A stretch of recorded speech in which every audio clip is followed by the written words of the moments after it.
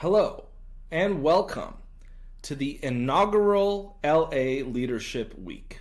My name is Mo Rock, CEO of the Los Angeles Tribune, and I am thrilled to have you join us for what promises to be a historical occasion.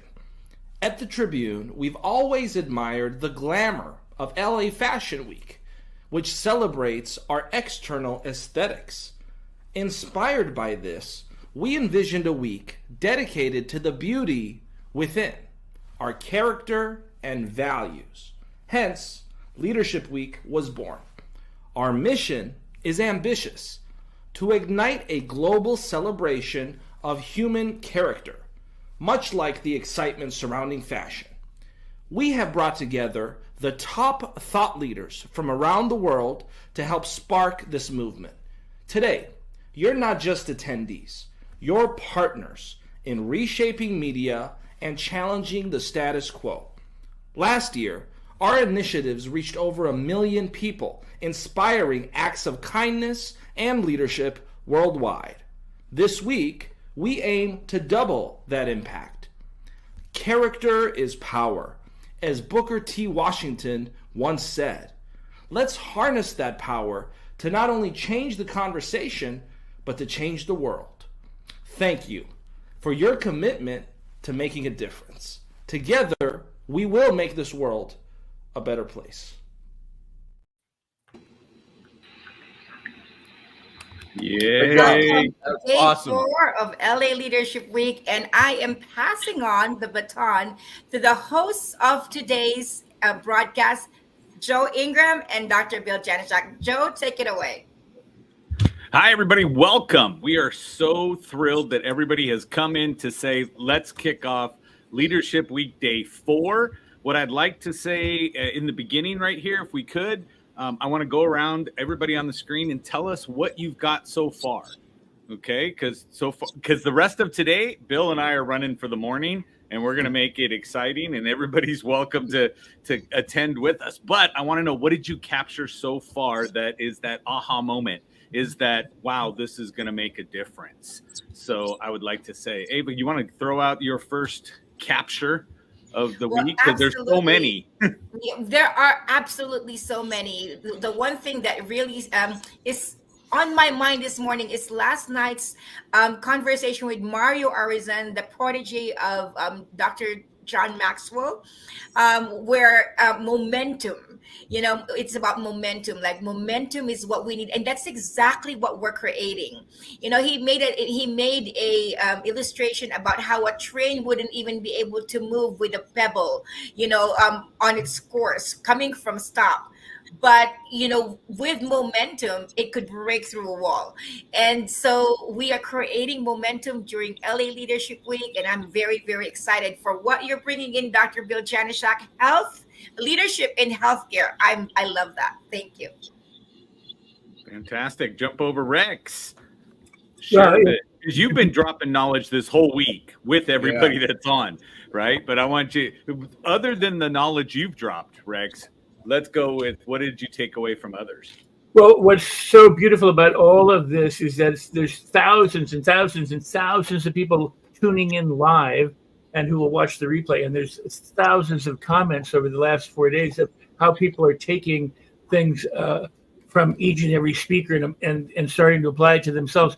So I think the most wonderful thing that I've noticed from all of the offerings is we're in it together. Focus, stay tuned, and as Ava just, reiterated, with momentum, you can pretty much do anything. What you're capable of, you become more capable of doing by continuing to do that. So, what's really cool is you and Dr. Bill are going to host an incredible morning. But we've been talking leadership, but I think also what's going on is this is a day of joy and healing and health and mental health and all sorts of incredible things for the person's own journey. So it's all good. And you guys are fabulous. Thank you. Fantastic. Michael, what do you Yeah, it's great because it's day 4. But if you think of it this way, we've already captured just some of the names: Sharon Lechter, Joe Vitale, Ty Lopez. We've had Jay Abram. We had, of course, Joseph McClendon yesterday, which just kick us forward every single time. And this is just day 4. So what I want everybody to know is to really pace yourself through the day, stay on the whole time, feed yourself, make sure things are happening that you need to, take the notes, synergize it all at night, take a look at what you learned, take one thing, move it forward. And this day is going to just rock with the rest of them. And I'm so glad to be part of this. And you two are just amazing. Can I interrupt and just add one more point? Because that was fabulous. Better than anyone I know. And that is, we do take a break later in the day, so be sure to come back after the break. Just because we take a break doesn't mean that you ought to. You ought to stay with us until the very close of the day and take care of your needs, and then be here tomorrow. So thank you all. And what we're excited also tonight is we're going to have Brian Tracy. So, okay, I guess someone's giving us a disclaimer to make sure that the views and opinions expressed in this presentation are those of author and do not represent the perspectives of any organization, including the things that go on the comment section that sometimes we flash on the screen unknowingly. Know that that's a disclaimer of the Los Angeles Tribune. So thank you so much for our CEO, Mo Rock. Dagmar wanted to give you the floor, the lady in our midst. Well, thank you, Ava. Thank you, Mo, for creating this space for us to grow and expand. And I am so impressed with diversity of speakers over the last 4 days. In fact, I am trying to remember like a nugget from everyone that comes in and figuring out how to apply it in my life. So I loved when Sharon Lechter said, found something special about each person, because as a leader, that's really important. It really hit my home. When you lead a community, do we take time to figure out what's so special about contribution of each person in the organization? And then, of course, Dan Clark, the moment he said, hey, is the glass half full or half empty? But most importantly, is it refillable? And as leaders, we have to keep refilling our cup. This is what this summit provides an opportunity for us to do so. And of course, Bill Walsh, who's my business mentor, said golden words: if you don't schedule your success, you will plan for failure. Well, this summit allows us to come together and figure out what is the success that I want to accomplish, and can I plan for that? And of course, Dama Doria really hit home when she said, what theory are you living from? What a powerful word. Like, what is the paradigm that we are operating on? And again, not to keep throwing it back at the Los Angeles Tribune, but this summit here today is to create a shift in a paradigm of leadership and to redefine the qualities that will take us to 2024 and beyond. So I could go on and go on, but as you can see, you have to stay tuned.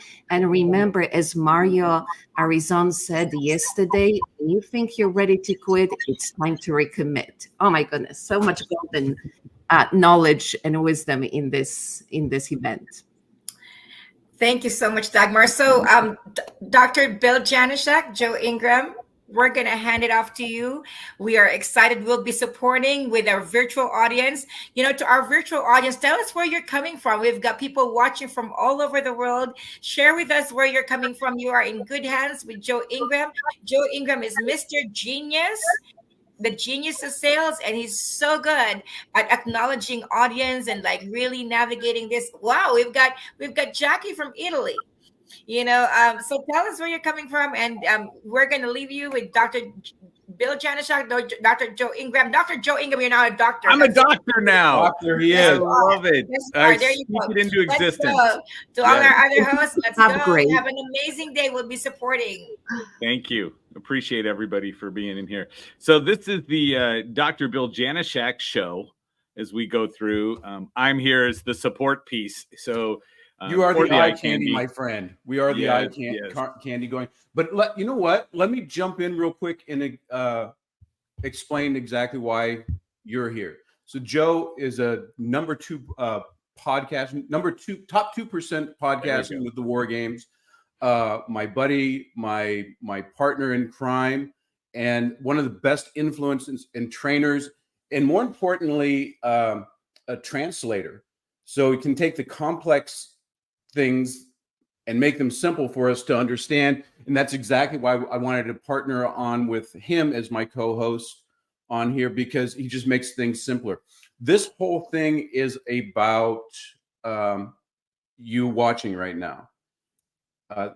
I'm blown away, and Joe, you can attest to this, about the energy that's going on in the background. We had a crazy lineup of speakers that just 5-7 years ago it would have cost tens of thousands of dollars to stand in the same room to get the stuff that the LA Tribune's bringing for free, and it can be almost like drinking through a fire hose. But I brought you, we've come together to make it simple and make it really awesome. The other cool thing is we're never allowed to sit next to each other in any events that we have throughout the industry in personal development, entrepreneurship. So we've gamed the system. So I can promise you this is going to be raw, real, unfiltered, and fun. And with that being said, I want to talk about real quick about what we're doing here. I didn't get a chance with everybody else on talking about what's been dropping bombs here. And the first thing, I was on day one, I was listening to Les Brown, and he said, we are where we are because people have stayed silent. And when we're talking also about momentum that was dropped, this is momentum. We saw it on the back end in just our speakers when we're trying to get this together. And everybody is so excited to stop being silent. And the things that we've gone through the last couple of years, the innovations that we've made, we no longer have to stay the same. And we've seen this in the mindset and entrepreneurial space that everybody else has brought into this whole event. So right now we're focusing on healthcare. And when Mo came to me and asked me hey, can you head this thing? And I go, yeah, I know some pretty cool people and I can reach out and do that. And that's what we're bringing together today is the innovations that we have going on. And we are no longer staying silent. And I want you guys to lean in, listen, take notes, ask questions, jump on this. More importantly, share. The darkest, deepest corners of hell is made for those who knew but did not tell. So today we're going to tell that. And let's get going, Joe. Who do we got number one? Let's start off with the context, right? Bill's put it together for us, but we believe in the power of mastering your mind and body. And that's what's going to help you with that unparalleled success. And the people we're bringing on are the leaders that embrace that as well. Okay, so I want to bring on Dr. Howe, who's a spine surgeon, assistant professor of orthopedic surgery at UCI. Okay, guys, this is going to be impressive as we go through. Graduated summa cum laude from USC. He's more degrees than a thermometer.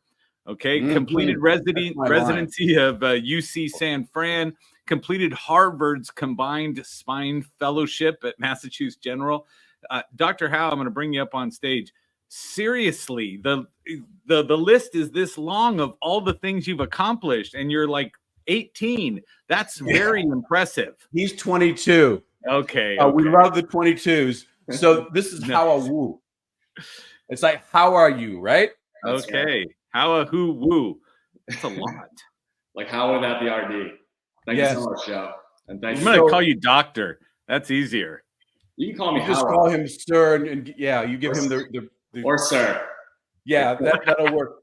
So we wanted you to kick off this show, not only because of your background, but it's actually more of your heart. So nobody goes into the medical profession, healing professions, anything just because they fall into it. There's a purpose behind that. And your academics, we can, like Joe said, you got more degrees than a thermometer. You've been all around the world. You're Bostonian. I've asked you how you pronounce Bucky Dent, and anybody that knows that, they can put that into the comments. but you've been all around the world. And after having personal conversations with you and being very impressed with you, because traditionally in the old days that chiropractors and medical professionals were supposed to be natural enemies. And in this day and age, it's no longer true. We can work together. There's same philosophy, but it's your heart. And what really got me, you have great accolades. You're a great person. Everyone loves you. There's no doubt that you were the premier surgeon, at least in Orange County, and doing well. But you had kind of an epiphany. I mean, you've always been into global health, reaching out, and you have some great things to say that, but you've written the book, Unlocking the Leader Within, for the medical students and how to get flow and working on the 6 inches between the ears. Can you tell us a little bit about that and just your journey?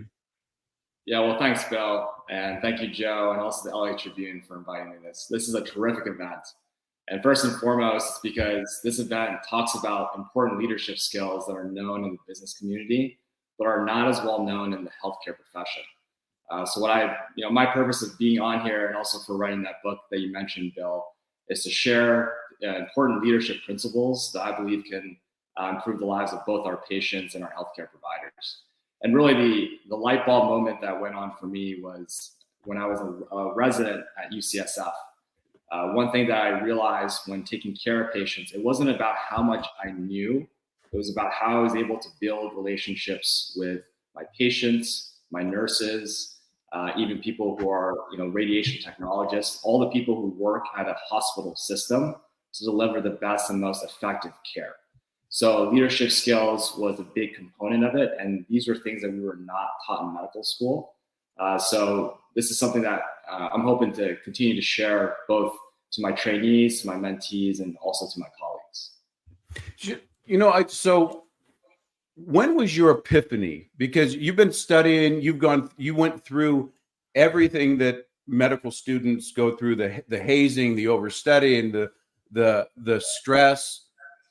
Share with everybody that time when you go, oh, I need to bring this forward. This is this whole thing is about leadership. What made you go, somebody needs to step up? Oh crap, it's me. Well, it's not so much about just me stepping up. I think it's just healthcare folks in general. Doesn't matter if you're a nurse or, a chiropractor or, surgeon or primary care provider, you're always in a position where you want to help and do what's right for the patient. And where I learned my kind of aha moment, actually, I was involved with a competition called Clinical Key Global Challenge, which is a competition that invited the best medical students from around the world to London. And we actually grouped these 12 exceptional medical students in teams and had them solve clinical scenarios together. And one thing that we realized is that these are students from all over the world, from the US, India, Europe, South America. They knew their intellectual piece very well. They knew the mechanisms of actions of drugs. They knew, what to do with a patient with chest pain. What they hadn't been taught about was how do you work together to synthesize that knowledge to delivering the best care and to solving that clinical puzzle. So this is a competition I was involved with when I was back in 2019. And it was from that competition that really inspired me to continue looking to leadership and ways that we can use these skills to improve care. So, Joe, that sounds a lot like when we came up with the unpacking. It was the same thing. It was just there's a need because there's there's tasks and there's details, and then there's bringing it with heart, because it's not just about knowledge. I mean, if everybody knew how to stay healthy, everybody knew how to be rich, everybody knew how to have great relationship, and just did it. We need a leader. We need someone to aspire to. So I know that the whole UCI, we're in Southern California, you're in Southern California. I know the whole company is really proud of you, and they're kind of looking at you. You guys have a great family, and it looks like UCI is also leading, just leading with that thought material, actually putting it into action. Because I've seen your colleagues, all the neuros and the orthos and anesthesiologists and the nurses going on. Does it seem like it's something that's welcomed in by the practitioners as well as administration? I think it definitely is welcome. I think the problem is, are people taking the time out of their day to really focus on this leadership skills, like the principles that you guys have mentioned from day 1, 2, and 3, as part of delivering effective patient care? Like, we have deliverables from us as physicians, and Bill, you know this from taking care of your patients. When the way that we document and we care for patients, it's based on a lot of objective criteria, and people see skills. What we're talking about today, leadership skills, as subjective or sort of soft skills. But you know what?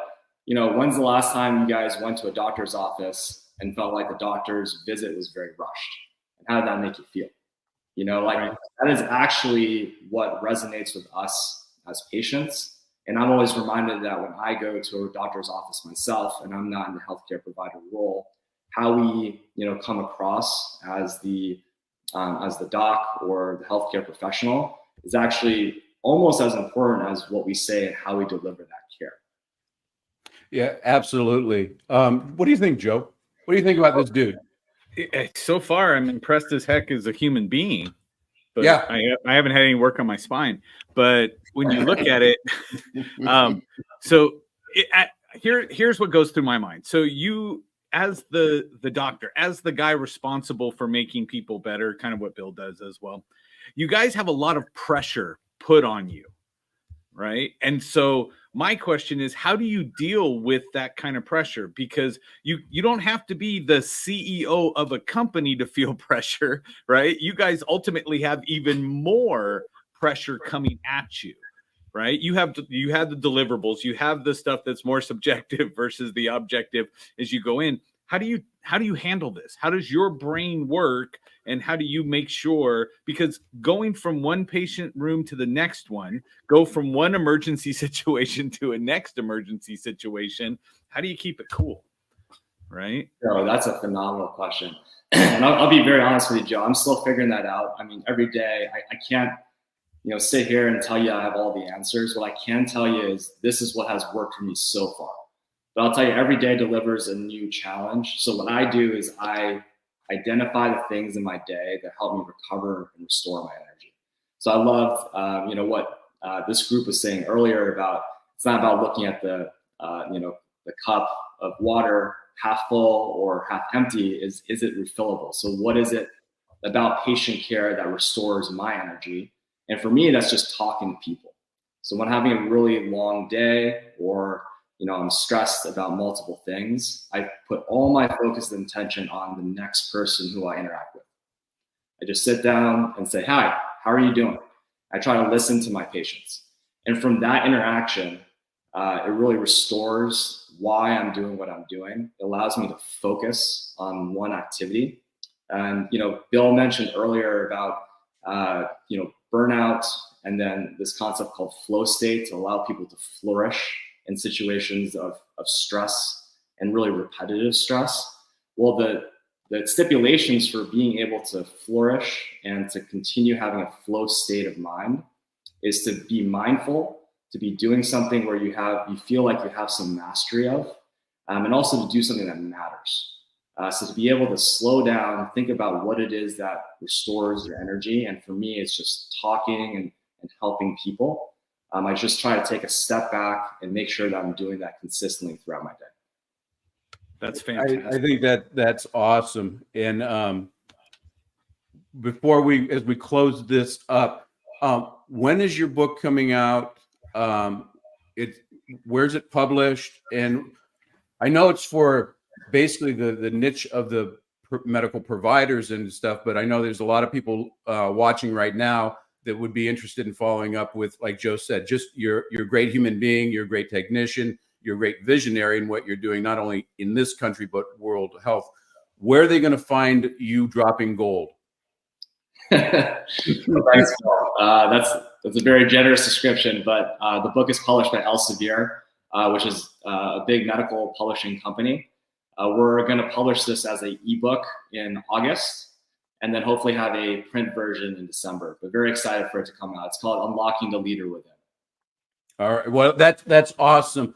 I'm so happy and I'm proud that you came on. I know that you're making UCI, the whole administration, everybody as you representing them in a large format like this. So I want to just kind of give you the accolades of doing that. And I want to invite you back. You got the if you want to come back on the panel, pop on.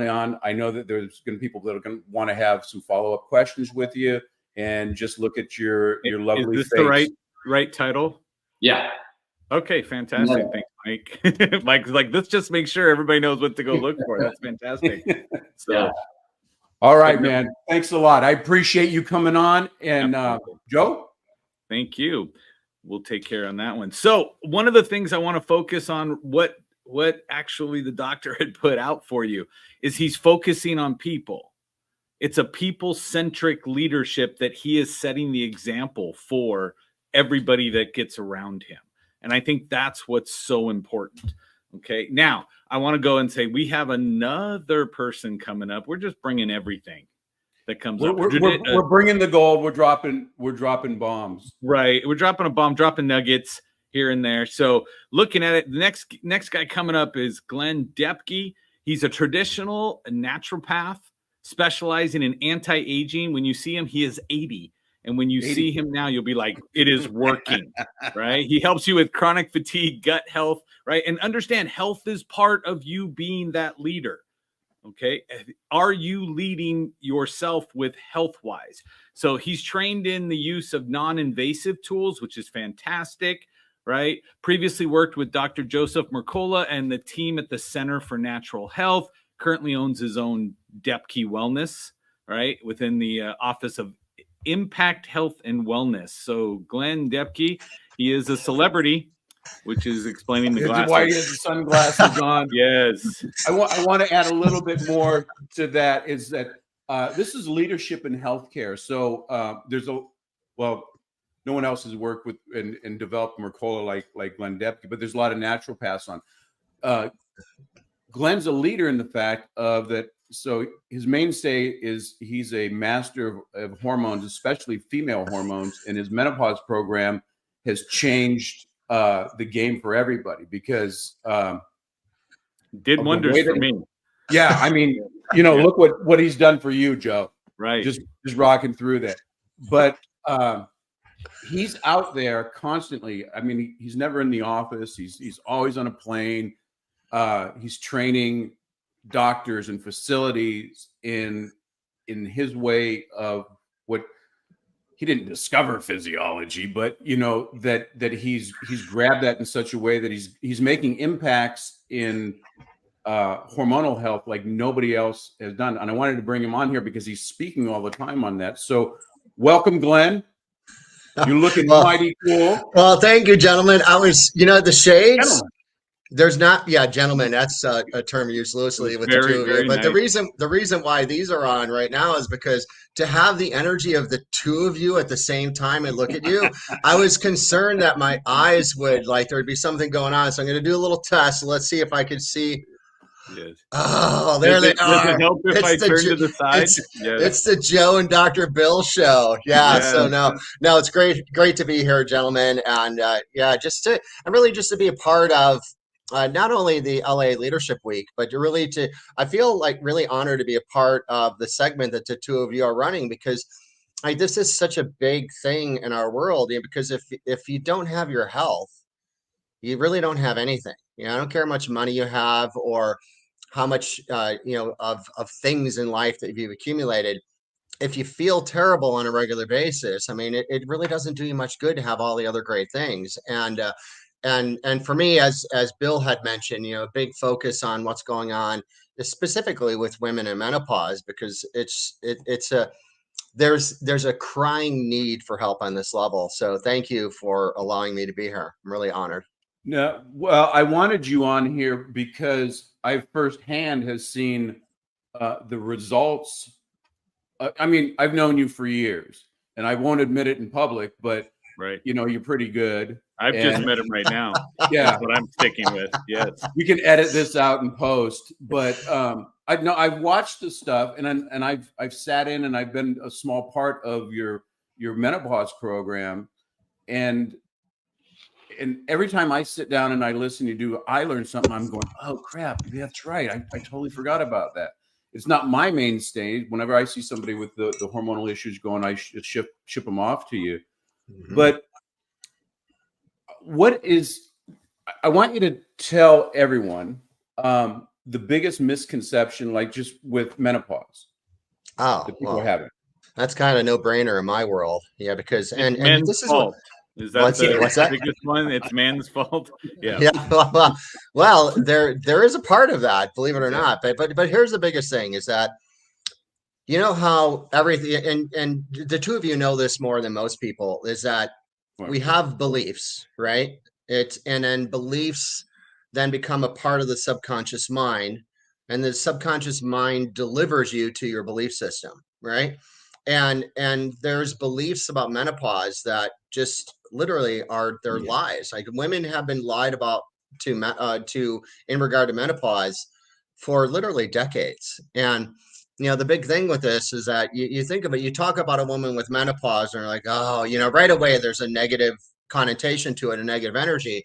And they talk about the 20, 30 pounds of weight they've gained. They talk about the mood swings. They talk about the sleeplessness. They talk about, being attacked by the hot flashes often throughout the day. They talk about, this fatigue. They can't even kind of hang out and play with their grandchildren anymore. And they talk about the lack of desire for intimacy. And like just the list goes on of all the things that women have been told about. And here's like, I'm a lover of statistics as well.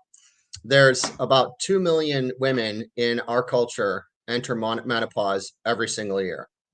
And about 75 to 85% of them deal with significant, and actually let me even change the word deal, suffer with significant symptoms on a significant basis. It's like, you go from, hey, I'm having a cycle to, oh my God, overnight I've gained 20 pounds. I can't fit in any of my clothes in my closet anymore. And I can't sleep well. And I'm like totally fatigued. And, I'm in the middle of a business meeting and I get attacked by the hot flash and I'm embarrassed because I'm sweating profusely from every pore in my body. Like all these things are going on. But here's the whole thing. It's literally 75 to 85% of the women. Well, here's the big question. What happens to the other 15 to 25% of women that don't have menopause symptoms? Like, were they blessed? Do they have good karma? Do they have the genetics? But really the big thing is that the 15 to 25% of women, maybe either they've worked with me to prevent it all happening, or they've just kind of have stumbled upon what they needed to do to balance their body and their hormonal system prior to this. So therefore they could go through menopause because here's the whole thing. This is a fact. This is truth about menopause, is that there are only two true symptoms of menopause. Number one, you stop having a monthly cycle. And number two, you can't conceive anymore. Get that in there. Now, I don't know about, I can't say every woman, but I've been working with women. I've been in private practice since 2021.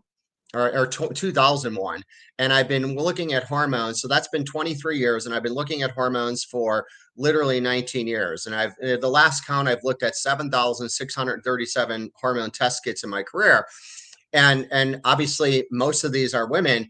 And here's the big thing: most women, if you tell them, hey, you hit 50 to 55, you're going to stop having a cycle and you can't conceive anymore, they'll throw a party, right? That's a good thing. But all the other symptoms that they've been lied to that they should experience are symptoms of something else underlying that cause that you can actually fix to either prevent or to escape those symptoms. And hold on, Glenn. I want to interrupt you real quick because I want to talk to everybody listening. So some of you know, well, everybody knows somebody that's going through menopause or perimenopause or premenopause. I want you to tag them right now and jump them on this because when Glenn's talking, he's giving something that you're not hearing, because most of the time when they go to their primary care practitioner, they're saying, well, that's normal. This is normal. This is normal.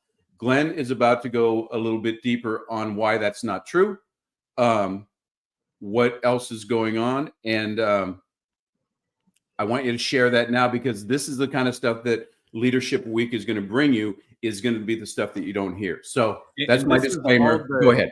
This is leadership in the medical field, right? And again, as the disclaimer said, this is the host's opinion, blah, blah, blah. But Glenn is really dropping knowledge that typically you're going to be paying a lot of money for. But if we can lead healthcare into the way of acknowledging what is really happening and moving forward and teaching it for that deeper level, as you said before, with, it's the emotional and it's the unconscious and it's the things that are in there, that are inside you that go on. So there's the medical side, and then there's the mental side that's there. So please, Glenn, continue. Yeah, well, and I'll even say, like Joe, you just said, you're going to get information here that usually people pay a lot of money for. But let me go one step further. Most women pay I'll keep the other word out. Most women pay a ton of money for information that still doesn't serve them. Most women are paying still a ton of money for the lies, for the you should expect this, or the only way you can escape this is you have to take estrogen and progesterone. Like, yeah, you think of when you look at women from traditional cultures, right? Women in traditional cultures, there was no belief of negative symptoms of menopause. And in traditional cultures, women, as they entered that phase of menopausal years, they were like honored and almost worshipped they were looked at as the wise ones in their culture. And it's true. Yet now the traditional culture idea has been lost in our society for decades. And now it's even, I remember one time watching an interview with, it was Oprah and a couple other prominent women in Hollywood, and they were talking about the negative stigma of menopause. They were even talking about how like women are often, they've been referred to as like old dusty things. I was like, that's frightening. Like that shouldn't be the case. And I want every woman to really recognize that your body is designed to go through this with relative ease. And again, celebrate the thought that, hey, I'm going to go through menopause and I just give up my monthly cycle and I can't conceive. Go out and have a cocktail tonight and celebrate that and have a good time, because that's what you should be achieving. And that's the thing that I can't get to a mountaintop high enough to scream this out, so women can really shift that belief. And in shifting that belief, then they'll gain, then you can learn the new things of what you can do to actually either, as I said, prevent this or escape those symptoms and get your natural progression of hormone health and hormone life back for you. Yeah. And can I also throw out for everybody that's listening, this is so important for everyone to understand. As Bill said, we all know someone who's either on their way, after it, or in it right now. So I would recommend sharing this out to people. But I also want to drop in that you should, scrolling across the bottom, says go and sign up at the LAleadershipweek.com. The reason why is we're doing after event talks, networking afterwards. And you also want to be able to get access to the recordings. So it's going to be important because, again, what Glenn's already shared is amazing. And what's happening, we want to make sure that everybody gets access to this. And so I would recommend you register. All we can do is hit the tip of the iceberg on there and bring into everybody that this stuff is out here. The information is out here, and nobody else, I mean, very few people had heard that. What do you mean? I don't have to just live with it? And Glenn, you said something that's key, and this is the whole thing. Even when I'm treating the patients, is I don't want to treat the back pain, the brain dysfunction, the stomach, whatever we're treating, because to me it's about that patient that's crying in the shower, that doesn't want to face another day, that has those hot flashes, that's not even comfortable in their own skin. And when they go to the person, I'm getting worked up now. because they go to the person that who's supposed to be the expert, that's supposed to help them, that gives them a handful of chemicals or something else that's going to go over there to manipulate physiology that we're inborn with the ability to do so. We've just got to recognize it and take care of the triggers, your foundations of health. Yes, and it's the key, and there's a trap in this too, and the trap is like the current model for helping women with menopause. You see, because most women, you go to your healthcare professional, you spend a lot of money, and you get a quick blood test, you have a 5-minute consultation, and they basically tell you, oh, well, you need to take these, and the most common recommendation is you need to use these creams of estrogen and progesterone. Yeah, because you're low on that. Like your body doesn't have the ability to maintain that postmenopausally. You think of it this way. Whether you believe in God, the universe, Mother Nature, Buddha, whatever, it doesn't matter to me. But whatever you believe in, do you really think whatever your potential creator is, that your body as a woman was designed to fall apart at 50 years old? Like, that's the most absurd thing out there. And the trap with the pregnenolone and estrogen is there can be some symptom relief with that. But here's the trap. If you get symptom relief, then you don't usually focus on changing anything else. Well, the symptom relief doesn't fix the underlying problem. So what I do with women in my clinic is I help them uncover what the underlying problem is, so they can get back into their natural production of these hormones. Yeah, because your body has the ability to maintain perfect hormone function postmenopausally. And obviously you don't need the same levels of progesterone and estrogen because you're not having a monthly cycle and you're no longer going to be able to conceive children. Yeah. And it's really frightening, the amount of women that, again, are suffering with this, 75 to 85% of those 2 million a year, really without any answers. No, and that's exactly why we wanted you to come on and share that information that's going on. I appreciate everything that you've done, the way that you've innovated. So what people don't know about you is that you're also going out and you're just teaching people how to communicate on a regular basis. How do you, as the theme of leadership that we're coming on, how did you go from like, I'm a practicing naturopath trying just to get my thing to going out and sharing more, starting to lead in your field? Well, it honestly, gentlemen, it really grew organically. As a naturopath earlier in my career, it was really, I just wanted to help people, and that was it. And what I recognized, though, is that more and more women showed up in my office every day. And it really became more of a practice based on female clientele. And most of the women who were coming in, they were coming in with other issues other than just menopause. Yet most of the women who were coming in were somewhere between 45 and 55. So it kind of organically grew into the need to address menopause. And what was so interesting with this is I found that by me helping them with their other underlying health conditions, the menopause symptoms that they weren't even necessarily initially coming in for me or in to see me for were going away. Like they were magically escaping it. They were magically losing weight. They were magically fitting into their skinny jeans again, magically sleeping better, having better energy. And then from the leadership perspective, and I think every woman is going to actually love that I'm going to say this. And with the two of you here, so Dr. Bill and Joe, I'm going to say something that most women will probably never hear from any man ever. And Joe, get ready for the mute button. Yeah, exactly. And the simple fact is that, gone. Oh, yeah, you know what, yes. Men, and you guys, I'm sure you'll agree with this. Men have it so easy. Like because I've been working with women for so long, and I see what women do. Like women typically are taking care of their children, they're taking care of their husband or their significant other, they're taking care of their home. Very often they're involved in their church or the community. Oh, and on top of that, they're most often working a full-time job too. Yeah, so to me, it's not an accident that by the time women enter menopause years, the systems that should be working to keep them in proper hormone balance are burnt out because they've spent the last 30 years overworked, overwhelmed, and overstressed. And here we are, we go to work and do minimal things as men, whereas women are really doing everything to honestly typically make our lives a little bit easier.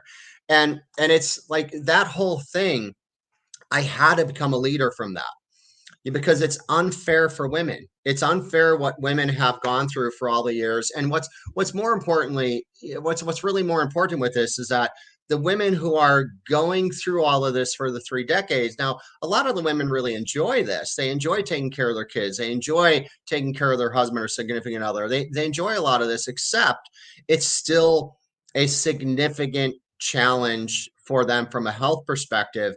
And I literally, I had to take leadership over this. It wasn't even something in my world that I even had like it wasn't even an option, because when you know, there's certain things that when you know, you can't unknow.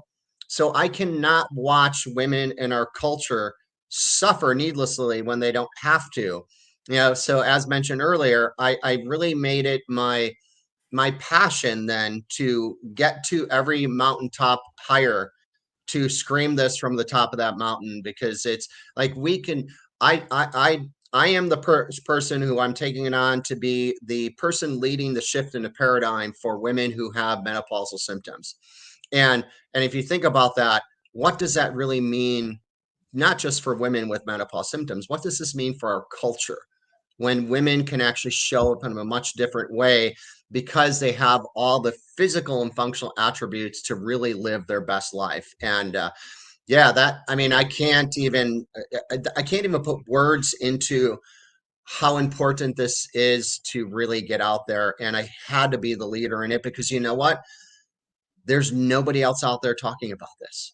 Well, you know what? And I just commend you, because I know intimately the work that you do, and I see you day by day, and I see you flying in and flying out and doing this. And I've watched you through the years develop from always a great practitioner, that no doubt about that, but stepping up into that leadership role. And that's hardest, because when you're leading over there, you tend to be the one that takes the arrows too. It's always the lead Indian that gets the arrows. It's true. That's why I put you on point. Yeah. All right. Thanks for Joe's jokes coming back in here. But that's the key thing, is that we said earlier, it's almost like when you can't not. Right. And in the opening, when I said I was stealing from Les Brown from day one, was that we're in the place where we are today because of the people that have been silent. And I had mentioned before too, it says the darkest, deepest corners of hell is saved for those that knew but did not tell. And when you cannot not do it, I think that's when you become the leader. It's your hero's journey. Got that one in, Joe? Did you see that? Right? And talked about the hero's journey. So it's either I saw how you unpacked that. Oh my gosh, those embedded commands are coming back in. Yes. But with everybody's hero's journey, it's either inborn, that you're from birth, you come out with a burning desire to do something, or something that's thrust upon you. And we can be thrust from 1 to up to 22 times different ways, over and over again, to come and get your outcome. But the great thing is that it's either in us or it's thrust upon us, and you take that action, and it's scary. So you've done a great job, and I want to thank you so much to taking time out of your busy schedule, because I know that you're on the road today, and you've kind of snuck into a way to visit with us. So I appreciate that. So Glenn was talking about what we're doing with people that aren't feeling well, and how we can get better. Because in my brain, this whole thing is, our society today is, we're the sickest we've ever been. More diabetes, more obesity, no overweight, fatty liver, leaky gut, the menopause stuff going, anxiety. So despite our great, first world country, we have the sickest people ever. And at the very same time, with technology, research, nutrition and exercise and everything, we have the capabilities to living long, healthy into post 100 vital and going on. And our next guest is going to help us get on with that. So Glenn, I'm going to make all of the ladies that were in the comments today sad by saying thank you for stopping by, Glenn, to share with everybody. Everybody go out to DepKey Wellness because you owe it to yourself, and share this out because what you're going to want to hear. Thank you, Glenn. Coming up next. Carl. Thanks. Be good. So what you want to know next is who's coming up, because Bill started, but a holistic nutritionist, physician, mentor, biohacking expert. I think Bill doesn't like biohacking as a word, but expert, best-selling author, TEDx speaker, involved in optimal health practices, anti-aging, that seems to be a trend with Bill, and regenerative medicine, sports performance, nutrition, all of these things. CEO of Genomics and the creator of the IZOD model. Let me go ahead and bring up Dr. Mike Van Thielen. Doctor, welcome. Hey, Mike. How are you, Mike? Hey, Bill and Joe. Glad to be here. Well, it's great to have you here. We're talking about, this leadership in healthcare. I know that you've been tuning in throughout the last few days and everything else. And I've watched everything that you've done. And me and Mike, we do a podcast together once a month as a group thing on different subjects.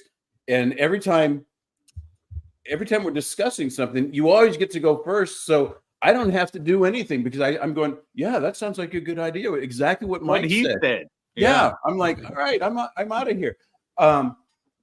And it's so great because I've watched you just not only here, but internationally, talking about, leading the field in the biohacking. And I want to be clear on what Joe said, because it says a lot. I don't like the word biohacking because it undermines your expertise and it sounds like we're tricking the system when you take your expertise going off. So it's not that I don't love what you do and what the whole industry is doing. It's just I want you to have more respect. Tell us about how it came that you're leading the charge on this whole wellness and optimum health. Yeah, I mean, back to the term biohacking. I mean, there's so many different definitions in the first place. It's a very amorphous term with many definitions, right? So yeah, in one definition is it seems like taking a shortcut, and in health you cannot take a shortcut. There are no magic bullets. It's just not there. We have to have foundations in place. So from that perspective, I agree.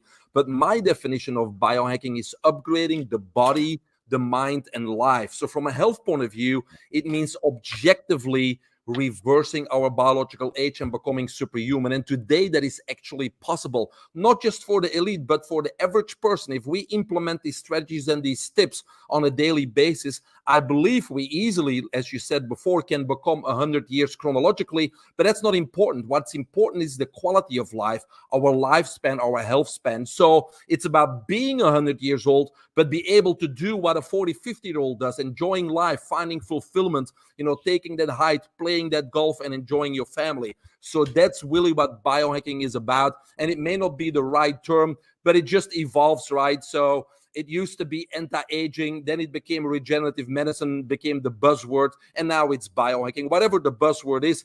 But what we are is we are on the edge of what's happening in wellness and in health.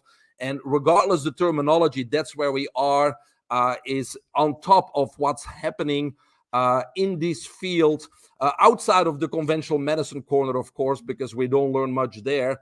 Nothing changes there. But what we can do to optimize our body, our mind, and our life. So I got a great question for you, because your background, you're an Olympic swimmer, right? Not Olympic swimmer, but I have many national U.S. titles, and I have a world record too, yes. Yeah, okay. I swam in a pool, so that's connection between. So you guys are very similar. Like is what I'm hearing. You took a shower too, didn't you, Joe? Yeah, exactly. See what I'm saying? Yeah. There's a connection. So what was the journey for you was it you were an athlete and then you're exercising, trying to eat right and get better, and you just learned more and you ran down the rabbit hole and bam, we have Dr. Mike Van Thielen? Or was there a moment in your life that somebody said something? How did it start with you? There were certainly a few aha moments too, but it obviously started with being very competitive. When I was 6, 7, 8, 9 years old, being in school in Belgium, I was the fastest runner in the class. I won a soccer team, basketball team, but I lost swimming to one of my better friends because he was part of the local swim team. And I don't really recall a lot of things of my age, but my mom reminds me that the next day my solution was to join the local swim team myself. And that's how I found my passion for swimming. So I always was very competitive, traveled with the Olympic swimmers in preparation for the Olympic Games in 1996 in Atlanta. And so it's all about finding that edge, finding that extra that other athletes don't have, whether it's supplements or nutrition or mental aspects. And so I've always obviously been there. But then when I came to the United States and I was in healthcare, I really got frustrated after a while because I did the license in acupuncture, doctor of oriental medicine. I did all these quote unquote alternatives, which obviously are the original therapies, because they are indeed less invasive than conventional medicine, meaning drugs, injections, and surgeries. But to be honest, I didn't get the long-lasting results I was looking for either. So I got frustrated after about 1,000 patients. Said, look, there needs to be more. And so that's when I decided to go get my PhD in holistic nutrition, but I also decided to look at Mother Nature to find the truths about health. And I started looking at animals in the wild. And so many times I kind of joke about it today, but if you get an opinion from a doctor, instead of getting a second opinion from another doctor, I say, why don't you ask yourself what do animals in the wild do? And so basically by combining those two things, the PhD in nutrition and looking at animals in the wild, I really got very confident in treating anybody, whether it's cancer patients, autoimmune diseases, or lupus, or anything in between, or, helping top athletes getting to that next level. I got very confident in helping anybody do so. So I think that was kind of a aha moment where I had to go really back to basics.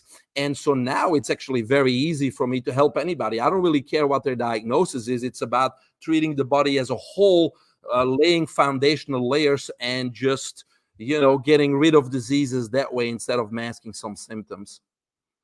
Yeah, that's odd. And it's very interesting because I do the same thing with my patients when we're talking about biomechanics. I'll show them pictures of a cheetah running, how the extension is doing, how they stand up, how it's very interesting that humans are the only animals that give less than they can and do it so consistently that it interrupts their life.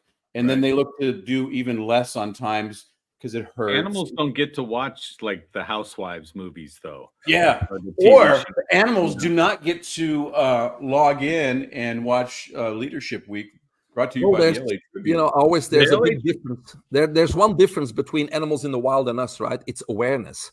And awareness means we have the freedom to choose our response. And that's what put us in this ill condition, because we can choose our response. Now, animals, they don't have that awareness. They don't have the freedom to choose their response. They have an instinct. And that's why they always act according to the laws of Mother Nature in their best interest and in the best interest of their species, right? That's why they don't know diseases. Animals in the wild, they either are eaten by another animal or they die a natural death. There is no cancer, there is no diabetes, there is no autoimmune diseases. It just doesn't exist because they're doing what's right. And that's why when you look at them, you find the answers. What do they drink? When do they eat? What do they eat? Are they grounding? Are they wearing clothes? Are they doing this? Are they doing that? The answer's always there. The mothers give birth, they eat their placenta. Why are they eating the placenta? Well, it has stem cells to regenerate and rebuild, all the damage that was done from giving birth. And we can go on and on and on, but Mother Nature has the answers to health for sure. Yeah, and that's amazing. I think the viewers and the listeners right now, whatever platform they're on, I think a large amount of them are going, yeah. We forget that we are animals. And we think that the world was made for us, and not realizing that we're part of it, and we can learn very much from nature. What grows in what season? How do we manifest through life? How do we breed? How do we eat? I mean, time and time again. So with that being said, tell us a little bit about the IZOD method. Well, the IZOD method is basically, it's my latest book. It's about unleashing your superpower. IZOD means in the zone, on demand. It's being in flow state. It's about being productive. It's about getting things done. It's about being a leader, right? And so the IZOD method, it's part of my Limitless Lab. The Limitless Lab is something that I use to really get professionals, executives, C-suite leaders to get to that next level. Because basically what it does, or what I do currently, is I empower those type of people, those leaders and those executives, to overcome their self-imposed limitations so they can basically confidently redefine their success and get to that next level and live their full potential.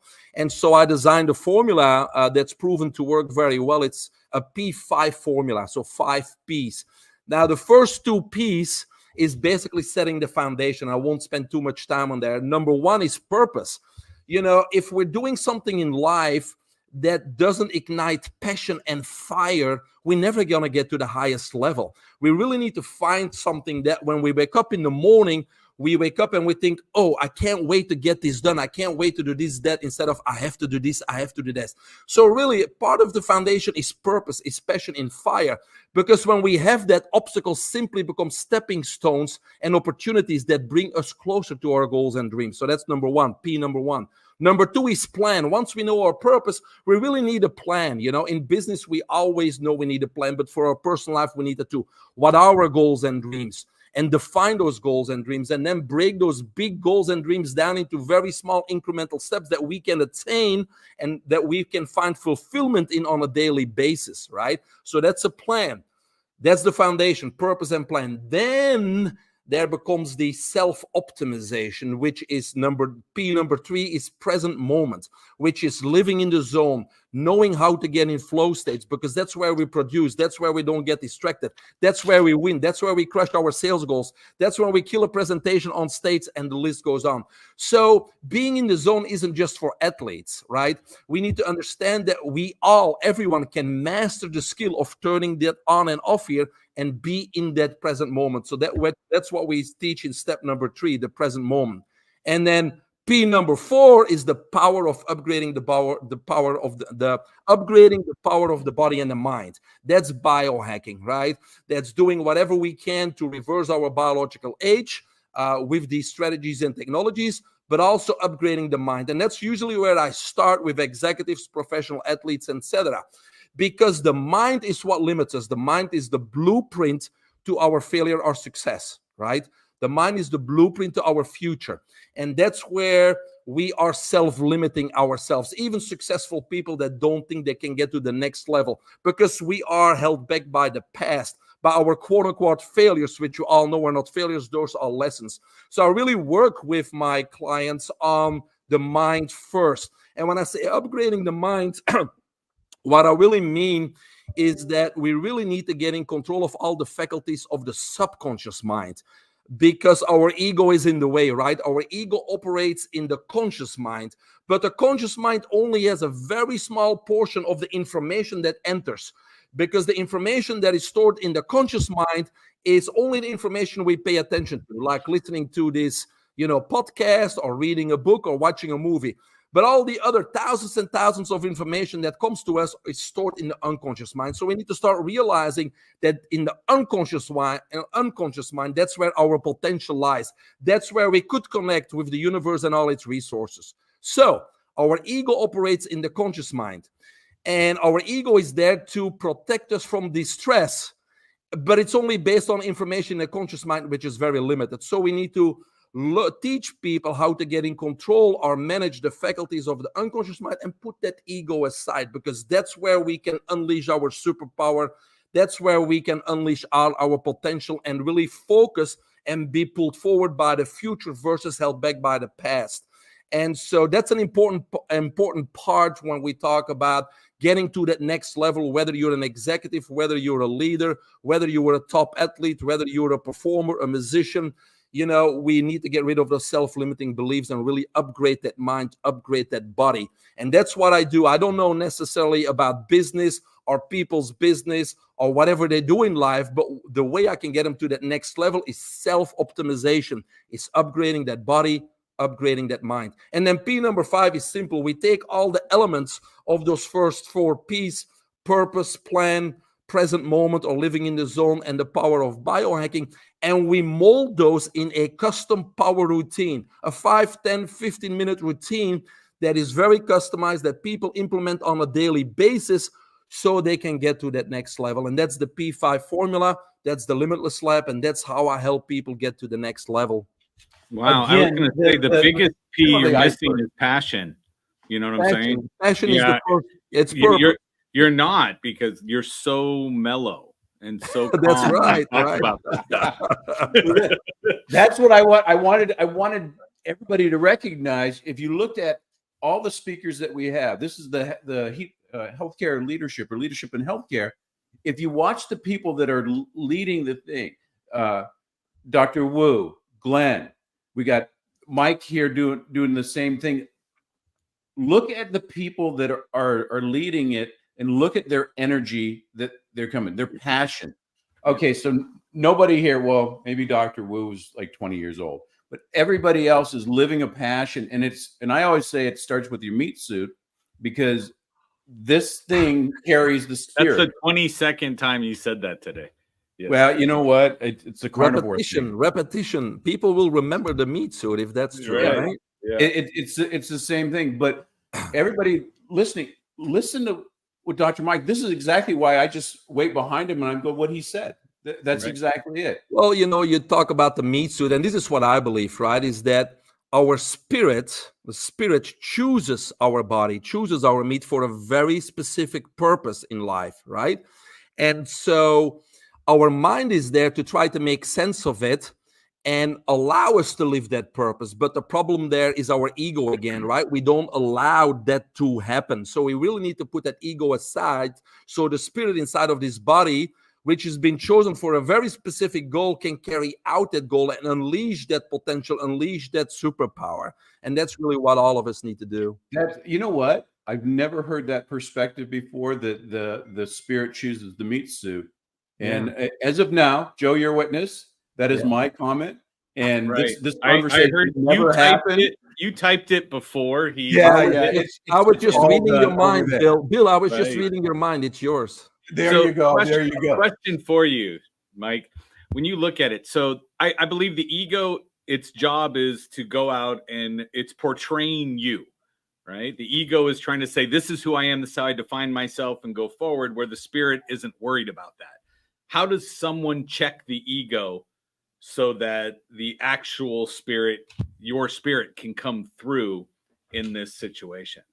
Yeah, again, first is knowledge, right? You need to kind of understand that you're limiting yourself by operating solely and basing your decisions solely on the information stored in your conscious mind, which is a very, very small portion. So first you need to understand there's much more potential in the unconscious mind.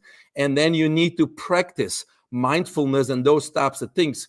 And it's different for everybody, but there's things like obviously visualization, manifestation, meditation, breath work, gratitude journaling, and certain things work for you and other things may not work for you. But you got to find a way to really, work on accessing that subconscious mind, which is a meditative state, and putting that ego aside so you have access to those resources and that potential that lays inside of you, and get that connection with the spirit, right? And living your full potential. That's not going to happen overnight, but I think the acknowledging the fact that that's where it is, and then implementing the skills and the strategies to access your full potential, that's the practice of it. That's awesome. Dude, Mike, thanks for coming in. Thank you, Mike. I want everybody to make sure that you guys join us for the after parties. You can sign up for that at the LA Tribune. And these are the people that you want to get to know. So Absolutely. Thanks a lot, Mike, for coming in. Thank you, Mike. Thank you. Nice meeting you. It was a pleasure. All right, you too. Bye. So we've had Dr. Wu kind of talking about the need for leadership in all aspects of healthcare. Glenn's talking about his change with the hormone levels and what he's doing naturally. He's leading that case. Dr. Van Thielen, Mike has come on, and he was just giving you the 5 P's of powerful things, how to optimize your health. Our next guest is coming in and is changing the way you're thinking about a whole profession in how they're innovating. And Joe, can you bring us up? Yeah, let's go ahead. I'm going to introduce real quick Dr. Bahar Esmaili. she's focusing on the connection between overall health and oral health, which, again, as Bill said, that's a spotlight into an area no one was looking before. And I think that's fantastic. She's trained in various subjects relating to the connection between oral habits, breathing, posture, overall health, and just an overall wonderful individual, certified personal trainer with a focus on posture correction, which goes right into where Bill sits in the chiropractic and functional medicine thing. Dr. Smiley, welcome. Well, thank you so much, doing, ma'am? Guys. Doing really good. Colorado's finally bringing sunshine, sending everybody some. Nice. Okay, so I'm gonna prepare everybody. So Joe, hold on to your hat and hold on to everything that you got going, because we are about to bring one of the most powerful vortexes of pure energy and passion that I've ever seen. It's talking to Bahar is like drinking through a fire hose when you're absolutely thirsty. I know that you're going to be dropping bombs left and right. She's an international speaker, soon to be an author coming up, but she's more than that. She's an innovator going on. I'm gonna give a lay perspective of Bahar's a dentist, and she kind of had an aha where she just kind of flipped the stuff. And more so than even her clinical stuff is how she's leading a profession. She's innovating dental and airway and breathing and TMJ, facial, how the neurological system, how the clinically holistic view of dental work. And people will always ask me, "Oh, you're working with dentists, and how are you doing? What's that have to do? This is one end and this is the other." But I want you to explain your story about where you were living a good life, and then bam, the wheels came off, your cape came out, you had superpowers, and there's been no stopping you ever since. It's the call to lead, right? Exactly. Call to lead. Yeah. And I can't help but to think how frequencies and energies just had brought us together. A year ago today, I was doing a similar presentation for Rupa Podcast, and that's where I met Bill. And here I am a year later trying to just speak to a larger audience and propagating my message. You're right. We're called to spread light and be the vessel and pass it on. I didn't choose the journey like most of us. The journey chose us. So we're blessed to just be here carrying that message through. And I was just listening to the last speaker and talking about how our soul find the mission. And this is truly my mission in all senses, biblical, my soul mission. This is what I do. So just to bring you guys up to speed, I'm a dentist, been a dentist for 15 years, but 10 years practicing dentistry. And I've been a personal trainer, as you mentioned, for just as long as I've been a dentist, and started to see the connection of the posture and everything I'm trying to correct is connected to the way the teeth come together. You wouldn't know that unless you would be in both of those two professions. And lo and the short of it is 10 years into practice, right before pandemic, I saw my interest shifting in dentistry, and my interest became much vastly connected to how's the tailbone connected to the mouth, because seems to be a mirror. Mouth is the mirror of the pelvis and the ankles. And finding the connection between all of those two led me on to leaving clinical dentistry, gladly so, in 2000, and selling my practice during pandemic. And here I am 4 years later, having treated hundreds and hundreds of patients in a multidisciplinary manner, like Bill was saying, with a team of amazing chiropractor, physical therapists, my fascial therapist, neurologist, functional medicine, nutrition, and then learning the orthopedics of dentistry and decoding. I have my handy dandy skull here, you know it. I found out very quickly that we have been told a big lie in dental school. As much as they told me I'm in charge of the lower jaw, I am not. And that moment was baffling to me that I'm put in charge of something that I cannot control. So here I am. So back up a tad on exactly what you said for the people who looked at, is that dentistry actually goes beyond the mouth and the head and everything else. Who presented that to you? What happened? How did you go like, oh my God, it's not only connected, but it's important? Information is abundant. Unfortunately, the wisdom is not. And collecting that wisdom that we're supposed to be praying for every day, that's what's going to bring it together. And in all honesty, Only if you're seeking it, it will seek you. So the information came together and put itself and presented itself once your brain, that subconscious brain, that your higher self is looking for it.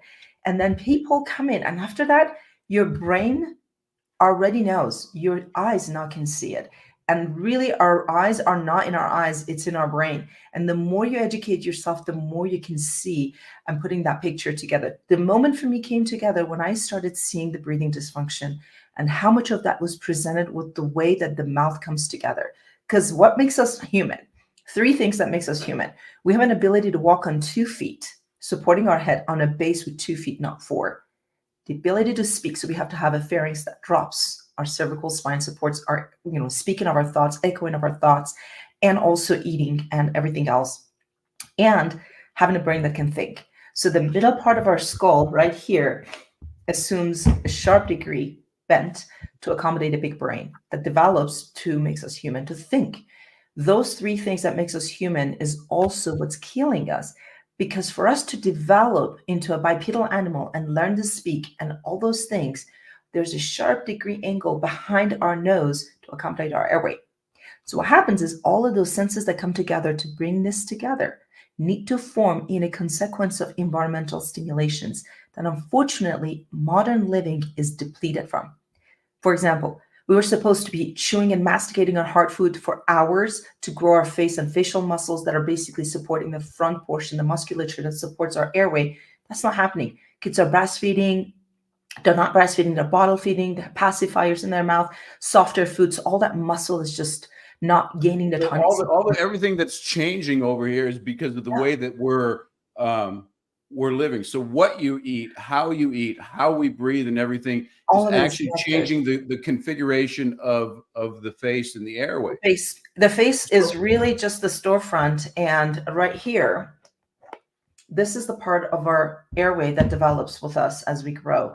And the growth of this part, which is supporting our majority of our airway, how the air enters into our body, is actually developed by our tongue.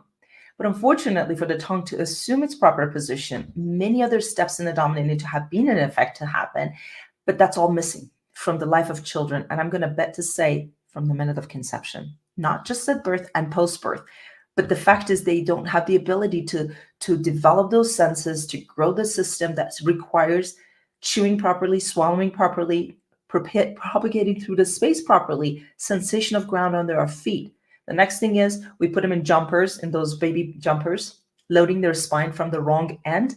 Before, they call the skull is like the airplane. There's so many senses that are developed, they're geared into our system as a biological investment for us to be upright.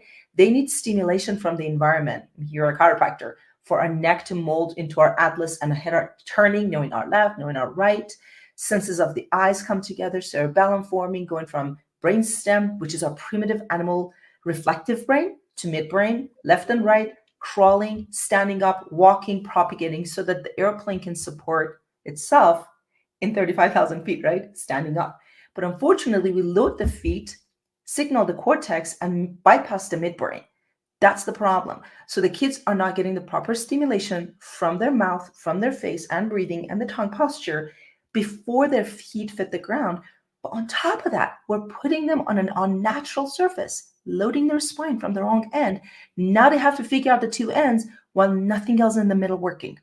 So their bodies are locked up in space instead of being in the 3-dimension, being a human, which was meant to have all this degree of rotation in the head, see the horizon, scan the horizon, speak, breathe, talk, chew, and masticate. All those things are missing.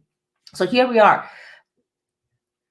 Well, that's exactly a good thing, because what I want to hear people to take away with this is, we just had Dr. Mike Van Thielen on, and he was talking about optimization, how we need to be more like animals, and he talked about what we eat, when we eat, being grounded and stuff like that. And you're saying exactly the same thing. And I didn't want to go too far down the rabbit hole with the anatomy and stuff like that for the people watch, because you're trying to make pictures in your head. But she has a skull with her. I'm worried. Right? She painted it all different colors to try to go, oh, no, it's decorative. Totally real. Yeah. But when you're going down the rabbit hole and you start going, oh my gosh, the way that I'm born, the things that my mother ate and the way that she exercises made the womb that I was developed in, was the nutrients and the oxygen that came out when I was born, whether I was suckling on a breast versus a bottle, whether I was fed different things, how my gut biome, how I was breathed, how I was held, whether I was ambulating before I was supposed to, or it's all development. Because what I've seen is, because you looked at my daughter over there, and she's a mouth breather, and we looked at talk about a mouth breather, what they look like. So people out there have never heard of this stuff. They never read Breathe. They've never seen an airway doctor. Go to like 101. What are the people at home looking for that can be fixed that don't think that it can? And what are some of those results? 101 it is, Bill. And as much as I love the nuances and technicalities, really the gist of it is we were meant to breathe through our nose, not our mouth. Let's go back to Genesis. Genesis says, I believe it's 2:7, don't quote me, but I believe it's 2:7 says that God created man from dust of the ground, blew the breath of life into his nostrils, not his mouth, and the man became a living soul. So our nose was the route of breathing properly, because every health aspect of our living is connected to the way we breathe. And anything that impede the air coming from the nose to the lung properly and return is going to somehow negatively impact your health, from the growth of the face, from growth of the jaws, and the tongue posture, which directly affects neck, diaphragm, pelvis, chewing function, which, by the way, if the tongue is not able to move the food, yes, causes dysbiosis, does not, allow the body to go through the proper digestion. Nervous system goes into from a parasympathetic to a sympathetic overdrive, fight or flight, or better yet, overwhelmed state. Nothing is working. So children that are mouth breathing, and these are the signs. When they eat, you can hear them chew. When they breathe, you can hear them breathe. They're audibly breathing. They're snoring at night, or they're sleeping with their mouth propped open. They're grinding their teeth, and their tonsils are just kissing. And their mouth is not sealed when they're at rest. If you're looking at your child and their mouth is open, not sealed, that's mouth breathing. And that low grade of mouth breathing requires the tongue to have a low posture. The shoulder has to get rounded, push the head forward so they can continue doing that. The longer they stay in that state, the less pressure of the tongue to the most important real estate of the face, which is right here during growth and development, to push them in the proper direction of the growth, the more they're going to suffer from a small mouth syndrome, which causes all host of issues down the spine. If mouth does not accommodate the 32 teeth, just like the 33 vertebrae we have 32 teeth in our mouth, every single one important, in the proper alignment with the body, we're going to have a problem with this child growing. They're going to have a deep bite. They're going to have crowded teeth. They're going to have underdevelopment of face and continuously having problem breathing and compensating with their body, with their pelvis, with their posture to continue using the wrong route of breathing, which is mouth and their neck, instead of using their nose and belly and diaphragm. Okay, so hold on there, because I want the listeners to go back over and think about what you just said, because we see that all the time. And what happens is you have the problem here, and then you get symptoms in various things. So it could be grinding, it could be ADHD, it could be problem breathing, it could be asthma, and you run around to different things to fix the problem. And we go to a symptom-based practitioners that are trying to get rid of that problem without going back down, like both Mike and Glenn had said, back to the root cause of what's going on. And this is why I wanted you on, because nobody is going to think the root cause is my mouth, the way my face is. Well, that he was born that way. It's supposed to be. There's other kids that look like that. They're never even putting it together, and they're not even getting the referrals out from the proper healthcare practitioners, because they don't even know the rabbit hole that you're leading the charge on. Yep. So the fact is, unless we have checked the breathing and sleep, because if you can't breathe properly during the day, It's just going to carry the same thing at night. And when you can't breathe at night, that's the biggest threat to the brain. It affects the sleep stages of sleep, which in a growing child with a growing brain, it's the most important. When they're not getting the proper deep sleep, the proper REM sleep, quality sleep, they're going to suffer from the consequence of that. Growth hormone gets halted, digestion gets halted, ADHD symptoms, a whole host of other, neurological problems they're going to develop because they're not sleeping and they're not properly breathing. So they continue on craving sugar because their body is not autonomically, it's off. Dysbiosis, hormonal issue, asthma. Asthma is a huge problem and is being linked to mouth breathing. We know if you're not using your nose, you cannot properly use your lung real estate. And if you're not using your lung properly, the parts of your lung that are not getting inflated because they're just hunched over with their posture and using neck, this is going to cause a lot of pain and tension, by the way, too. A lot of headaches have been related to it. Autism and Alzheimer has been related to sleep breathing, especially at night, which manifests itself as OSA and snoring. It didn't start at mid-age or 50 years old. It was all along there. It's when that shoe drops. Now we have a full-blown manifested disease, right? Well, yeah, I think exactly what you're doing. That's why I wanted you on. I want people out here to know the things that nobody's talking about. Yep. I want to say that it's cutting edge, but it's not cutting edge. It's innovation. It's discovering, it's bringing to light the things that have been in the darkness over there, because we know biology. We know what the brain and the skull is supposed to look like. Cavemen didn't have long, narrow faces. They didn't have sleep apnea. They didn't. I have patients right now that are 28, 30, and 32 years old with CPAP machines, and they think that that's their problem. Yeah. You can't even breathe. And the fact of the matter is, orthodox medicine has brought and broken down a complex system into parts and pieces. Trained doctors with special initials created ICD codes that only treat certain part of the body with certain initials to simplify this, right? Quite the opposite. When you are treating a whole system as separate entities, you're making it more difficult to get down to the root of the problem. As a dentist, this is why I left clinical dentistry. Nothing in the mouth is separate from the rest of the body. From the way the teeth come together, the microbiome, how we chew, all of the disease we treat in the mouth comes from somewhere else in the body. You know how frustrating it is to be a dentist, taking all that effect and not knowing where they come from? We have to over-engineer dentistry to put straight teeth on a body that's crooked and doesn't support it, that puts so much more force on the teeth to break them. Now, if I were to write a complete book, I picked a title, which I think is taken already, but that was my title, is If Your Mouth Could Talk, it would tell every single story of your health falling apart. It somehow will show up in your mouth because mouth. Well, I want you to think about that, because right now you put that out and people are waiting for that book. People are waiting for the information, the passion. I've seen you cry, scream, and everything else because you want so much for the public. I appreciate, I'm energized, I'm awed by not your clinical knowledge is amazing.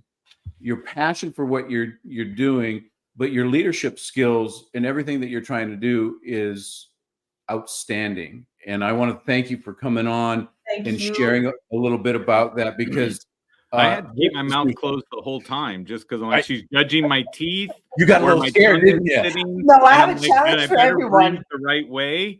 Yes. Now, if you don't know if you're compensating or not, try to put your tongue at the roof of your mouth and get your head to the proper position. See if you can breathe in that position. You figure out very quickly you can without doing the slouch posture.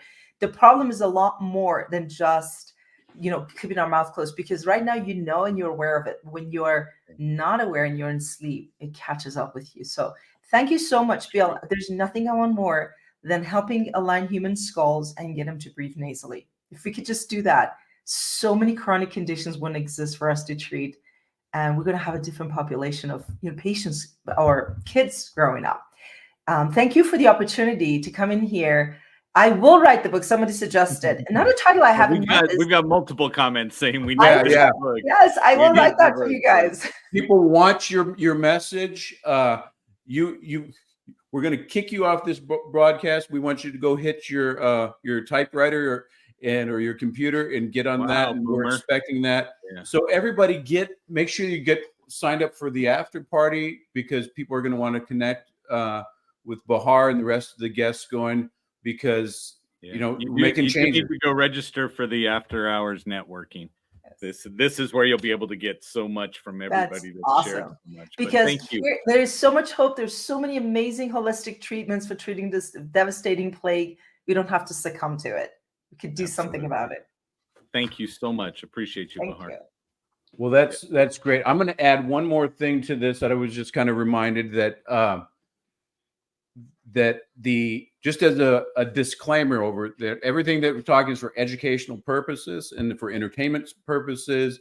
The LA Tribune and their affiliates, it's not their opinion, it's that of the host it's not the opinion of the company, of the host, and we're not here to give medical advice at all.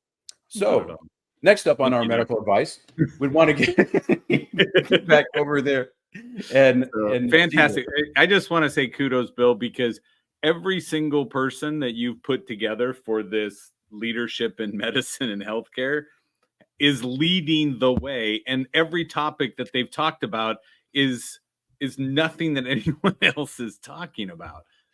And that's exactly why I wanted to bring this on, because there's, in every industry, there's general knowledge, and that usually gets bastardized into folklore.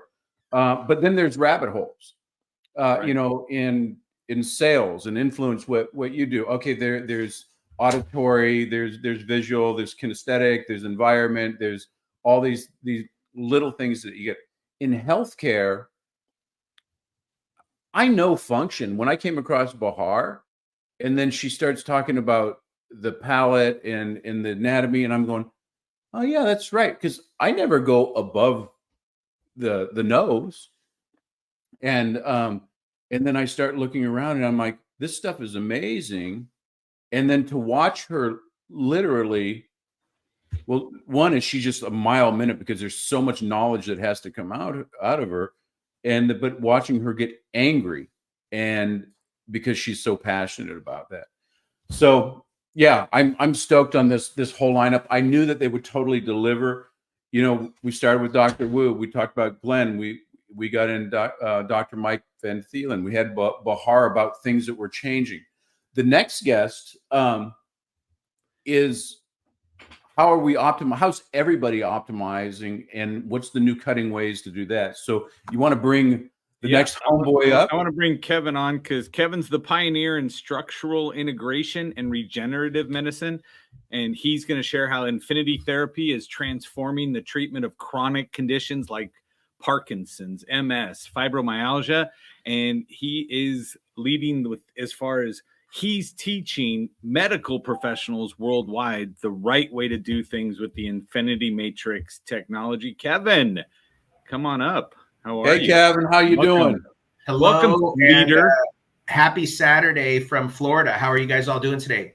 Oh, we're on the other side of the coast. We're doing our thing and loving life. We're having so much fun over here, because we're bringing guest after guest that is just bringing it. This is healthcare, and as you know, we're doing leaderships in healthcare, and I had to get you on because of the stem cell work, the regeneration work that you're doing, and not only leading the charge, but explaining some things, because I think despite everything that seems to get out there, there's still some myths, truths, and it's illegal, you can't do this, it doesn't work, it does work, it does.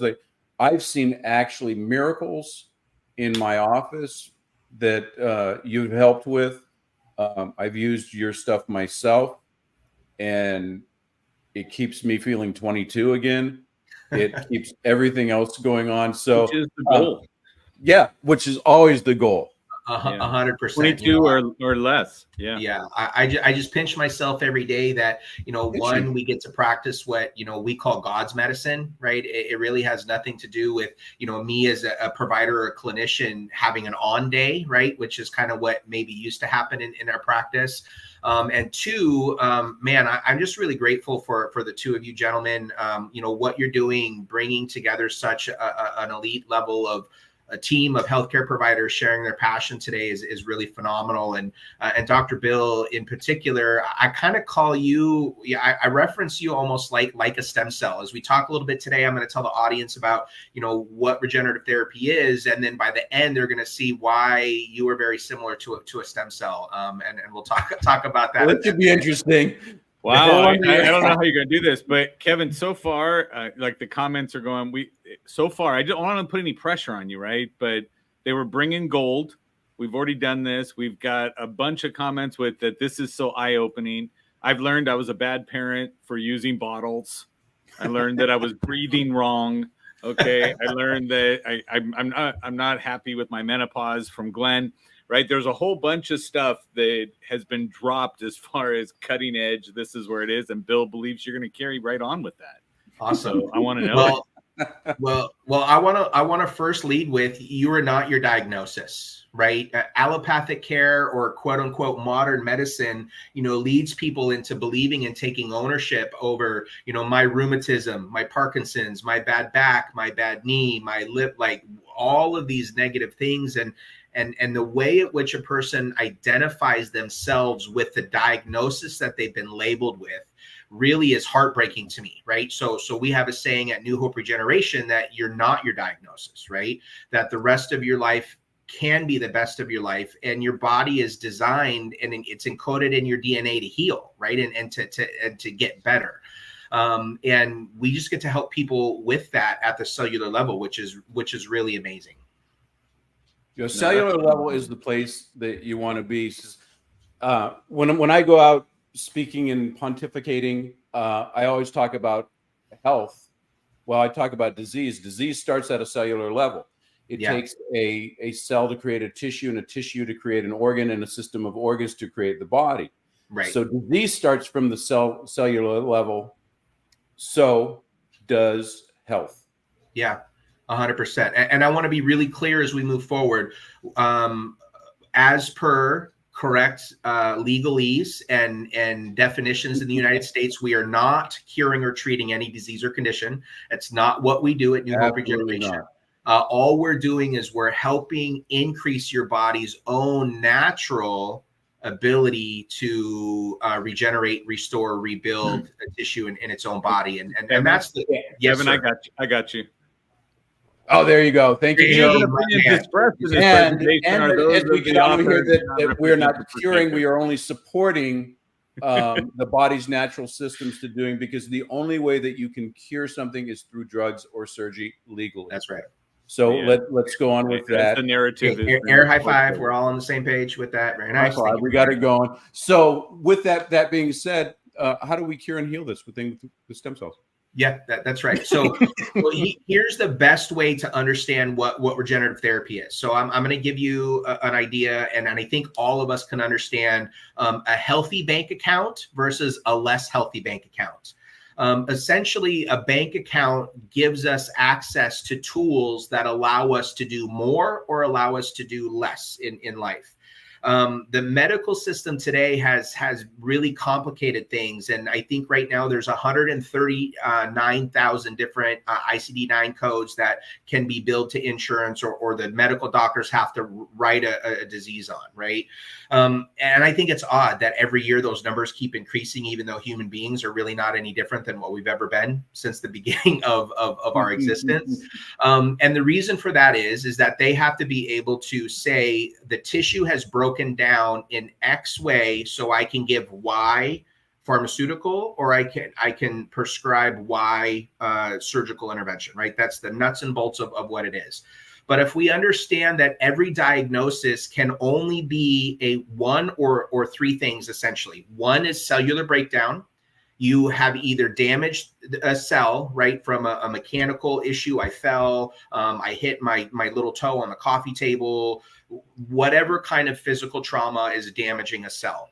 The only other way a cell can be damaged is that if there's some kind of internal structural issue or a pathogen causing damage to the cell. So the cell breaks down in some capacity. So that's one thing. The next thing is that then facilitates an inflammatory response in our body, which is actually the healing mechanism, which is necessary for things to start repairing, right? Inflammation brings in more stem cells. It brings in, more, it takes out the destroyed or damaged tissue, the toxin buildup, the metabolic turnover. So that's the second thing that can be an issue. The body can be overinflamed or underinflamed, not enough fluid. And the third thing is your immune system can be out of whack. It can be haywire. Those are the only three things that can really be wrong with your body. And then what modern medicine has done is said, well, there's 139,000 different things that can be wrong, and that's not true. So if we come to the mechanism of what a regenerative cell does or what a stem cell does, a stem cell essentially communicates to your tissues to tell your tissues to start doing their job appropriately. Right? Our cells have stopped repairing the right way. The stem cells come in, they dock up to that cell, a muscle cell, a bone cell, a ligament, a tendon, a lymph node, a lung, a heart, a liver. It doesn't matter what the tissue is. A stem cell comes over, it touches that damaged tissue, and it tells it to start doing its job again. So one of the sacred cows that need to get put out to proverbial pasture is that when you get stem cell therapy, those stem cells are now becoming your new tissue. That's not what's happening at all. All those new stem cells are doing is they're telling your tissues, hey, can you please start doing your job again? And then your body, right, starts repairing at a more appropriate rate. So you start catching up with that health challenge, whether it is a shoulder issue, whether it's a muscle issue, a liver issue, a kidney issue. So that's the first thing. The second thing is that stem cells are highly inflammatory corrective, meaning if your body is overinflamed, it helps bring your inflammatory levels back to a more healthy function, right? I want a certain amount of fluid coming into a joint. I don't want it to be too much fluid, right? I have water in my house at every given time. I want water in the pipes, but I don't want water in the cabinets, right? Like we cannot, like that's very clear. Like that's a pretty, a very base level of understanding. And then the third thing is I can have an immune system that is overactive or underactive, right? And then the medical community has to try to give you the magic pharmaceutical to try to adjust your immune system to the optimal level, but it's really hard for them to really figure that out. And this is the beauty of stem cells, is that they are immunomodulatory, meaning they're going to regulate your immune system and bring it back to a more normal level of function. So this is the magic of stem cells. They are the only cell in the body that can communicate with every other cell in your body. The heart can't tell lung tissue to repair. Lung tissue can't tell kidney tissue to repair. Kidney tissue can't tell your ligament to repair. A stem cell can communicate with every tissue and say, can you please get back to work and do what you're supposed to be doing? That, in a nutshell, is what stem cells are. Well, that's amazing. And when I first met you, I met you through Glenn Depke, because Glenn Depke had worked with somebody that you had worked with a body worker. You're a body worker yourself before you took on the leadership role of changing the world with stem cells. And they were looking to come another office in California, and I'm thinking, who is this guy, and where are these stem cells coming from, and this is adrenochrome coming on, or what's it? And after several meetings, getting some questions, getting to know more about the stem cells, but more importantly, I'm like, okay, this is, I've heard about stem cells, I know what they are, but I didn't know the applications of them. All I knew that was Kobe could go to Germany and get them and then come back healed up and kicking ass and taking names like nobody's business. Right. So after talking about you, I said, okay, well, anything that happens or I refer to that I stand behind, I have to do. And I did them. And I don't have a lot of symptoms. I have like old guy workout injuries and this and that. And I remember talking to you, I said, this paperwork, I said, I don't have anything. And Kevin said, well, do you have any pain? I said, well, sometimes I got this old baseball knee that goes off. Well, do you want us to poke you in the knee? I said, well, does it make any difference? And I remember you said, pretty much not. The stem cells are going to go where they're needed because they're part of the body. But sometimes people like to be treated where the area where it helps with the cognitive stuff. Right. It helps their mind. Yes. Yeah. So I got poked here, and this is where the stem cells are going. And then you don't want them to get the lost. explanation. What? You don't want the stem cells to get lost. No, right? no, You no. don't even know there's other stuff wrong that they're going to go fix. Well, that's Joe. That's the beauty of the stem cells. They're a lot like our significant others or our spouses who never get lost, and they tell us exactly where to go when we're supposedly lost. So they're magic like that. Wow. Okay. So next up on Divorce Court, we're coming up. But so one of the things that I'll get when I recommend people to go and call you is they're on the on deck circle of surgery, and they're warming up to swing. And I've lived a crappy life, and I've ignored the things to do for the last decade or two. Now I have to get a hip replacement or knee replacement or shoulder replacement. And I tell them, I said, stem cells do work for that, but it's not the magic drug. So explain to the world, how long does it take for for people to see general results? Yeah, that's a really, really great question. So this is the best way to understand how regenerative therapy works, is that if you came to me and said, my air conditioner is not working in my house, my car is broken down, I need to repaint the walls in my kid's bedroom because they, turned it into artwork with crayons. My mother-in-law has a dog that needs shots. Like, it doesn't matter the issue, right? When I ask someone, how can you solve all those issues? And they say, well, if my air conditioner is broke, I need a new air conditioner. I say, what do you need before the air conditioner? And they're like, I don't know.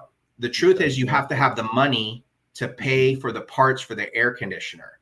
In our body, stem cells are the budget, right? So this is the beauty behind this, is that if you won Mega Millions today, Bill and Joe, and even if you had to split it because you both bought the magic winning ticket together, you have all these millions of dollars. Would it matter how long something was broken down in your house or your car for it to be able to get better now? Or could you just be able to write the check and say, fix this issue, right? Or address this issue? That's essentially what we're doing with regenerative therapy, is that we're flooding your body with millions of cells that are going to double every single day for the next 2 to 3 months.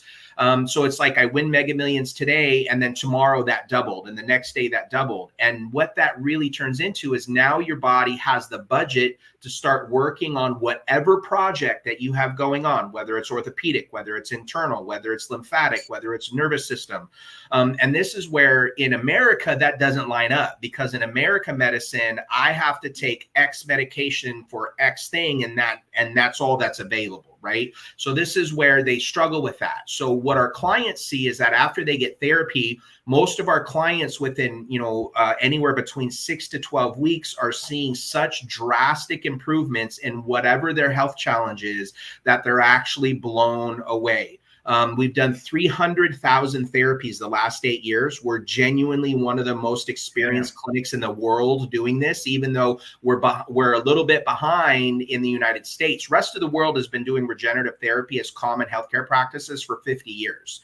We now, since 2015, have been able to offer it here in the United States. So even though that we've only been doing it for 8 years, we now have become one of the leaders in the world offering this therapy because it's so simple. So that being said, after 300,000 therapies, 86% of our clients, their medical doctors have to start titrating them down off of meds or taking them off of medications because their bodies are making that much of an improvement in about a 3 to 4 month window. We have clients who haven't been able to walk on a joint because it's been so painful for decades. And within, maybe a few weeks to a few months, they're doing activities that their medical team told them they're never, ever going to get to do again. So really the coolest thing about what we have to offer is that it doesn't matter what's going on, right? Just like in your house, it doesn't matter what's broken. If you won Mega Millions, you wouldn't even stress that it can get fixed because you now have the budget to sort it out. That's the best explanation that I've heard, because there's so many misconceptions and the like. One of the things, can you explain like the regenerative cells that you use? Where are they coming from, and why are they not adrenochrome or from pets or something? Yes, that's a really good question. Great. We'll get flagged now. Thank you, Bill. The cells that we're using are donated from healthy mothers, healthy babies after the baby has been delivered to full term. The umbilical cord is the most rich place in all of nature from a concentration perspective on stem cells. You can go into a clinic, Bill and Joe, and collect your own stem cells and re-administer those cells into your body. The challenge is it's finding them, right? We know they hide out in the bone marrow or in the adipose tissue of your body, the fat cells, but it's really hard to get a high concentration enough of your old stem cells, which are and not that you guys are old, but a more mature, refined body, right? Not 22. Compared to 22. The functional level of a stem cell that's coming from the umbilical cord. It's when it's at its most potent in all of our human life. And so within the United States, they're coming from healthy mothers, healthy babies only. In fact, New Hope Regeneration, we actually reject 95% of all of the available donations that are possible for us to receive because our standards are so high. As a result of that, our clients often see changes with one round of therapy, meaning they come into our office one time and have marked and measurable results in ways that are just, blowing them away. One of the other things that happens too is that we'll pair this with other necessary allopathic practices. We might have a client who genuinely does need a hip replacement or a knee replacement, or let's say they had some kind of an internal issue. We have clients that had leaky heart valves that were operated on, but we're still leaking, and now after regenerative therapy, that's no longer happening. Our orthopedic friends say they see a triple or quadruple increase in healing time when they get regenerative therapy, like a few weeks to a month before their orthopedic surgery. And they're seeing our clients who've had knee replacements now at 3 months as if they're 9 months out. So it's not that stem cells are the magic bullet. It's not like Wolverine from the movies where you can get shot, it spits the bullet out, and it heals in 3 seconds. So it does take time, but most of our clients are meeting and exceeding their health goals. You're done? Yeah, no, thank you. I'm out. If it's not Wolverine, what's the point? I don't want to be Deadpool and just keep the bullets. Yeah. Right. Yeah. So long story short, after 300,000 therapies, 80 to 85% of our clients within 3 months are meeting and exceeding their health goals. And the vast majority of those clients, 80% after 8 years, haven't felt like they've needed to come back for a second tank of gas. Their bodies are still doing so fantastic. So let me dive in a little, because I want to give a real life example. Is I've sent a lot of patients to you, make sure, because I know what's going on. I can see it, and I love my patients. I love holistic health, and I want the very best for the patients. And He's never mentioned you to me, Kevin. I'm just going to throw that out there. I said the people that I like. Exactly.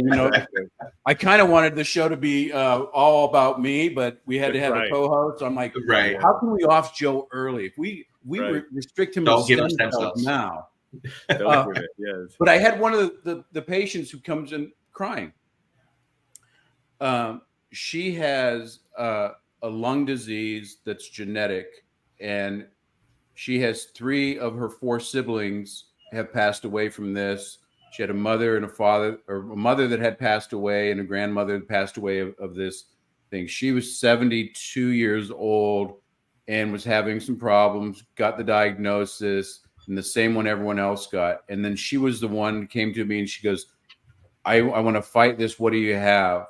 I said, we've got to get your nutrition. We've got to get your nervous system going. You got to do stem cells. I sent her over to you.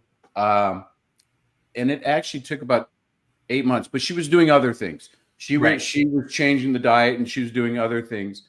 And she came back, and I sent you the recording. She didn't want to be videoed, but we have the audio recording of her breaking down, crying, because she went back and there's no evidence of it. She's breathing better than she was when she was 22. Yeah. That she was she wasn't telling her siblings about it until she was getting the results because she wanted to get false hope. Right. Her little sister, that was the only one not diagnosed, was diagnosed, went and got the stem cells. We're waiting on her great results. But miracles do happen when you put everything together and you stop thinking of the body in bits and pieces.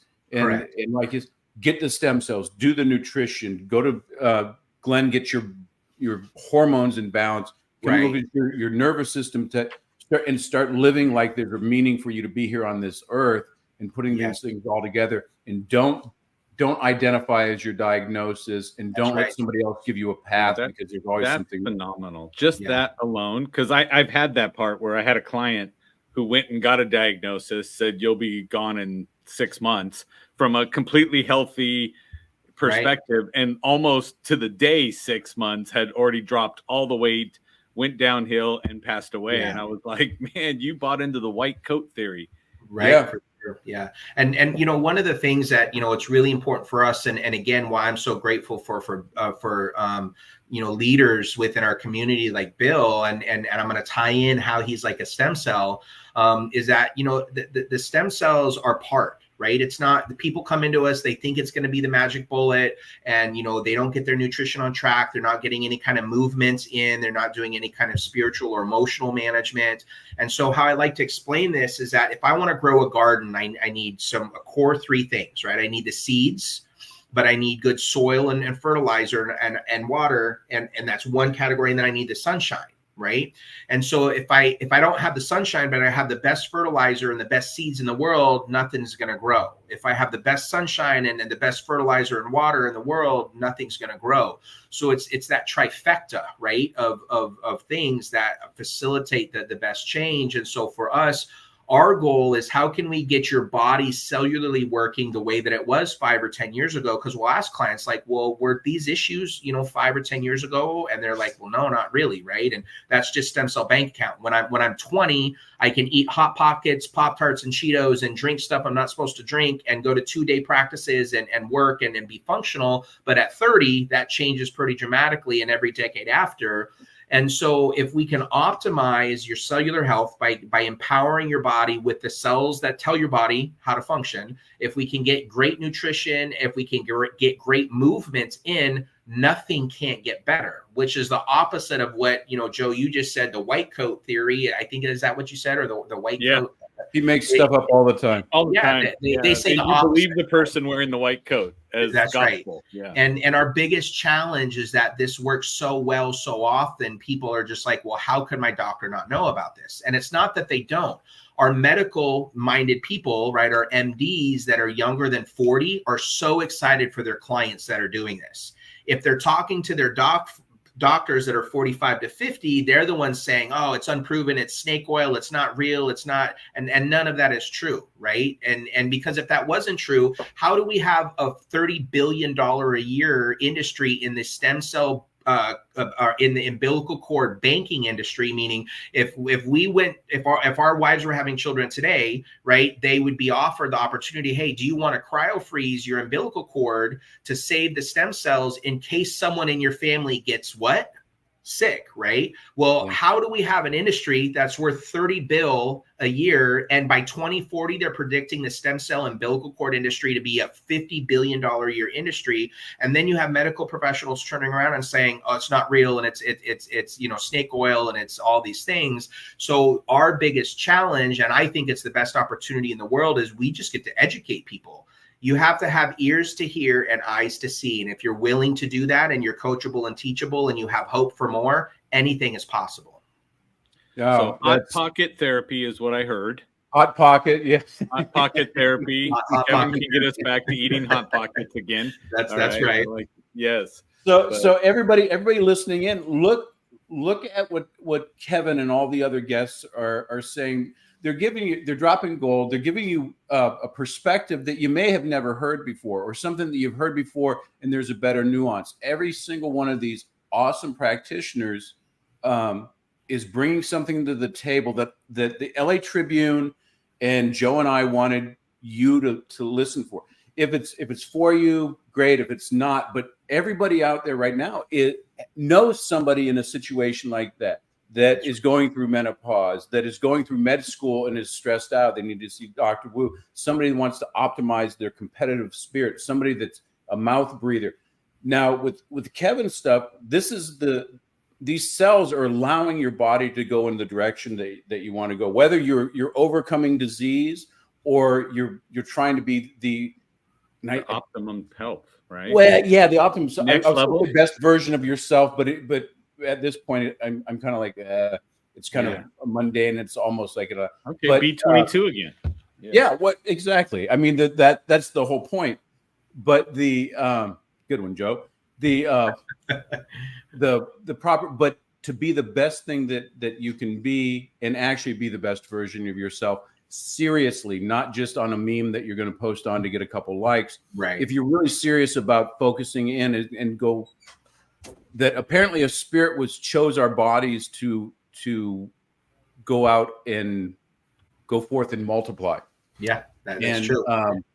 We have the technology to do so. Yeah, I want to say, just like we didn't used to have electricity and running water as commonplace throughout the world, even just 100 years ago, we didn't used to have the ability to increase your stem cell bank account. And now it's that simple. Now I walk around with a supercomputer with me all the time. I walk into any room in my house. I flip the light switch. I go into almost any building in the country. I travel a lot and I can turn on running water. We now today can increase your stem cell bank account to allow your body to accomplish things that it was accomplishing 5, 10, 15 years ago. And that's why you no longer have to be your diagnosis. All right. Perfect. Well, thanks a lot, Kevin. Thanks for dropping gold, dropping wisdom. Joe? Thank you very much. Kevin is fantastic. New Hope Regeneration. It's on the screen. Go visit him. So, all right. So right now what we're going to do is take a break just for a few minutes because I want you to hear from Mo Rock, the CEO of the Los Angeles Tribune. So I want to share with you guys this. We're going to come back with Anders Varner right after we finish this. So don't go anywhere. Pay attention. Watch this. Here we go.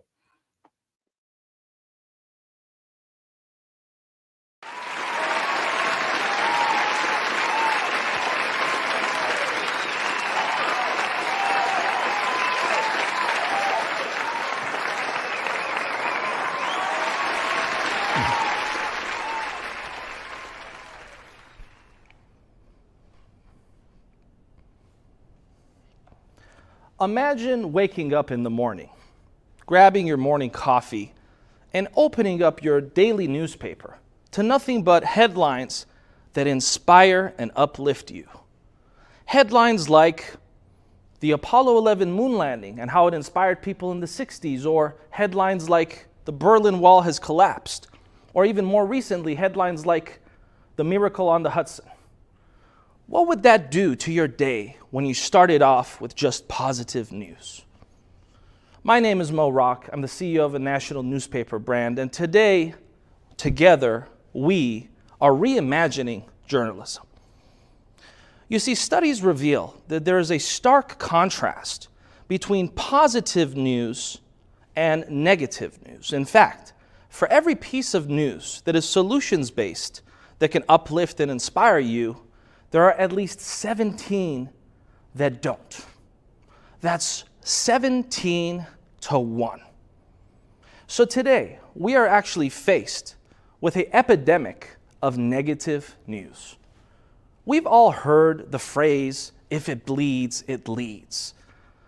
But why does this have to be the centerpiece of a lot of news production, journalism, and content creation of the world today? There are a lot of incredible journalists that are solutions-orientated, and I give a lot of credit to them for doing a great job. And here's the truth that you may not realize, is that everyone in this room is impacting our news. You see, every single time you like a post, every single time you leave a comment on a news article, and every single time you share something, you're not just liking, commenting, and resharing. You're actually casting a vote. You're not only casting a vote for the kind of news you want to consume, but believe it or not, you're casting a vote for the kind of world you want to live in. You see, I believe that news has the power to not just inform you, but it has the power to mold you. Our world views are largely shaped based on the news and content that we consume. And so I want to encourage folks to remember that the next time that they like, comment, and share. Our organization has one question that it always has to ask before we share anything, print anything, or publish anything. Our editorial team asks this one very simple question. Does the following piece of news empower our audience, or does it disempower our audience? What would the world look like if every content creator, every journalist, every time someone posted a news article, they asked that question? Does the following piece of content empower our audience or disempower our audience? And I want to encourage everyone to participate in this process and help us bridge that gap between 17 negative news articles for every one positive. And let's come together and ultimately make this world a better place. Thank you.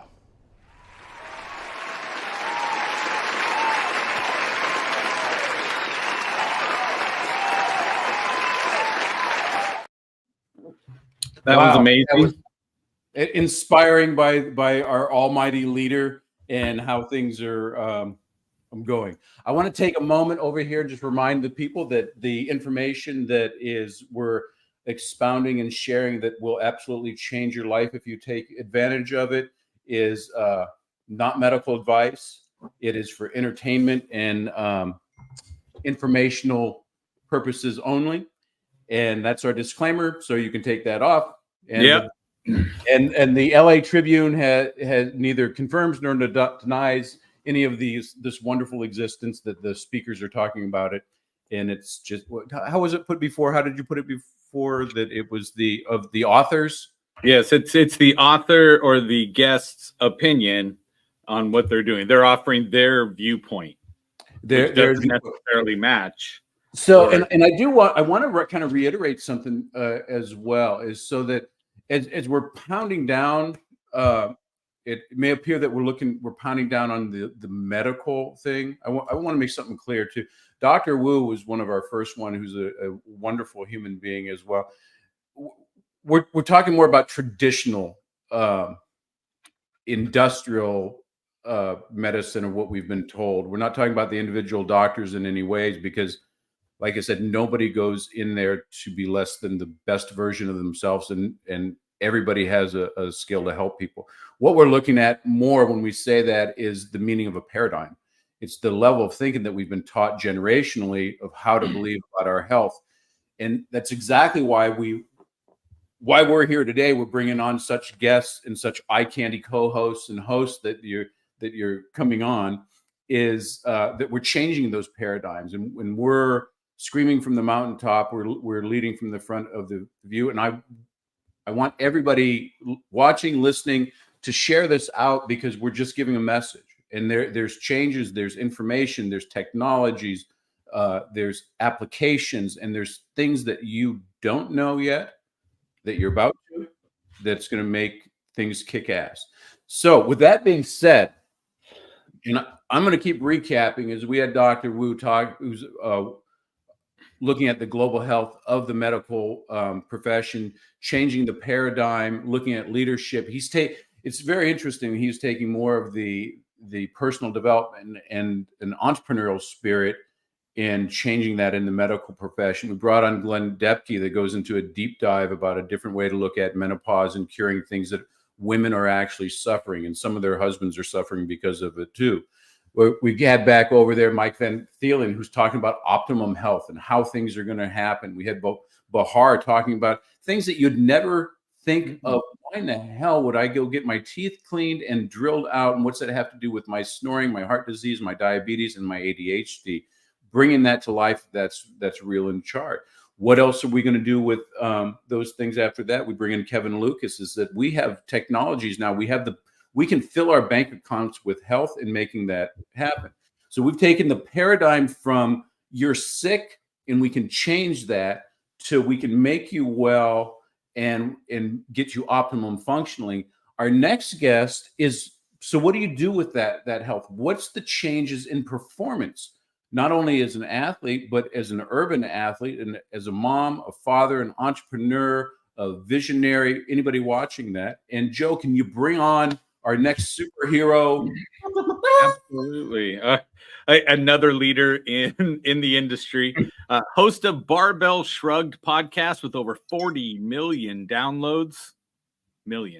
Right? 4-time CrossFit regional competitor and member of John Cena's, which is here with us. You just can't see him, right? 1 Ton Club. He's trained and coached high-level athletes from the NFL, WWE, CrossFit. He's passionate about empowering individuals to live pain-free through mindful movement. Anders, welcome. I made it. You did. You're making it really good. After Dr. Bill says all that, I don't need to say anything else. So we're good to go. Have a great Saturday, team. He does take it all that way. Yeah. Yes. It's great. I wanted to bring you on because of the changes that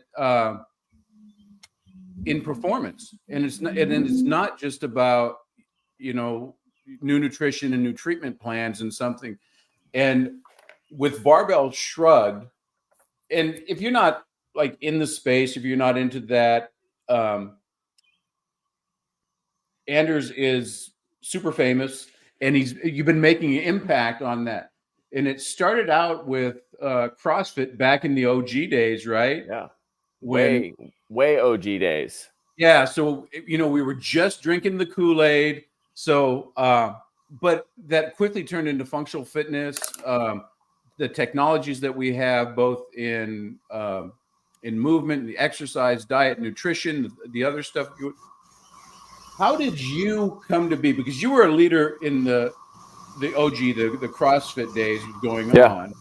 And then, just tell us about how you started on early on. Yeah. I mean, for me, really, this whole process started when I was like 13 years old. I knew absolutely nothing. That was like when I was about 5 years ago. Yeah, exactly. Right. So if I'm doing the math correctly and the numbers start to get kind of big when you're getting up there. Just had a birthday too. So the memory's going. 41. I forget everything now. There's too many things. But yeah, 28 summers. So summer of me being 13 years old. I was leaving home to go play sports and went to boarding school, and I was going to be like 8-9 hours away from my house. So I kind of decided, well, I should probably learn how to lift weights since I'm going to be 14 and there's going to be 19-year-olds there, and they're basically men and I'm a little boy. So I should figure this thing out, and started lifting weights and then tried to be good at it, and realized by the time I was a senior in high school that I was not big enough or fast enough or skilled enough to actually go play in college. But I really like this lifting weights thing. So, a lot of the like sport performance side of things kind of went away, but then there's different achievements that you can have by lifting weights, especially when you get to college, which will blow through those years because those stories aren't that fun. But, there's always some sort of purpose of like, all of my friends, everybody I hung out with, we were always going to the gym. Like that was the thing that unified us. And the conversations we were having, like one of my best friends, actually the guy that I opened the gym with in 2010, I trained with him for a good, 5-6 years before we actually went into business together. And we were like the nerds in the early days on chat boards, just trying to find other people that lifted weights. Like it was so hard to find information, which is like the exact opposite of what it is today. But really just like that pursuit of being as skilled and knowledgeable in a subject that you love and find passion in, and how do we just try to play this game at the highest level, which then results in at some point you have to go all in. We quit our jobs, we opened a gym, essentially slept in the gym and had $0 and just made it work. 6 years later, we had 3 of them in San Diego, and then sold them in 2016. And then probably as many CrossFitters from the early days when it was just part of that process was just grind yourself into a hole until you hopefully will get out. And it's like a real survival of the fittest almost. I went into much more into like the rehab space, partnered with a physical therapist, because that was like the thing that I needed to understand. Like, I'm really good at beating the crap out of myself. I'm really good at playing this game really hard. And I know that I can work really hard, but now I need to like slow down and take care of my body and rebuild everything that wasn't so much broken, but it was really like how do I create at some point, fitness has to become well-rounded, and there has to become like a mindfulness to it. There has to be more of a mindset of the long game. And when you start doing that, the people that are just naturally attracted to you have kind of these like ailments of low back, knee, shoulder pain. So partnering with a physical therapist, learning how to use strength conditioning, not just as a tool for performance, but how do we do it for rehab? How do we do it to just create a healthier organism? And then the next phase of life comes and you have kids, and all of a sudden you're like, man, I can't just go be some person that just bangs weights and lifts heavy and broken. But how do I play this game really well and really treat my body well and care for it? And the idea of like longevity comes in, which immediately shifts that whole framework from performance to health. And well, what is health? How do we know we're being healthy? How do we actually figure out the tools to optimize our health? And then you have a conversation on longevity and you go, well, that's really boring. How do I know? Like, I only get to roll the dice once. I don't get to find out if the decisions that I'm making right now actually play out. And what did I get? Like 5 days from 100 to 105 days, or 100 years old and 5 extra days. Like, that game doesn't seem that fun. So you start to like create this kind of theory and mindset around longevity and performance where they are actually kind of meshed together, and understanding that it isn't just one path, like the best training program in the world or the best diet in the world, but where does like sleep come into this? Where does the mindset piece come into this? How does training fit into it? What are the recovery techniques that we want to be looking on? What are the right supplements, not just protein powder and creatine that kind of everybody knows about, but like, what do we need to be doing, and how do all those pieces come together? And it could go as far as, you know, you guys are in SoCal, kind of getting outside, using the sunlight as like a mechanism for being healthy, fresh air. Like, all of these things really come into the idea of optimizing your health, playing the game for longevity, because you want to be able to live the best quality life that you can. But in order for us to be able to really get the most out of that lifespan, we also need to be able to have performance metrics. We also have to be able to go play the game at a high level. And that's really where I'm at right now. I want to be able to look at each year and say, I'm performing at my best and I'm taking care of my body for the long term. And there's a lot of pieces that go into that. And that's what we get to go solve and kind of like where things are at. So, and a lot of people think about that journey. I don't think they've had the longevity that you have.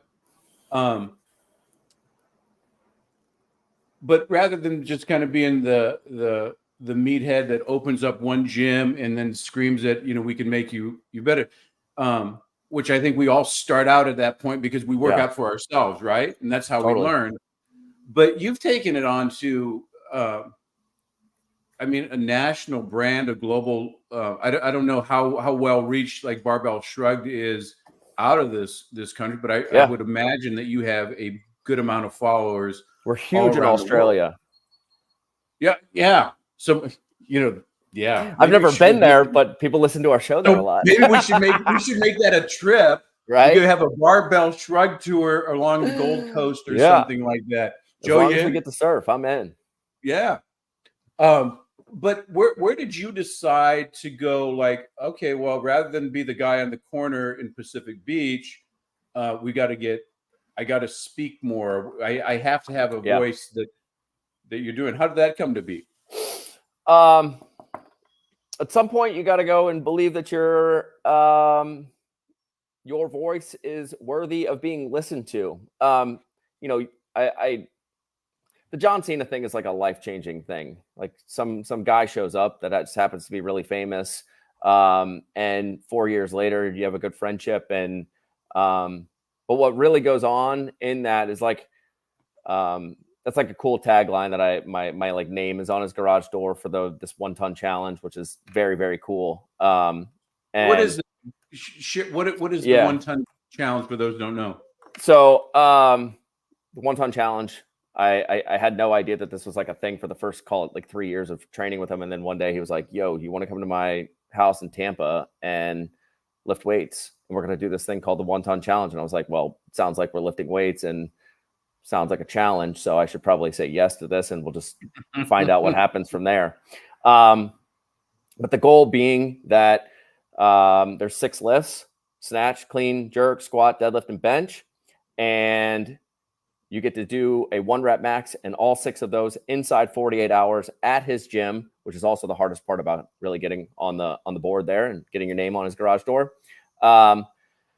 And hopped on a jet, flew to Tampa, and 48 hours later, I had snatched 232 pounds, clean 318, jerked 315 or something like that, benched 285, squatted 4 1/4.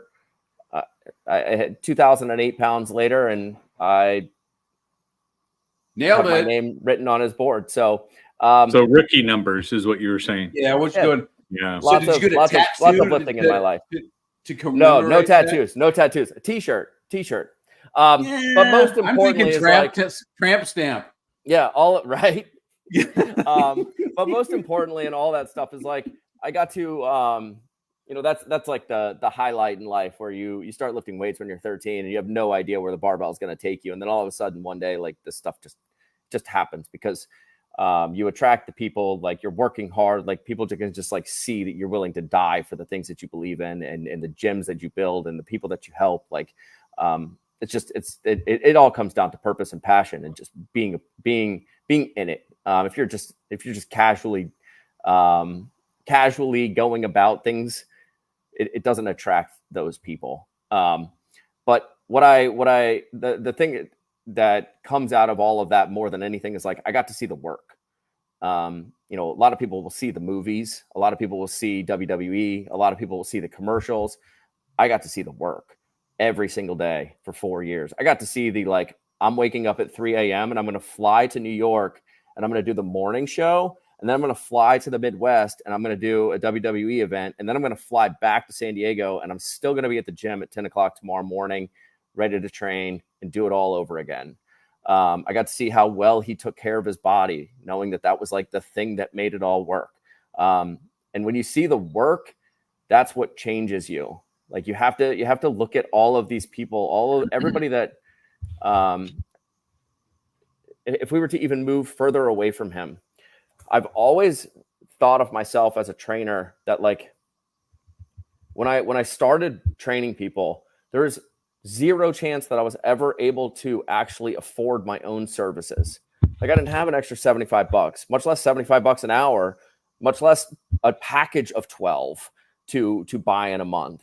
So anytime somebody paid me to train them, especially early on, and even more so now, because we're doing like much larger packages and working with incredibly awesome people. But when somebody has an extra $1,000 a month to pay you, that person isn't just a client.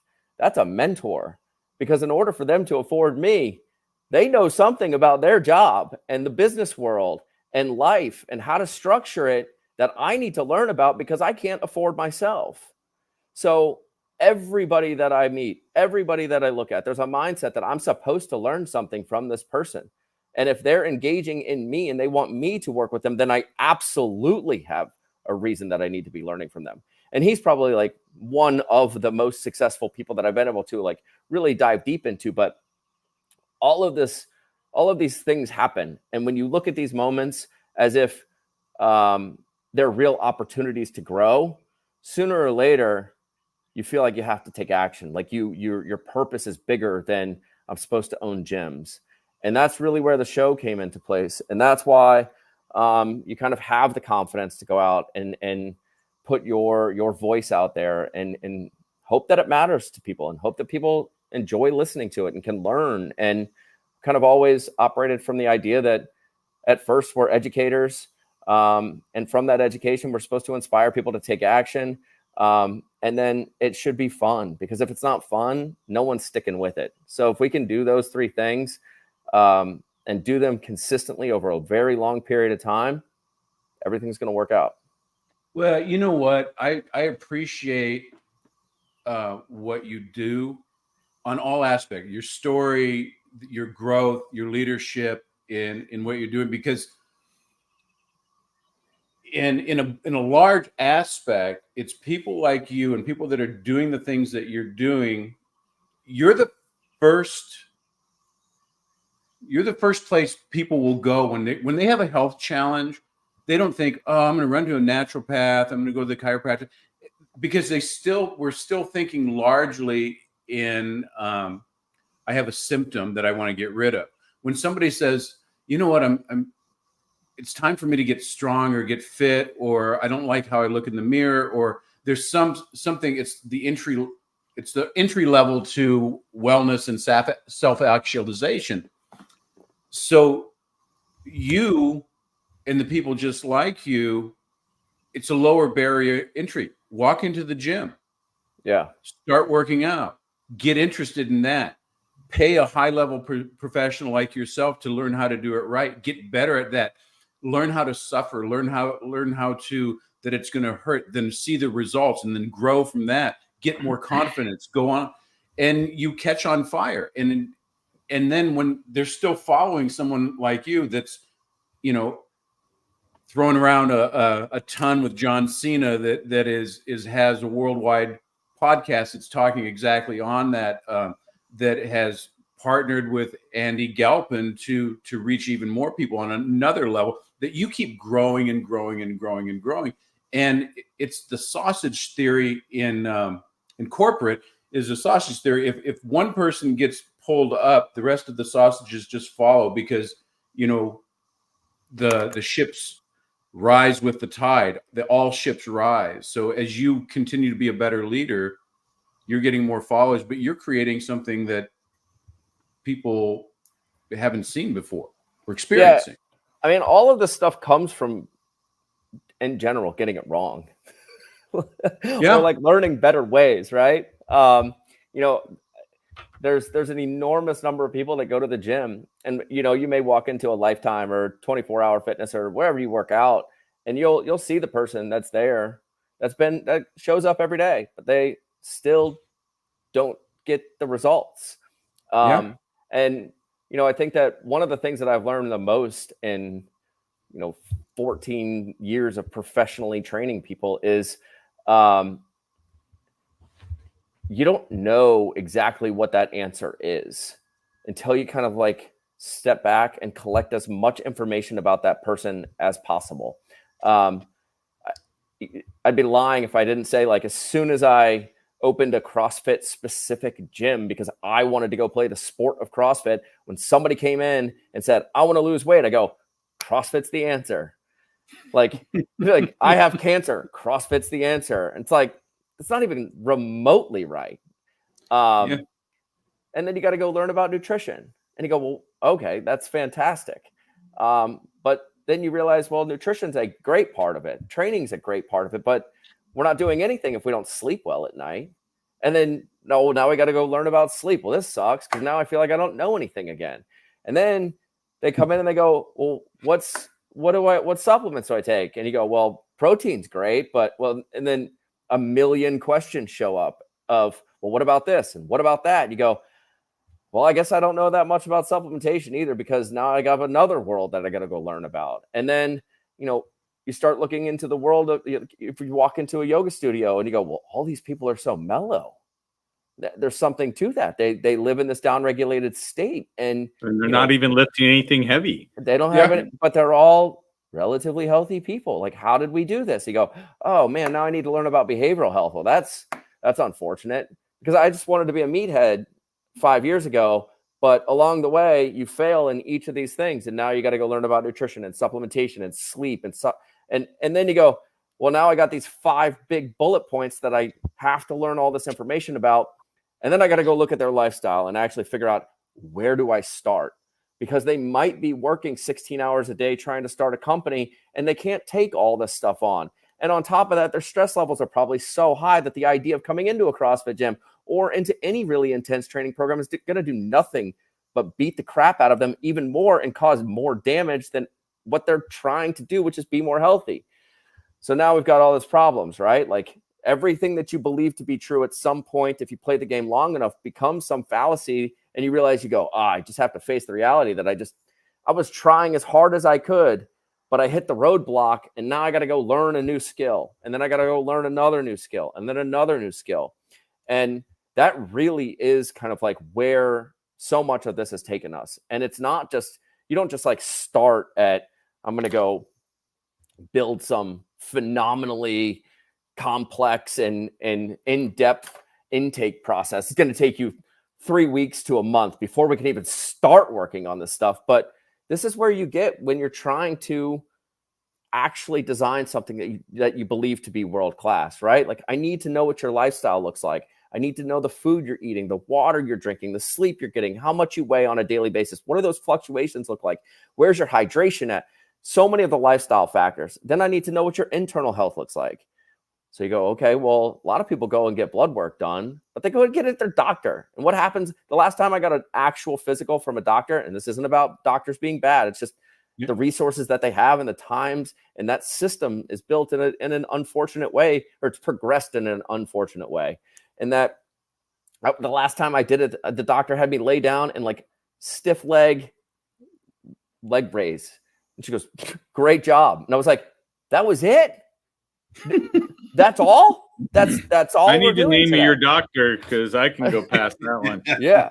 And so you go, well, we need to figure out like what internal health looks like. And you start at blood work, and then you go, well, there's saliva we can learn a lot from. And then there's hair. Well, we can learn a lot, maybe not from me, but then we got to go look at the immune system, which means we need to go look at our stool sample and find out what's going on with gut health and digestive health. And then from there, now there's all these like subjective things that we need to figure out, like people's habits, their preferences, what's the best way to coach them, how do they like to be talked to, all of the like soft skills that go along with coaching. And then we need to know what the output is, which is actually like the performance metrics that go along with this thing. So, what goes in your body, what comes out of it, how it makes you feel, and then what is the actual like the output. And then we have to see what your performance metrics look like. And we can compare that to all of the normative data of understanding where your strengths should be. What are the longevity measures that go along with that? And then once we have all of this data, now we can sit down and really understand, where do we start? Let's look at the internal health side of things, because that's going to come down to a lot of like nutrition, supplementation, understanding where you're deficient in micronutrients, the macros, caloric intake, how well is your metabolism moving? Then we can go from the outside in. So we're balancing really the internal health with the external environment and the decisions you're making on a daily basis. And now we get to look at your training. Now we get to look at sleep, stress and downregulation, and then how all of that fits together with your lifestyle. So now you've got like thinking this is like a 30-minute meeting. Is that right? What you're thinking? All of that somewhere in there, right? You're there. It's like an entire team of humans trying to analyze one person's thing. Yes. How do we make you better? What is the process? And that's fantastic. From there, now we've got all of these programs that could be weighted equally, but that's not that smart because, Joe, you might be a terrible sleeper and Bill just needs to lift more weights and lose some weight. Sorry, Bill. Yeah. I think you totally got it backwards, but I appreciate that.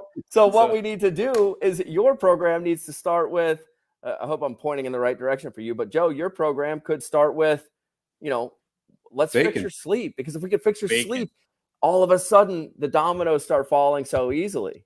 And Bill, he may be a phenomenal sleeper, but he just loves some McDonald's at 2:00 in the afternoon every day or something. We go, man, we've got a lifestyle thing. We've got food issues.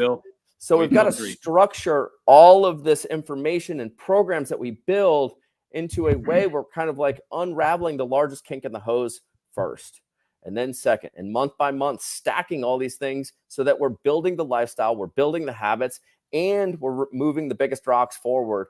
And that way, 4, 5, 6 months down the road, it's fantastically laid out exactly for you with the programs that you need.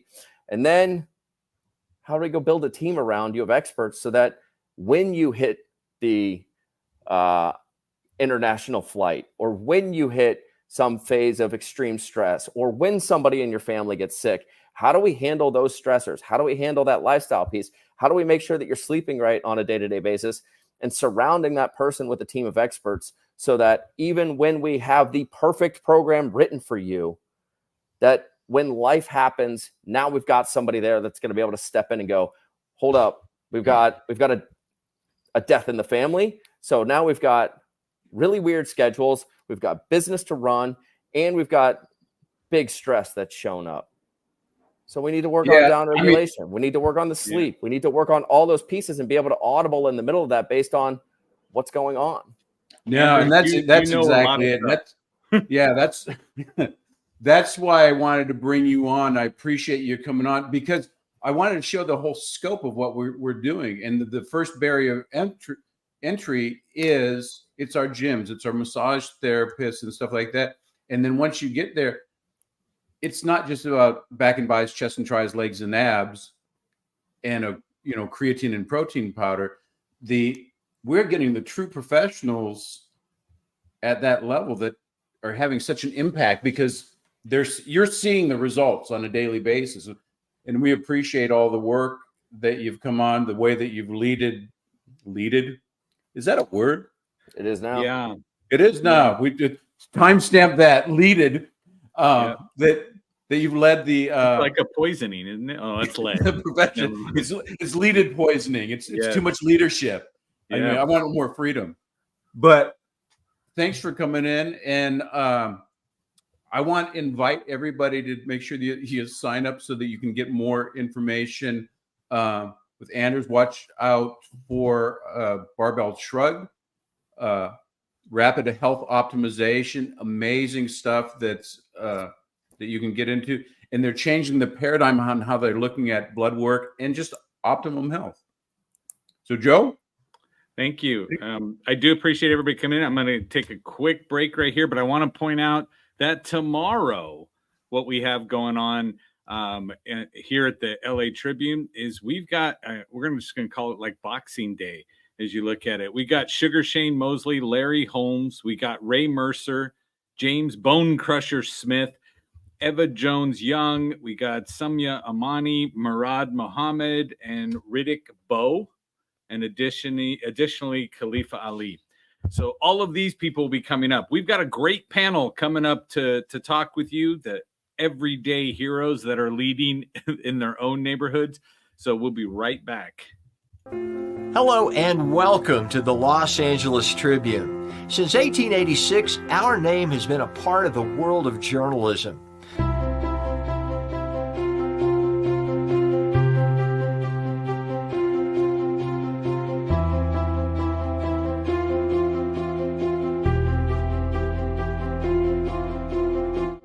We've earned a reputation for being a publication that practices integrity, authenticity, and responsibility. For general inquiries, contact today. Thank you on behalf of the Los Angeles Tribune team.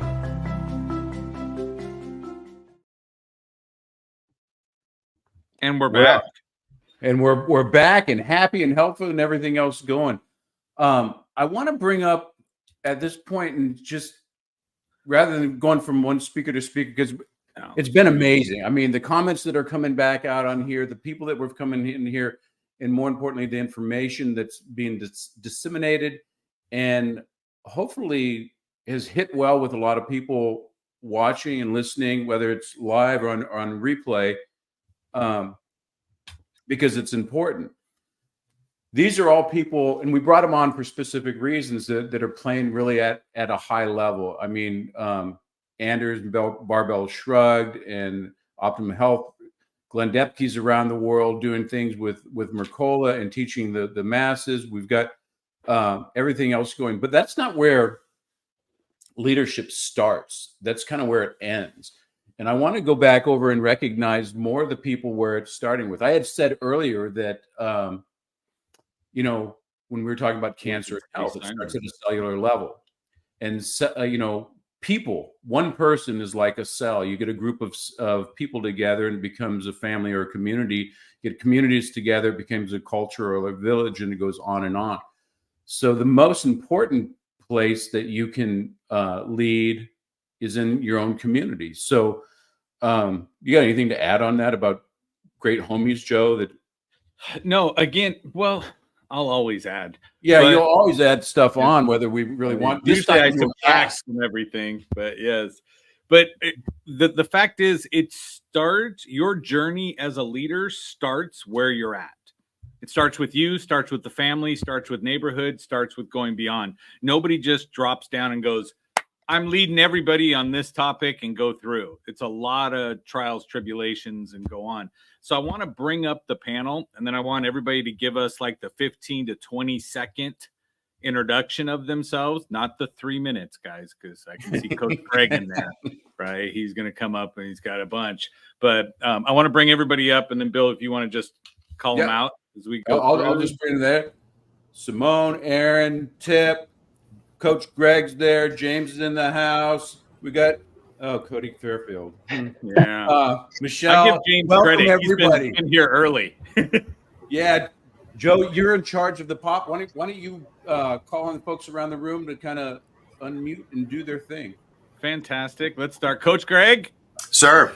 15 to 20 seconds. Who are you? Why would we listen to you? Beautiful. I am a multi-business owner, entrepreneur. I have an Empowered Women's Fitness, but today the hometown piece is Empowered Youth Lifestyle, a nonprofit I created to help kids learn the things, the life skills that they don't get taught at school or home anymore. We're particularly focused on creating young men and women of character because it's missing in the world these days. That is our focus. Fantastic. I like that. I'm going to flip Simone. Hi, my name is Simone Lecomte, and I am also a multiple business owner here in Yorba Linda, California. I'm a board certified health coach, and I own Crave Health, where I help people with their overall holistic health. And I'm also the owner of the Smart Fit, which is an AI-powered longevity studio, also here in Yorba Linda. I like AI. I can spell it. Tip. Hello. I got, I think I see Iron Man and Captain America over there. Yeah, that would be us. That would be your Joe. So that would make me Spider-Man, right? I should be introducing myself as Spider-Man. You can be Spider-Woman. It's all right. Okay. Well, I am Tip. I am a mindset strategist, and I help people go through the rain, through the storm with a smile on their face. Awesome. Fantastic. James, I've seen you in the green room a couple times today.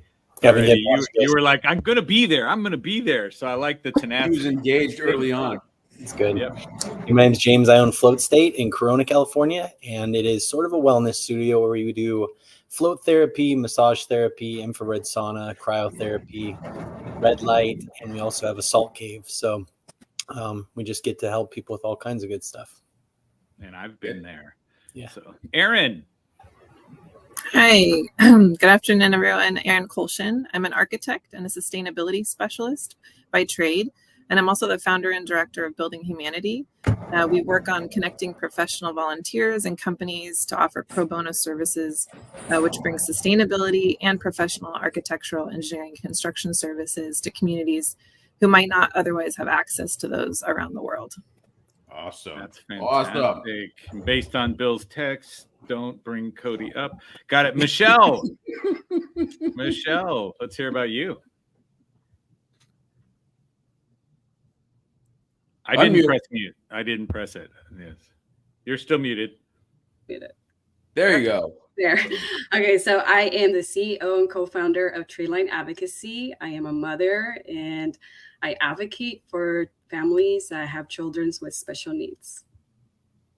Fantastic. Very cool. That Joe. ties right in. Cody Fairfield. Hi, guys. Again, Cody Fairfield here. I'm a co-owner of CrossFit Anaheim, and we're trying to do something in the industry that's a little different than what most gyms have done, in that we're trying to not only help with the health and fitness on the medicinal and physical side, but we're actually adding in a financial component to make sure that we take off the stress of anybody's finances in any way that we possibly can. My career's in finance, and so we're kind of marrying the two things with my career and my business to make sure that people have a holistic approach to everything they're doing. Wow, it's awesome. He said So free I'm gonna add CrossFit. Is something. that what he said? I think I heard him say free CrossFit. Yeah, he did. He That's was. what he It said. was Yeah. for all those Ingram Interactive employees, Right. willing to come back and down and do that thing. I wanted. That was kind of vanilla, guys, in just a sense that I know most of you guys have done this. Simone is health coach, unbelievable stuff. The AI stuff that she's bringing on is it's more than just like a workout place. It's allowing people to measure VO2 max and some high level stuff that Varner was just talking about, or Anders was just talking about before. In addition to being a health coach, Erin is, she's building humanity. She's an architect that's going out and doing amazing things. And she's doing that free. She's going all over Tanzania and over there building homes. Tip is unbelievable with the mindset stuff that is going on and impacting the lives of many people over. She's opened her YouTube channel that's exploded over there because of telling her mission and her purpose. Coach Greg he's like an old school coach, dude. So does he has the gym, he has the stuff, he has the book, but it's like the old school coach who was the mentor at the same time they were the coach, and the one that would take like Wally and the Beav over to the side and show them how to be a man, and impacting the kids, because they're little snowflakes are running wild here and there, and they don't have the direction. Yep. So that's different. James, the Float State it is a wellness center, but it's so much more for that. It's my personal third place. Everybody needs work, home, and then a third place where you can go over. In this whole time we've talking about regulating and deregulating. Cody he's done well. He's had the CrossFit. But it's not even about CrossFit, because he's creating the bigger brand on functional fitness to bring fitness and giving more health to it. And part of it, bringing finances in, because that's the biggest stressor. So he's changing the game. Michelle is over, and she's the voice for special needs family that are struggling. We talked earlier about when you're really struggling, you're crying in the shower. When no one's looking, you're crying in the shower because you're so freaking frustrated. So every one of you on the panel, you're leaders, and I wanted to highlight you and just kind of going in. How are you leading, and how did this start out? Greg, tell me how this started out. I'm going to jump in real quick. Every one of these things we've been talking about is that it's a calling you had to answer. Okay. And so I want to frame it in the way that, you know what, something happened. This is where I'm at, and I had to step up, right? For Aaron to go all over the place with something, there's an internal switch that gets flipped. Exactly. Right? And to look at it. So Coach Greg with the whistle. Right? I get that for you if you want, Joe. Yes. Thank you. I'll kind of keep this short. I actually have an 18-year corporate automotive career. I left that in 2007 to pursue wellness. That was the passion. That was one of those things that I said, if I don't do it now and I get to the end, I'm going to regret never trying this. I get a job any day, but how does this going to go? I never look back. In that wellness process, I'm seeing different kids and how they change. My wife's a preschool teacher. She says these kids these days are they're different. They don't have the manners. They don't have the respect. They don't have the behavior, but it comes from their parents. And these parents, so it's every generation. I always call myself old school. My son is 14 years old. He calls me vintage. I said, son, there's a difference between old school and vintage. But vintage is worth more than a classic. So that's a good thing. Right. Yeah. That is right. Well, I see these kids and they don't hold doors. They're in their own little worlds. They're missing out on the human element of relationships and, you know, just basic love and things that are missing in this world, which has created a lot of turmoil out there. So there's this, can I tell a short story? Yeah. Okay. This whole thing, please don't tell a long one. No. Okay. I'll try it. So the nonprofit started. I went back and got an MBA in 2018 at the ripe young age of 50. So much fun. But while I was there, I started Empowered Youth Lifestyle, just seeing that these kids don't have the skills. It started with the fitness and bullying and leadership and public speaking, a real big element. We went to Vegas and I was out by myself midnight. I coming back in. There's 4 guys waiting for an elevator with me. The door opens. One lady's waiting to get off the elevator. These guys are about 25 to 30 years old, give or take. Lady can't get off the elevator because 3 of them charge the door. Second it opens, they're right in her face. She's kind of trying to get off the elevator. And to me, it was like I was instantly not happy because it's like bullied this lady. There's no respect, no courtesy, no manners. And that's just bugging me more and more. So it sits inside of my person because it's just missing. That's what we as humans, we thrive on those things. We're better people, better society, all those things. 3 of these guys get on. The 4th guy's walk. So the lady said, "Oh my gosh, is this casino floor?" I said, "Yes, ma'am. I apologize for these knuckleheads," which also didn't make me happy. So now I'm in coach and dad mode. So the lady comes off. I said, "Have a lovely evening. I'm so sorry for that." The 4th guy gets on. He's on his cell phone, taking one slow step at a time. That is a hot button. I said, "Hey, get in or get out. I'm not waiting for you." He's like, "What?" Like, "Get in or get out." So he gets in. There's 4 of them looking back at me now. They're against the back wall. I got in. The doors was closed behind me, and I didn't turn around. I'm like, you, and you. You guys need to learn some courtesy and some manners. When there's a woman getting off the elevator, or anybody for that matter, you hold the door. Where's it going if you're holding it? Nowhere. You let those people to give them the lecture on how to just wait for the elevator. But I said, "Am I clear?" He said, "Yes, sir. Yes, sir." That's the leadership that you're looking for, exactly in those things. I mean, and I get back. I tell my wife. She says, "Write the book already." I said, "Fine," because I just kept talking about it. And she said, "Write the book." So this year I wrote Creating Young Men and Women of Character. It's on Amazon. But now I've been to all I'm going to the boys and girls clubs, the cities. I've met with a couple of mayors, some school districts to get this program or the book in every kid's hands. It's written in short little snippets. Like I said, it's character, resilience, mindset, positive mindsets, how to get back up when you've been knocked down, because those things are still going to happen. But like you said, these kids are, what did you call them? Light feathers or something, which is perfect, but they're very soft. They don't know what to do. Yeah. And right? That's more and more people are like that. And that's the good job, Joe. Thank you. Yes, those are my opinions. I get that up. Personally mine. Thank you. Yeah, we keep that up. So awesome. Yeah. Thanks, Greg. That's kind of where we're at with this. So spreading that out to these kids, and it's amazing to watch them transform in a 4-week program. All of us, I have a girl that she just kept talking about hitting. I think should be violence. Yeah, let's put a pin in it. We got some other people to get into. We can get back over that. I get excited. Yeah, absolutely.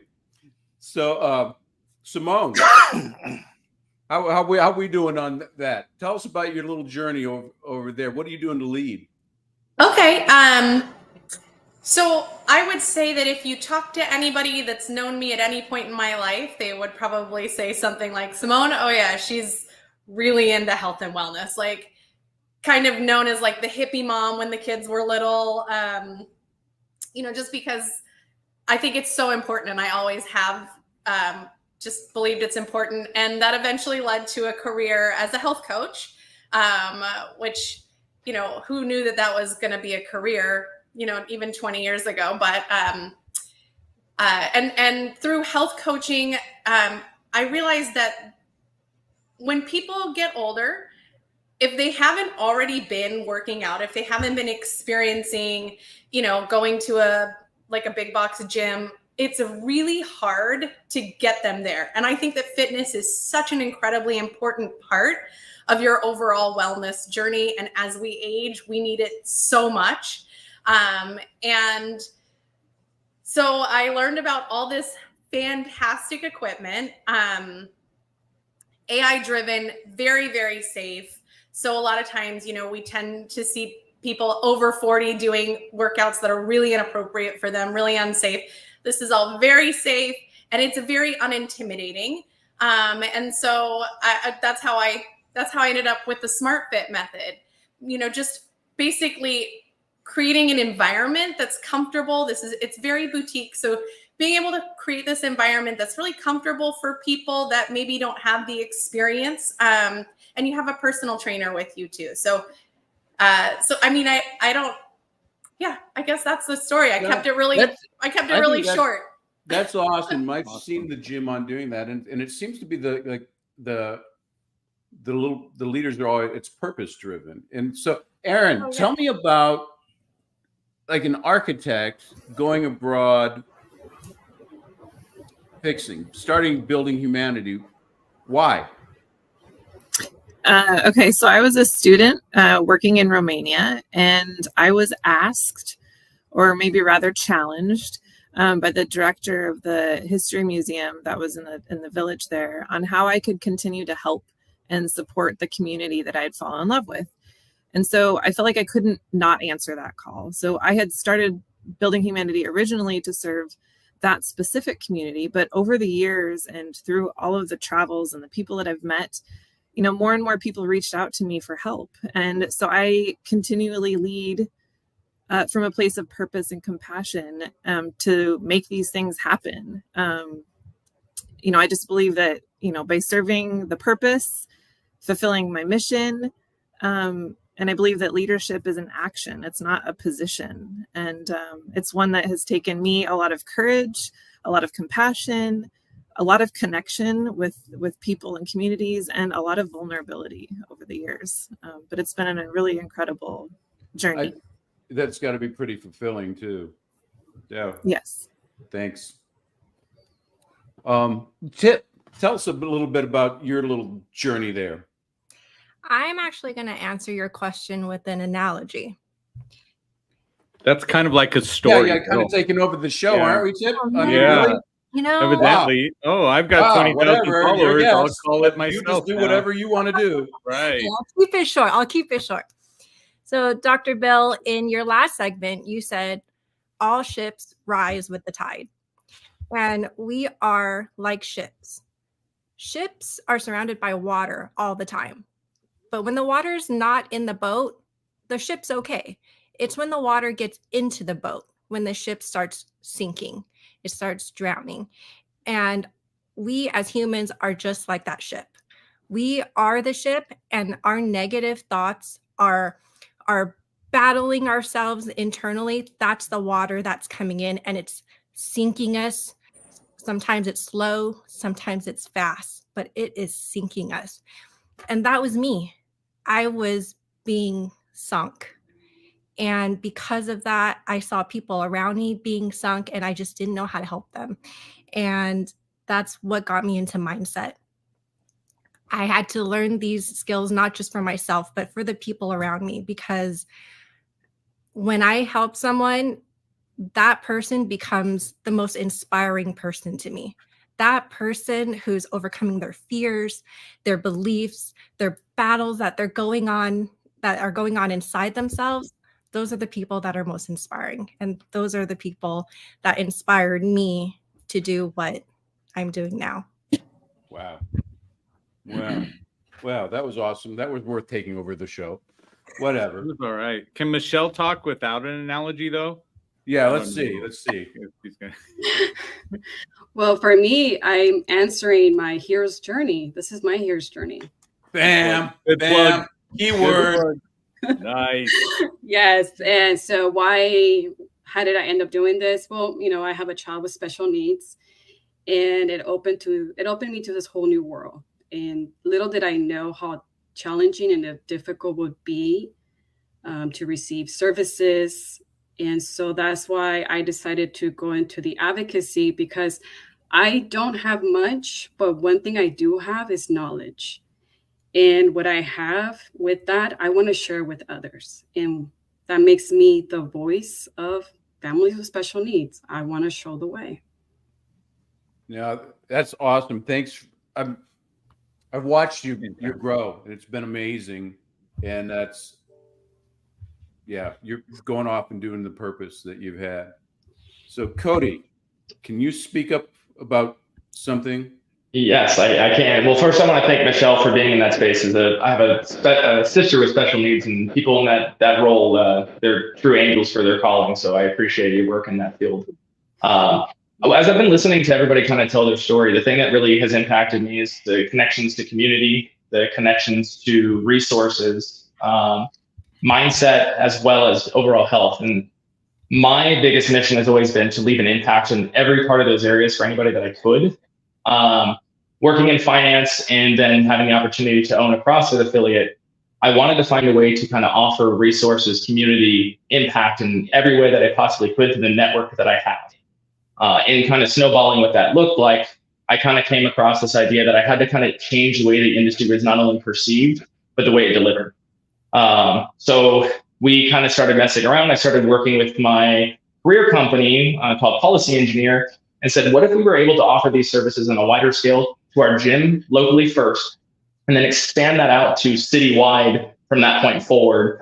And they were all in. And so CrossFit Anaheim is going to be changing the way that we look at health from the physical, the medicinal, and then adding that financial aspect, which is going to change mindsets, which is going to make people feel more comfortable and secure.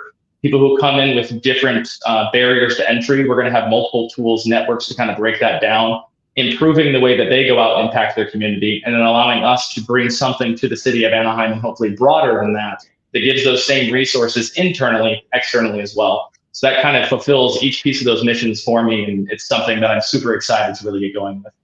That's amazing. So wrap this portion up over here, James. Tell us about what you've done. You've created an amazing environment. What was the genesis with that? Well, remember, Tip had the water coming in the boat. What are you supposed to do? You're supposed to float. And that gets us back to... So that was a setup the whole time. Yes, it was a total setup to get to James with the float tanks. Yeah. So yeah, Float State, really, it's another opportunity right now to be useful to the community, to our staff, just people that come in there. But I used to do commercial construction, building high rises and stuff. And I went through a lot of anxiety and stress, and, medicating that with some medications, but also drinking a lot. Things got to where it was not the ideal way to treat stuff like that and handle things. And a buddy of mine was telling me, you got to go float. You got to go float for a couple of years. And I finally did. And I was getting into a practice of mindfulness and meditation. And it was awesome. The second and third time really were life-changing things for me. And I started sending people and taking people, and it was helping people with everything from stress and trouble sleeping to back pain and chronic pain and all of that good stuff. So one of the things that got me out of that anxiety and depression mindset was really just looking for ways to be useful to others. So when I started to realize I might be able to make a business out of that and offer it and make it more accessible to people, Float State was born. And since then, it's evolved into many other things that, again, provide, have a very nice, safe, comfortable place for people to relax and heal and unwind with all different types of things. So it's really the most rewarding thing I've ever done to see the relief that people get from all kinds of stuff. So that's really interesting to me, because what I've seen is that when you were doing construction, you were living that life. Construction work is a kind of a grinding life, and you're going up. How did you change once you decided, hey, I'm going to go from this construction drinking stressed out guy to like full-blown hippie quantum dude that creates this thing that has a tree of life on the ground that's talking about being useful? How did you change? That's tough. That's actually really, really tough. But I definitely needed You have to answer, James. I mean, come on. Like, you took an oath when you came in here. You've got Bill in the hippie corner. You got Simone in the other corner is the hippie. You're down there. So Michelle needs to be a hippie, or we got to move someone else around. This is all four corners. Yeah. Hippie tactile. I wake up feeling very grateful and lucky, like I found an opportunity. Like, this is something that I love and I get to be useful with, because I feel like I found is the cheat code to life. Just be useful. Those simple 2 words, just be useful, be useful, be useful. And I wake up in the morning and that resonates. So I don't know really, but it needed to change. So it was like that wake up call, I guess. That's what that was. Wow, that makes sense. Yeah. So as we kind of will wrap around this, like, and Joe, go ahead and just call folks out, but I want to know how you guys have changed, because I want the viewers to see that it's, once you kind of find your purpose, what's happened. I want to show a common theme. So one thing I'm going to throw out to all you guys is thank you for taking the uncomfortable step, right, to go forward. And what each and every one of you has said in your own way was that you focused on taking away the pain you felt for other people, right? So when you experienced something, you said, let me go help other people not have to go through what I just witnessed or saw or I'm living through. And so that's what takes you to the point of being that leader. So I'm going to go ahead and start. So Tip, with yours, what's the difference before and after?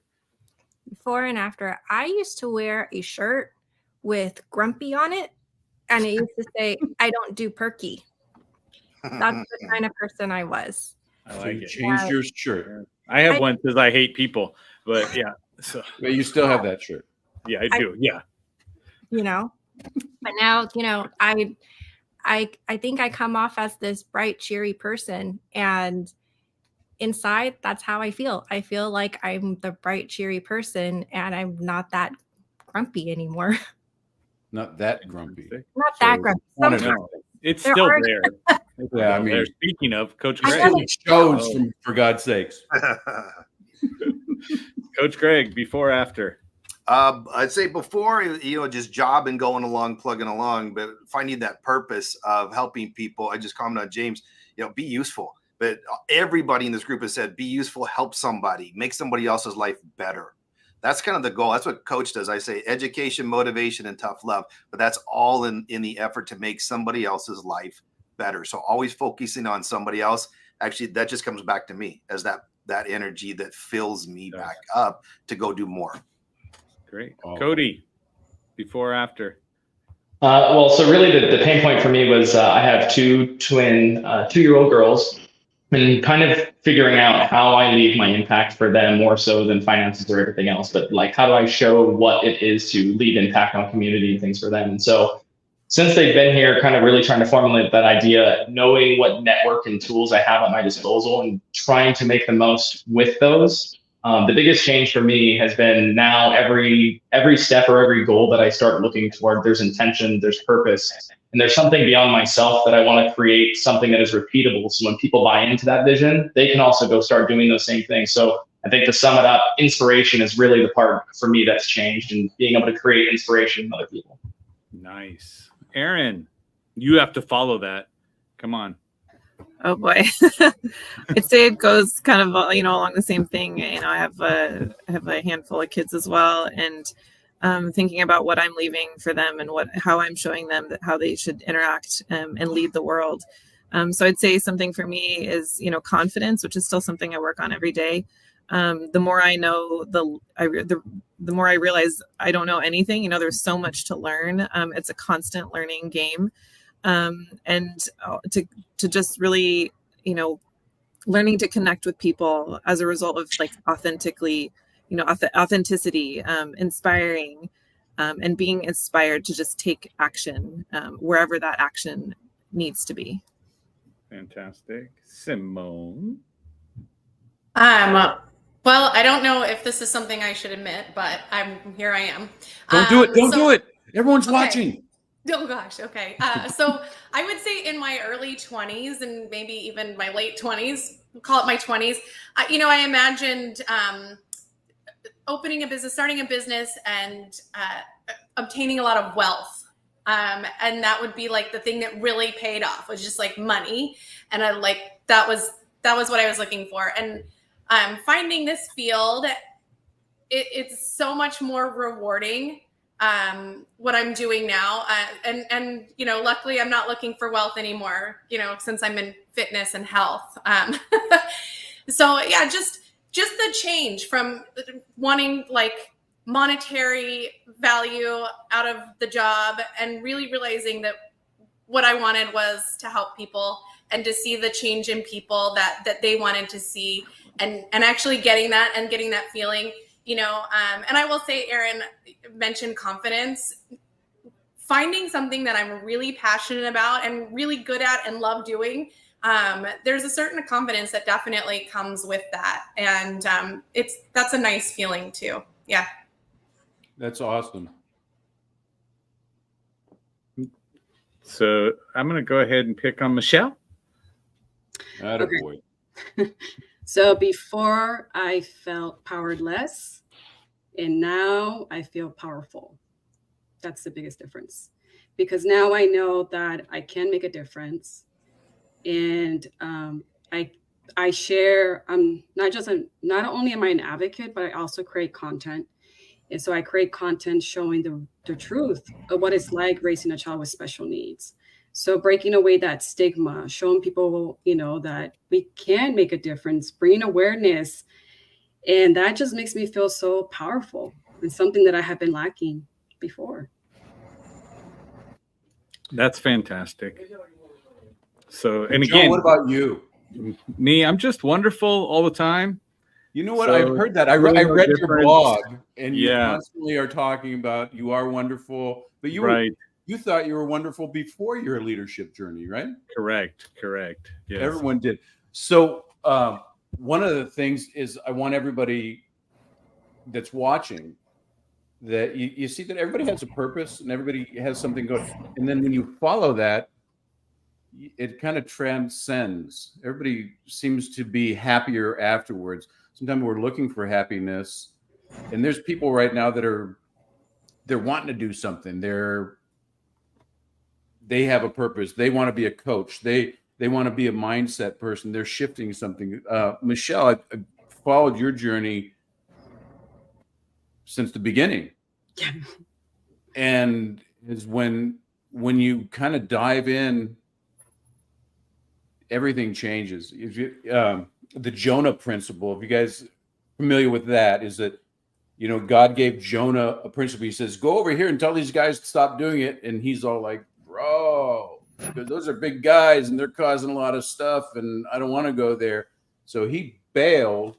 And then that's when God had him swallowed up by a whale, and he's sitting in the belly of the whale. And he says, if you can get me out of this, I'll follow my purpose and I'll do that. So whenever we reject our purpose, and the longer we do, the more that we suffer, because it's generally the thing in us that when you can't not do it.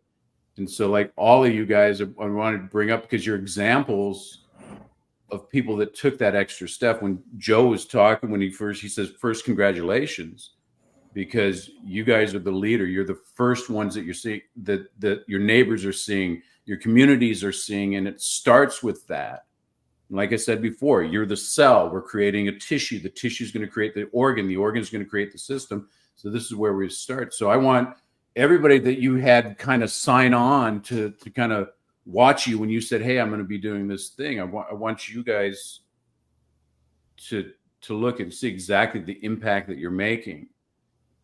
And maybe you don't have the LA Times or LA Tribune best-selling author thing or your book just yet, but you're making an impact on something. Maybe it's four guys in an elevator that you had to kick their asses a little just to make them do the right thing. Or maybe it's a special needs family, or maybe it's somebody that needs to get fit and they needed financial. They've got it. Maybe it's somebody that needed to stop drinking and needed something else to get their mindset. Maybe it's the person that wants to work out but couldn't because they didn't have the joint capacity to do so, and now they do. And maybe it's somebody that didn't have a roof over their freaking head until someone came and built it. So I want to thank all you guys for coming on and doing this, and I wanted to recognize you for the greatness that you are as a human and the great things that you're doing, that everyone in your family and your community should be damn proud of what you're doing, and support these people on what they're doing, and the people just like them in your own community, thousands of people that are watching right now, because this is important. This is where it starts. Go, so what you got? Yeah, I was going to say, we're going to wrap up the panel, but I do want to say thank you for taking that scary first step. Because you did that, you now have other people that can see that they can take that scary first step. And that's really what we look for, as who is the one that's going to set the example. And each and every one of you is on here because you represent the example that we want to duplicate that's out in the world today. So I want to thank you all for coming up and spending your day with us on day 4 here at the LA Tribune. And we will be back in just a moment, and we're going to have Dr. Mike Pierce on here with us. So thank you, everyone. Dropping bombs, yeah. We can't keep using that because Brad's going to come after me on that one. So, oh, yeah.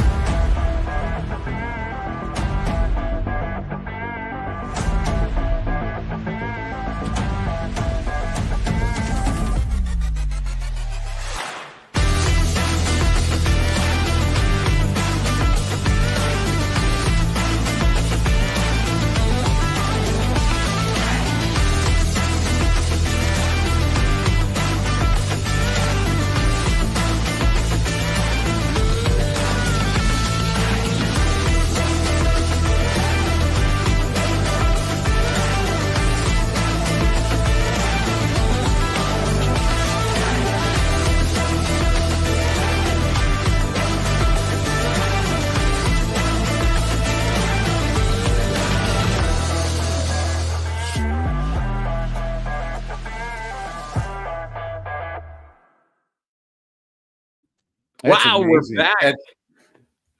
I was watching that sizzle reel, and I'm going, oh my God, I want to go to that event. I'm like, oh well, crap, we're in it. We're in it. Yeah, we're in it to win it.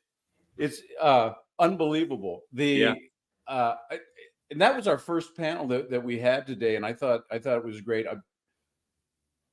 I'm blown away by the leadership stuff that's going on every day, and to bring those people up. And you're right, Joe, to take that scary first step. And I remember when years ago when me and you were first starting out, and the first kind of, I want to do it, but I don't want to do it. I'm scared and I shouldn't do it.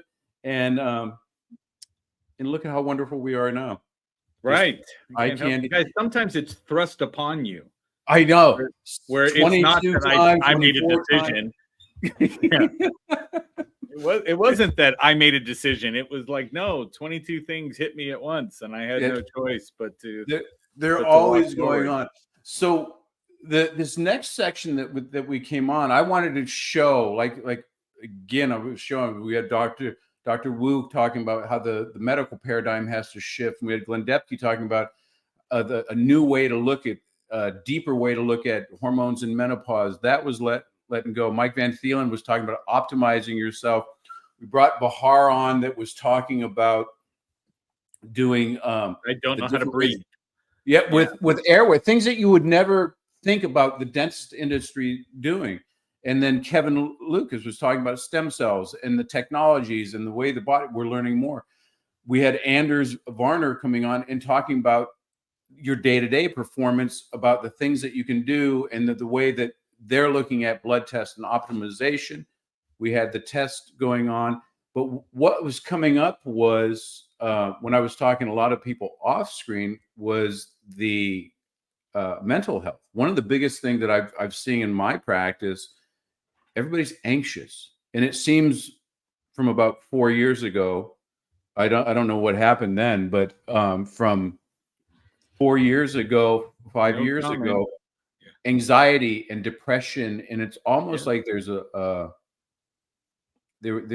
big change, and this is becoming like the number one thing that I'm seeing, and is increased tenfold of what it was before. So our next guest, we're going to start to talk about mental health, because it's the mind and the body that drives the actions, that drives the results that we're trying to get. And if you want to be a leader, you got to have a good mindset. So bring on the dude, homie. All right, I'm going to bring on Dr. Michael Pierce, who has referred to me as the before picture of mental health.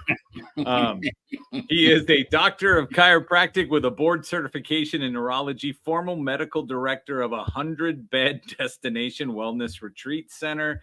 He teaches neurology candidates and lectures on various health topics. His YouTube channel is The Human Condition. Just an all-around great person. And let's bring him up. Michael Pierce. Come on, Mike. Hey, dude. Oh, thank you. I want to go off to that we're international, way international. Is it you're calling from Doobie Doobie or Whoopie Whoopie? You were Dubai, but where are you at? Abu Dhabi. Well, this The storms in Dubai chased me to Abu Dhabi. So Nice. It's after midnight in Abu Dhabi. Fantastic. And you look It's already bright and tomorrow. chipper. Yes. Burning the midnight oil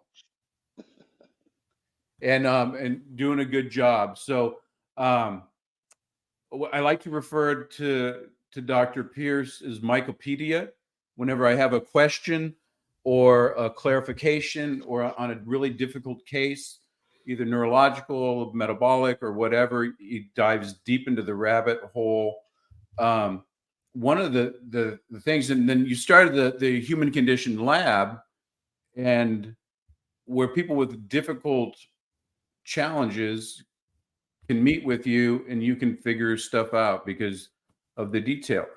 But one of the thrusts and one of the things that you're doing that a lot of people with functional neurology and QEEGs, and those are just the studies of how the brain works and measurement of those.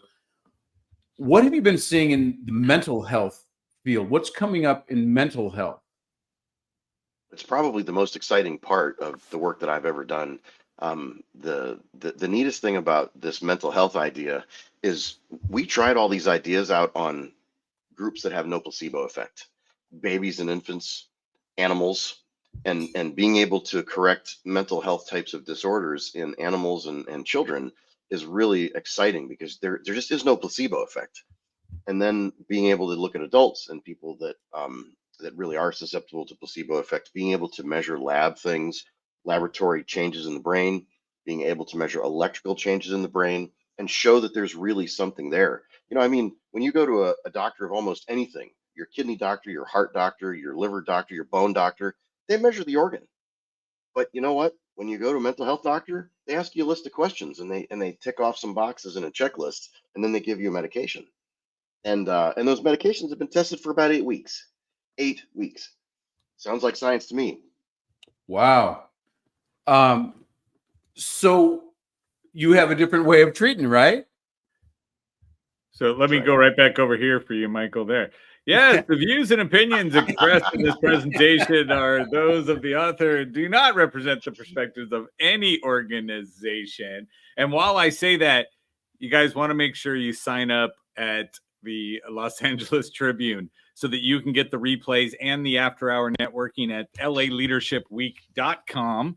So please go over there because you're going to want to cyberstalk Michael in a second because he's going to give you even more nuggets and some value here.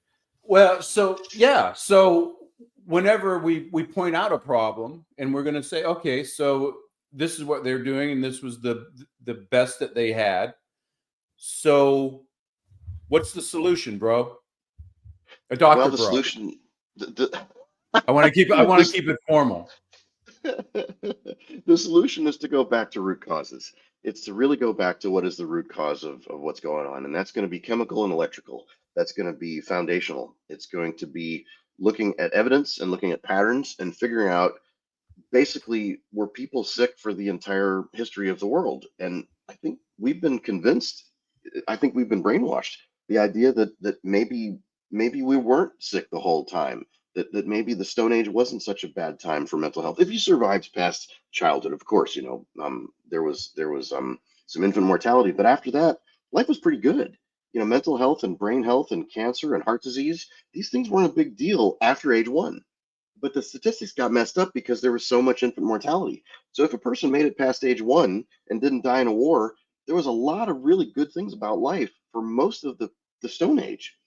And so I think the idea is to really look back at what can we test for, what can we measure, what do we eat, what's going on in our bodies, what can we talk about that you can do. And there's a lot you can do. You can change your organs, you can change your brain, you can change how you feel, and you can do it fairly quickly. And there's lots of people that have done it. So ask your doctor, how many people have you fixed this in? And if they say none, vote with your feet. So now you're bringing that to general health. So that sounds like a lot, not to be picky on you, but we've heard that is so earlier today, that we're getting back to root cause. We're getting back to foundational health. Maybe the paradigm that we were following was not at its best and we're changing, but that's physical. health. Those are when my back hurts and my neck hurts and my tummy hurts and I have an earache or I have a hangnail or something. We're talking about mental health. How can we go back to what's the root cause of mental health? I have depression, dude. I have bipolar disorder. I have anxiety. I'm afraid to leave the house. I'm I don't know. There's 22 different. None of these are made up. These are literally his list. Oh, that's great. And that's just today. So, so Dr. Science, Wikipedia, hippie doctor, cure me with your wonderful pixie dust and your crystals and your energy. Well, what is going on? The dirty little secret about mental health is it comes from physical health. So if your guts are messed up, your brain's going to be a problem. If your low back hurts, you're going to have trouble with your depression. If you don't sleep, you're going to have trouble with your brain. If you don't eat enough of the right nutrients, you're going to have problems with your brain. And right now, the medical profession says that your mental health has nothing to do with what you eat, nothing to do. Just like your skin health has nothing to do with what you eat. It's all about the medication that the dermatologist gives you. Nothing to do. So, you could just walk away and say, I guess, we live in silos, but it's not true. Your toenail fungus has to do with your brain. Your gut problem has to do with your brain. Your sleep problem has to do with your brain. Your low back pain has to do with your brain. So we have to look at it all as one human and go after everything and link it all together because it's all related. So it is all related. So I know personally because I'm on the inside of everything. That's why I'm hosting this thing. He's in the cool kids club. Yeah, way cool. I get privy information. I know that you're going to international conferences where you're speaking and teaching on technologies to the healthcare or the mental health practitioners that they don't have backgrounds in nutrition and physiology and QEEGs. What are you telling them that's changing their paradigm? Well, I think the first thing to tell them is that special interests and captured agencies have really been building their education, that they've been slowly brainwashed over the years to believe the textbooks and to believe the coursework that they've had, that you can't really fix anything and that people are largely sick and that, what you do is ineffective and you're always going to be working on people and they never get any better and you just cope with things and you really can't restore, repair, rejuvenate, fix, and reverse. The key is reversal. I'm not talking about cure. I'm talking about reversing diabetes, reversing depression, reversing bipolar, reversing schizophrenia, reversing these diseases. And it's bold to say that.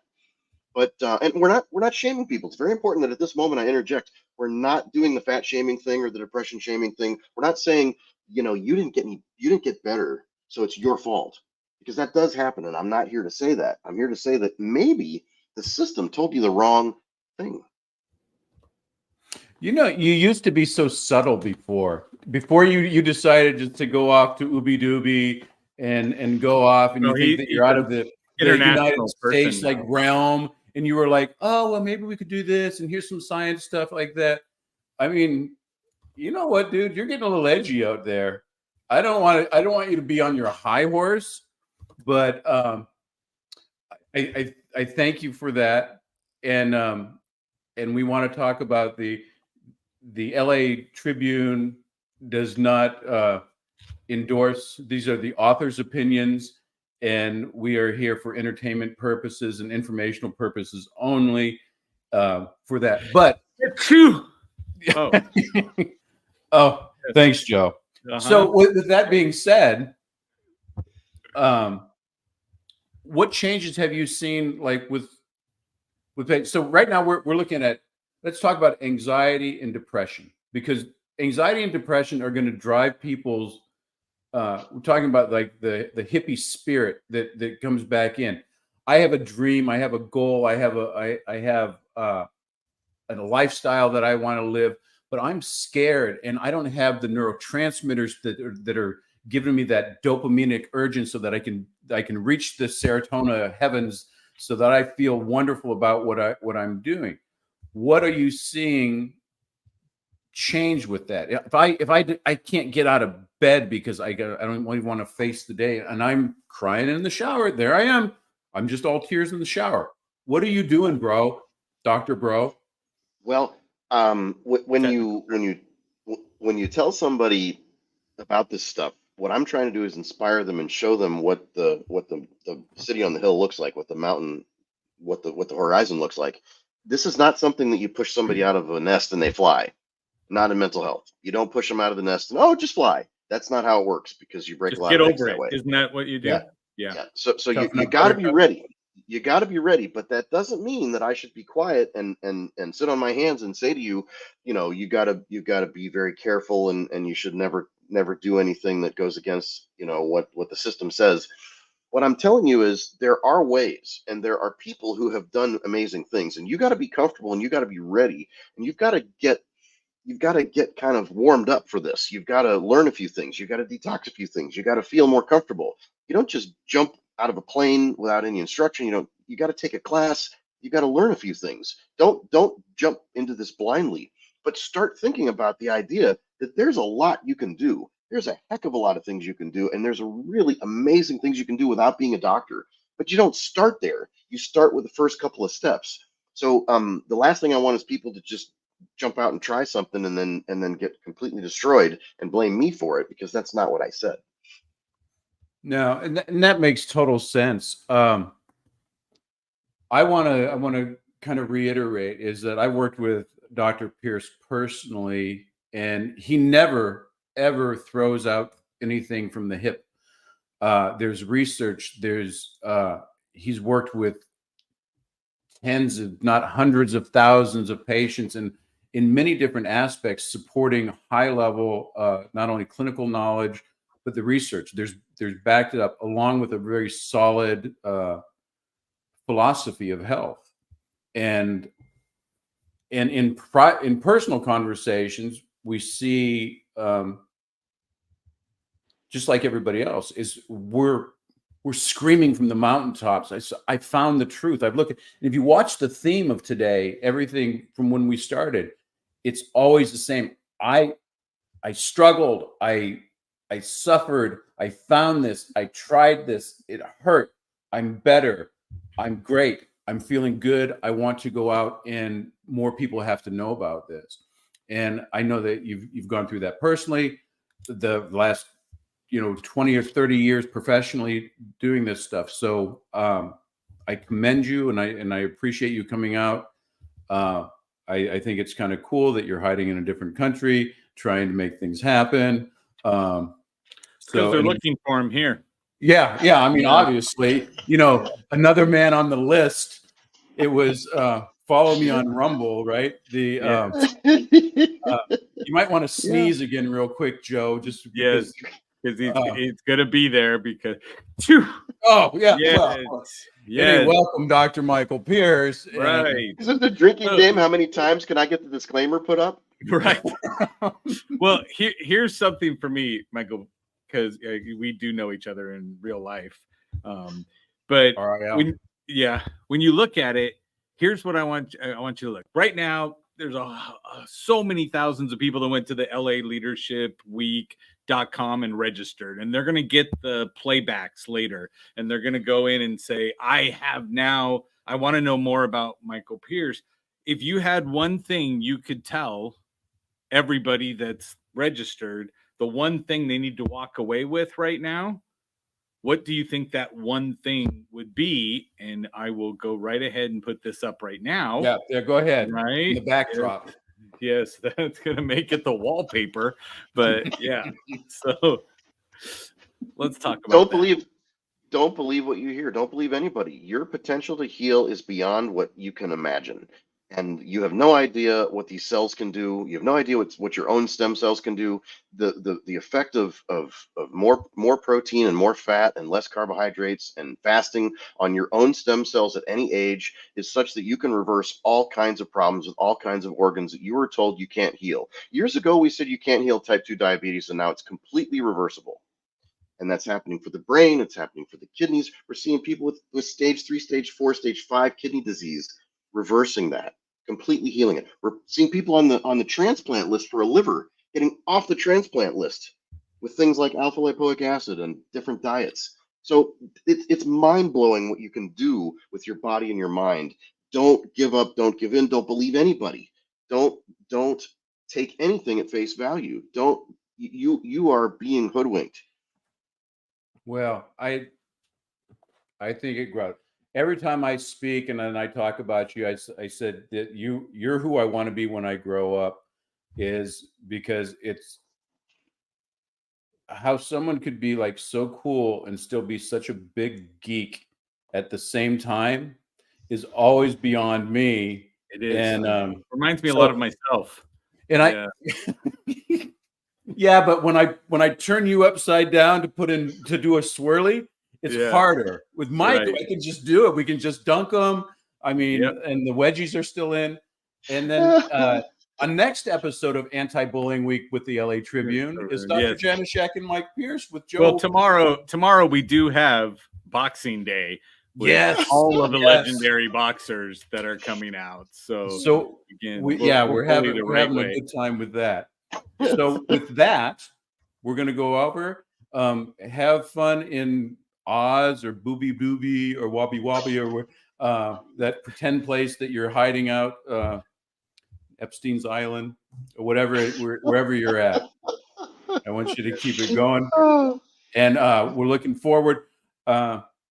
We got some more awesome. You're welcome. Stay back in the green room, or you can actually sleep. It's up to you, but we would love to have you around. It's like I never left home.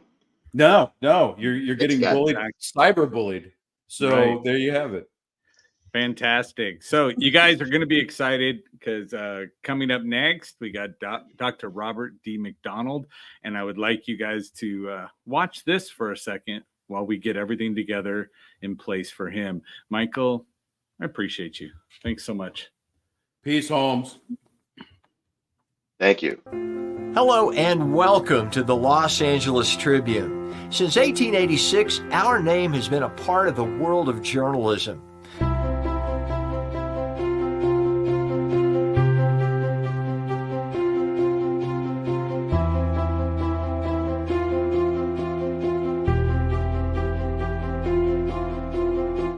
We've earned a reputation for being a publication that practices integrity, authenticity, and responsibility. For general inquiries, contact today. Thank you on behalf of the Los Angeles Tribune team.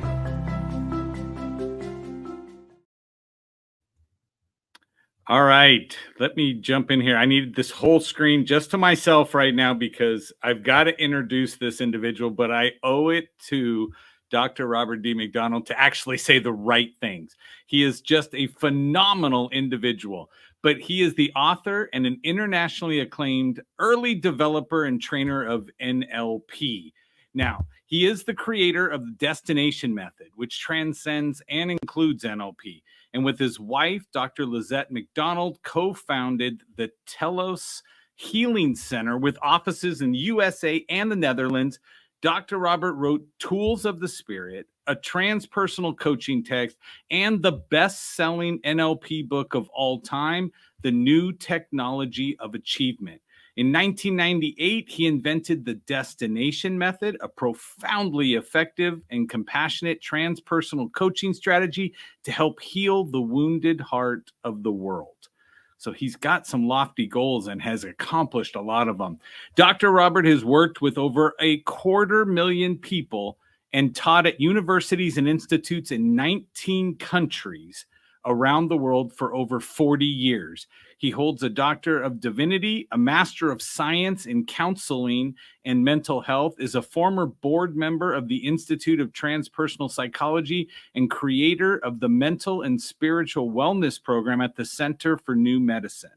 His most recent contribution to emotional, mental, and spiritual health is his transgenerational trauma technique, resolving inherited suffering, which he invented and tested in 2023. I'm bringing Bill back up to the stage. I'm also going to grab our friend and fellow colleague at Los Angeles Tribune, Rex Syke, fanboy.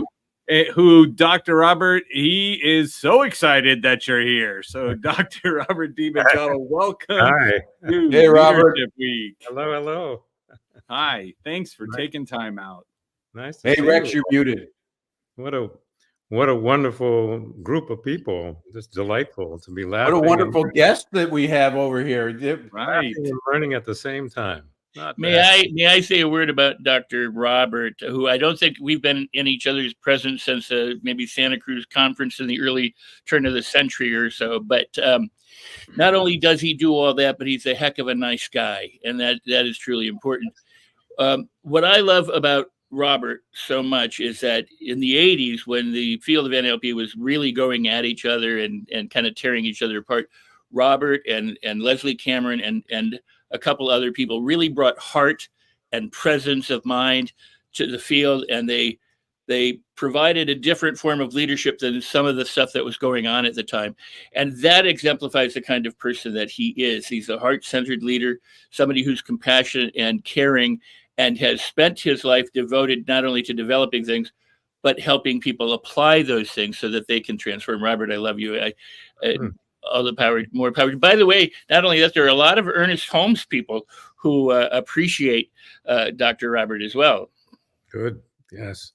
I'm a big Everybody fan. appreciates Dr. Robert. Not as much as you, Bill. Nobody more than me. The greatest chiropractor. I'm so excited because I'm tired of hearing about you, Dr. Robert. Yeah, I'm so tired of hearing about you. And I'm like, I need to meet this man. Bill, stop talking. Yeah, I would tell Joe about him, and Joe's all like, "Will you shut up? This is as bad as the hero's journey. You're making me throw up in my mouth a little, and I can't have this anymore." I said, "Well, you got to see." Every time we have a conversation, it's just off. It's always detailed, it's in depth, and it's thought provoking. And then when you were telling me about your latest endeavors, I said, "Bro," because I'm from Southern California and I can say bro and I can say dude ad nauseum. Yeah. But I say you got to come on because this is exactly what we want to do, because this is a paradigm shifting thing that you're doing. But you've been doing that for 40 years. A little bit more. Yeah. No, because you're 37 as we speak. I'm 78. No way. Well, if you were rounding it off, it would be 37. So I hadn't thought of that. I have these buttons here that make me right. So whatever. Out he goes. But tell me, or tell everybody listening that what are you doing? Who are you?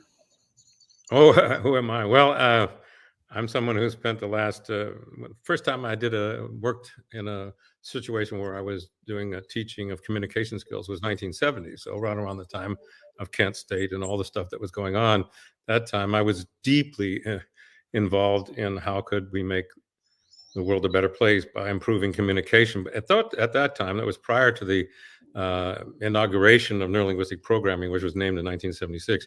But it was at a time when I was just deeply committed to helping. Let's improve communication. I happen to have come from a family, alcoholic, quite verbally violent and physically violent, and suicide, lots of deaths in the family. And I wanted to find out how to make things better.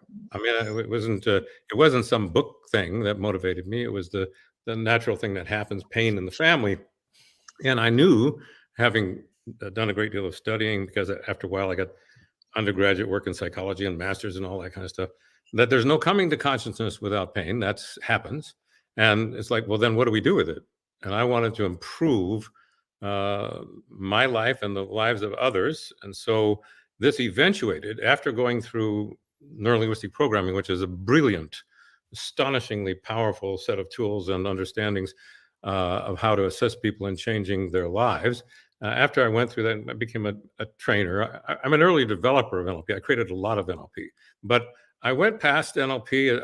I need it. It's the foundation of the kinds of things I do, which is now the destination method.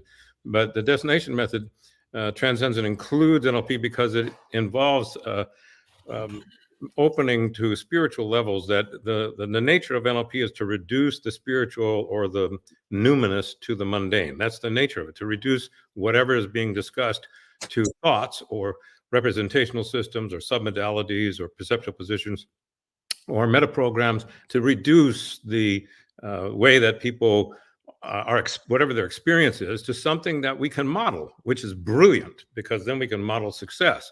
Part of this program has to do with leadership in the world of success, like financial success and all that. NLP is like light years ahead of pretty much anybody else or anything else that's helping people to pay attention to, well, what is it that people are doing that actually works? And that's the key to it. It's what's practical, what works. And so I'm interested and have always been interested in what works. So I went as far as I could at NLP. Robert Diltz, who's now currently the fountain of neurolinguistic programming, he and I are very good friends, and we taught NLP worldwide. Well, I went past that because I needed, what I had always needed was a greater understanding or experience, or whatever you want to call it, being able to address by spiritual intuition. And that was not allowed or was not noticeable within the world of NLP. So I said, okay, and I go past that. I went past it and developed the destination method, which deals with the body, the emotions, the mind, and the spirit, and is very clear about all of those, so that we can do what? For the resolution of unnecessary human suffering. That's really what it's about. And so all I'm about is what is it that works to resolve unnecessary human suffering? I say unnecessary because there is some suffering that can't be changed currently. Nobody knows how to do it, and nobody knows the positive function of it yet. But once we know how to solve an issue, once we go, okay, this, for example, painful memory, if we look online, we'll find out that there's astonishing amount of unwitting ignorance about the nature of a painful memory. Like they call it trauma, they call it post-traumatic stress disorder, and so on. And what will happen is they'll say, well, we can't change that, or it takes a long time, or it takes medication, or you have to change the brain, or you have to do this and that. You just can't sit down and talk with somebody and help them in one session to resolve a painful memory. Well, neurolinguistic programming has demonstrated for years that can be done. And then what I wanted to do is go beyond that into, well, why? Because in NLP, the word why is not supported. What's the meaning of it behind all of that? And so I came up with the destination method, which works at the body, the emotions, the mind, and spirit. And any issue that we address, I'm interested in the resolution of that suffering. Unnecessary suffering is suffering that we know how to solve, and we found the positive function of it. If we don't know how to solve it, then we don't. But, what's the positive function of the suffering that I went through as a child? If I don't find that positive function, then what will happen is people will tend to become imprisoned in the past, as opposed to freed from the past, which requires forgiveness. Well, forgiveness is actually a spiritual experience. It's not psychological. The intelligent, rational people never forgive anybody for anything, because it's not rational to do that. But it's not irrational either. It's transrational. It's greater than reason, and that requires someone having an experience to link to what I'm talking about. Because what I'm talking about now can sound like just plain bullshit. But if we go inside, and it probably is according to Bill, but if we go inside, I have to find out, what can I do to let go of the demand that the past be different than it was, which is the operational definition of forgiveness that I came up with many, many years ago. If as long as I demand that the past be different than it was, well, then I'm imprisoned in the past. True. I can't get past it. So it's not simply acceptance of the past, which is akin to mercy. It's not just acceptance, it's beyond mercy, it's forgiveness. So we let go of the demand that the past be different than it was, and then I can do this astonishing thing, which is to see, sing, and dance the praises of my past. Everything, without exception. And that is not rational, because rationality is always going to deal with duality. So there's a whole thing about duality and non-duality, and duality is the necessary function of the mind. The mind can't be a mind and be non-dual. It can't do that. The mind is going left and right, up and down, forward and back, male and female. It's constantly comparing. So as long as there's a mind involved, there's duality. Well, so Robert, talk about duality a little bit more. Are you talking about that if you have a yin, you have to have a yang because there's a balance? No, I'm saying that there's no possibility of thinking up without thinking down. It's not possible to think unless you compare. Comparison is thinking. If you don't compare, you're not thinking. So that which is beyond that state of thoughtlessness that many, like in the Vipassana meditation, people who are going very deep into essentially thoughtlessness. That's why it can't be taught. It can't be directly taught. Anything I say about the infinite must be right because it's infinite. And it also must be wrong because it's infinite. So, and when I tried to say something about the infinite, I reduced the infinite to the finite. So then we start, and then I got two infinites, which is impossible. So the mind is the great conundrum. It's the source of the great conundrum. The solution to that, of course, is not to toss out the mind, just like it's not to toss out the body. Gentleman before was talking about medicine. Absolutely. What are we going to do? Toss out medicine? I want penicillin. What? It's like we don't toss out the body and toss out the emotions and toss out the mind and go just to spirituality or just to the mind or just to the body. To go just to the body is to ignore the fact that if I think about eating a lemon, I'll salivate. The thoughts create physical reality, physical measurable reality. So it's easy to toss that stuff out. What I'm saying is, what are we going to do? What is the point of all the discussion? In my opinion, it's, are we able to resolve suffering or not? I don't give a damn how it's done. Are we able to do it? Well, I do care ultimately how it's done. One of the things that I objected to in NLP was the lack of moral structure, where they would say the only thing to do is to be effective. Well, the most effective way to make sure that all your clients no longer are upset is kill them. If they're dead, they won't be upset anymore. So why not do that? And the answer to what Bill has tried that. Bill, yeah, I mean, there was a shot. We had on my back. Yeah, it was a theory, but you know, still within a bunch of work out. Dr. Robert, what I appreciate what I hear you saying is you know, it's not just the opposites that are included, it's the experience that's important. You know, there's the mind. When you talk about it, you reduce it to a description, but the experience of it is beyond that which can be spoken. Well, if it's experienceable, then of course somebody can say I have it or don't have it, which is necessarily the result of the mind. The mind must have this. We can't have a conversation at all unless we're in the world of duality. It's this or that. Maybe it's right, maybe it's wrong, maybe it's over here, maybe it's over there.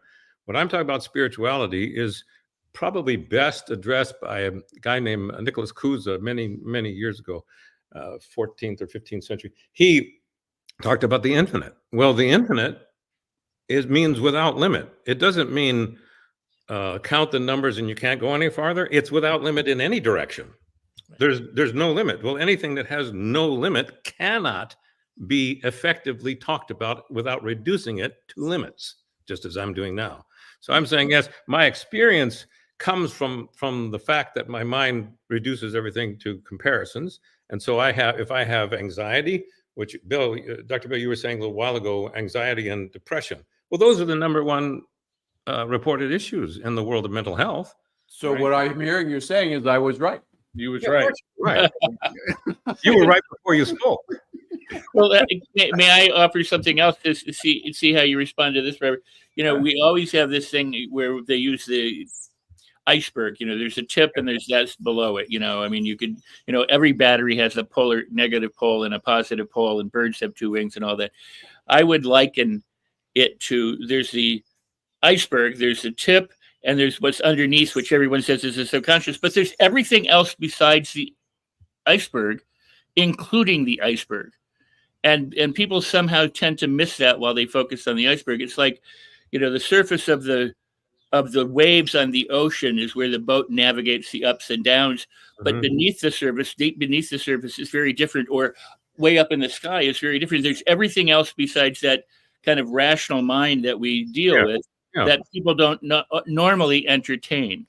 I think that that's a description of something important that leads us, like in maybe in Ernest Holmes' world, it's like there's no spot where God is not. So anything that there's no way for me not to be the world is blessed by God, blesses the world by means of me. So there is no separation. But that statement requires a comparison with somebody saying that's not so. So the very discussion we're having is in the world that requires argumentation and debate. And the place that I'm talking about doesn't have any of that. Right. And how do they get to that place? I mean, that's the idea, that freedom, that the destination. Well, my interest is, I'm quite aware that there's no way to get there. Yeah. Because if there's a way to get there, then there's a way to get farther away. I can't get closer to God, because that presumes that there's a distance. That you're separated. So, yeah. There's no way to get closer to God nor farther away.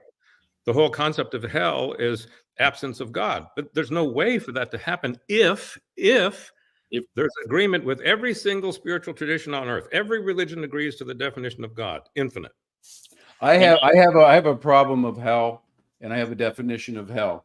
Yeah. And that's not getting through this interview without going in deeper, because we're going to wrap up in a little while, but I don't want to leave at all. We have forever. Well, I sat there and between your knowledge base and your wisdom base, and then just the crap that you put out sometimes, yeah. Put those all together, we could go on and on. Forever. But it's always wisdom.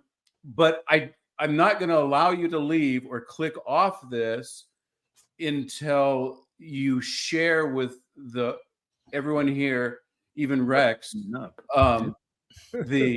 what you have coming up in July. Yeah. Because when you were at my office and we were talking about it, and I'm like, that's amazing. We've got to get you on that, because this is a big money-making scheme that you're going to be coming up with, obviously. But what's going on? What do you have going on in July? I can feel already the upsell coming.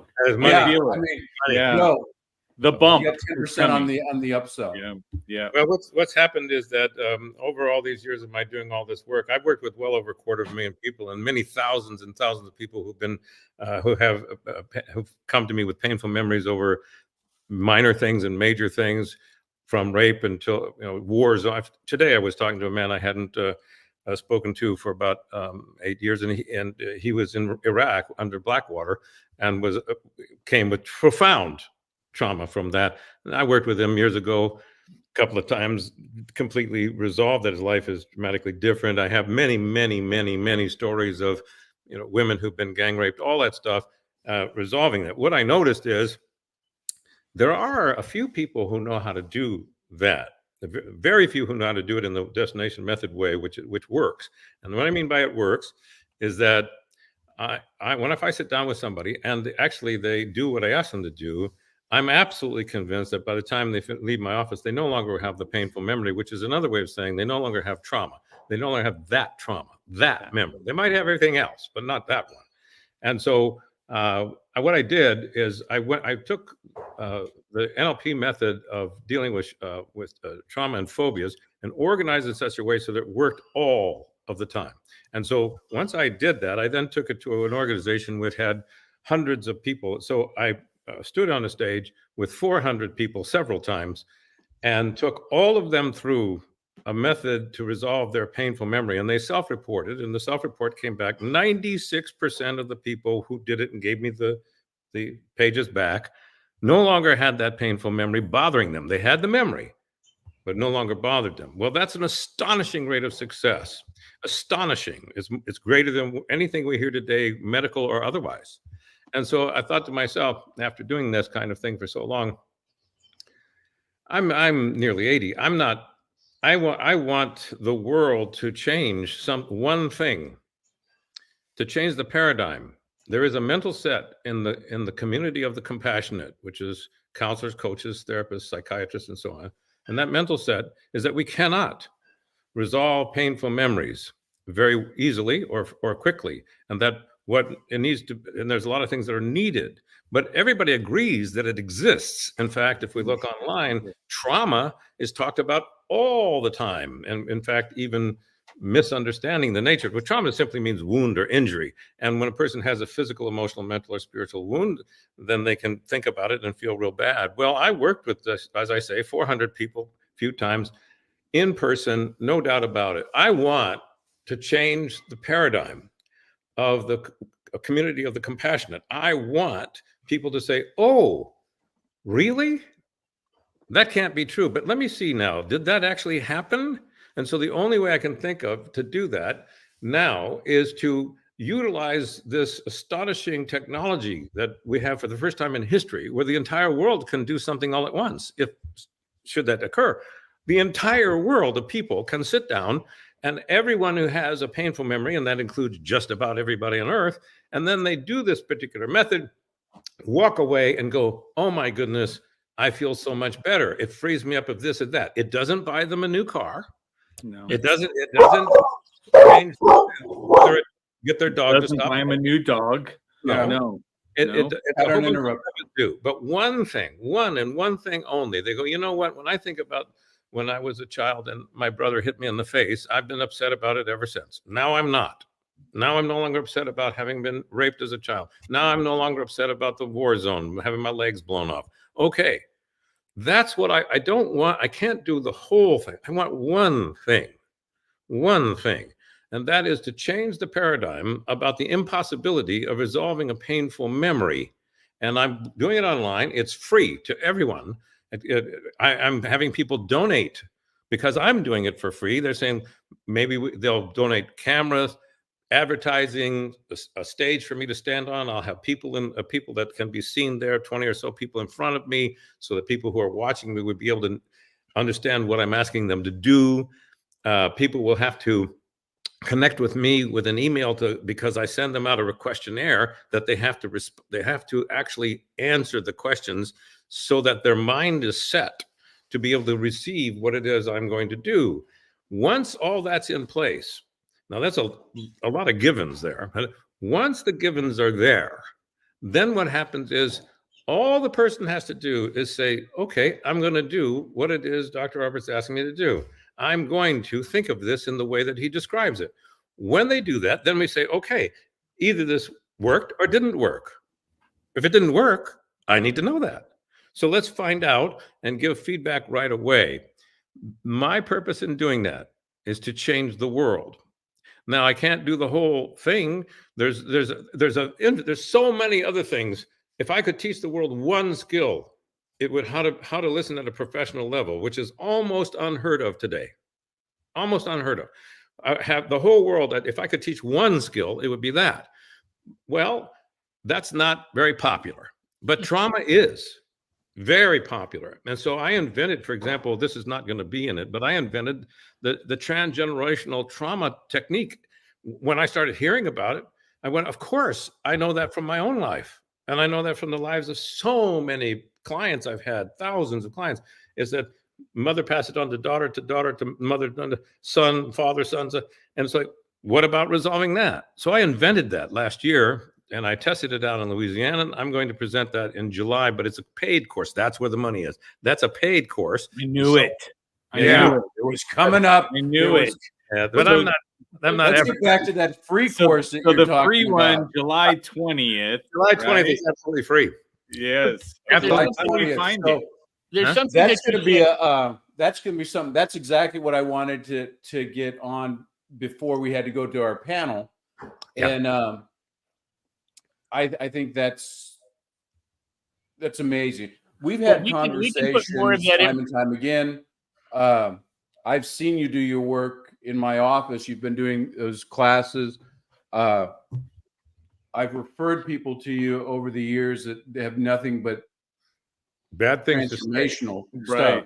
They have nothing improved. That's right. Yeah, nothing improved. There was no substance, and there was no depth. That always seems to be the Yelp reviews. Give it. Unbelievable stuff. And we want to open up the floor to the rest because I want to get a panel thing. Because when I was first discussing this, and I said we have to do the mental health thing, and we brought in Mike, what he's seeing from a clinical aspect. We had to bring Dr. McDonald on because of the depth and experience from the mind component. And then I wanted to talk to some boots on the ground practitioners on their take on mental health and what's going on. So Joe, you want to bring up the other home people? And while you're doing that, may I say two things? One is we can put the information about Robert's event, somewhere that it's available, or the chat or something like, so that people have access to it. The other thing, Robert, that you speak on, but it hasn't really, I don't know if it's hit most people's brains yet, is that if a trauma or an injury or a wound or something can happen almost instantaneously, why would it not be able to be removed almost instantaneously? That's the sad part about our conditioning and our belief system that says to remove something is harder than to have something happen. So, and when we you don't have say to live by Robert, that. do you mean Dr. Robert D. McDonald? Is that Yeah. Let's have some Robert? reverence here. Yeah. I'm sorry. Is there another Dr. Robert somewhere else? I mean, I'm just saying you just keep saying Robert, right? And I humbly apologize. I beg the forgiveness. Oh my God! It's horrible. Who let this guy in? We had such a nice thing. Wow. The upcoming program is called The End of Painful Memories. That's what it's called. Yeah. So, Joe. Yeah. You're there, Joe. I see you. Bring all the home slices on. Yeah, I was going to say, who clicked the button? Yeah, I'm like, hey, look, I'm the only person I'm sitting over here. here. My hands are free. Yes. I think Rex had a tantrum in the background. That's there. So I do want to bring everybody else up on the panel that's politely sitting in the green room. So let's go ahead. Michael Wall. Jim Miller is here. He's been quietly sitting down there waiting to come up. Carrie jumped in early. Trez is here. And Ali. Yeah, Carrie was a good thing. Let's see. I move us around. There we go. I'm a well-trained dog. That's the way we like them. Yes. And yes, and Danielle is saying, can we please get the link? And yes, we will drop it in for you to Dr. Robert D. McDonald's event. Allie's in the house. Yes, fantastic. All right, Bill. What is our panel talking about, Bill? You know what? Just the mental health panel. We just went deep down the rabbit hole with an OG from back in the day, rapping over there with Rex and keeping it down. Right. He's actually the R from Run DMC. Most people don't know that. I mean, after this, we're going to have him drop a beat and see what we can do, bring things up to. But I suspect that Dr. Robert D., that DRRD, is not an accident. Whoa. You know, the insights keep coming. Because in my practice, we'll see people with headache, neck pain, back pain, brain trauma, gut stuff, listlessness, all that stuff. But still coming up is anxiety, depression. It's mental health. And like I said, I don't know what happened maybe 4 or 5 years ago where people where they were thrust upon, where they could no longer cope, or they hit their allostatic load or whatever. But I wanted to see people in different aspects, how they're seeing mental health and what they're doing with it. So you want to introduce all the home slices over here, Joe?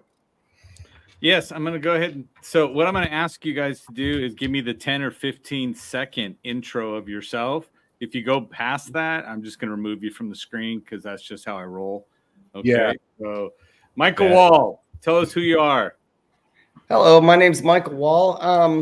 A former business owner. I've been in recovery for 10 and a half years. I basically, I was 35 years in the drinking field. So I'm a professional drinker.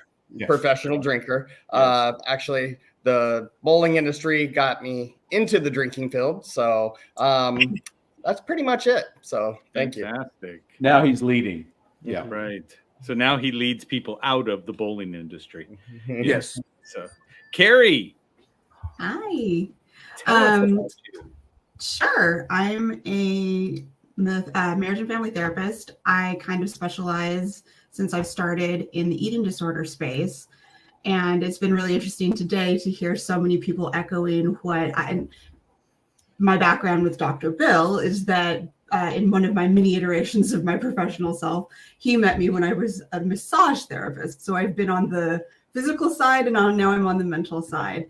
And it's been really interesting to hear so many people echoing what I see in my patients, that there isn't this disconnect that what happens in the body happens vice versa.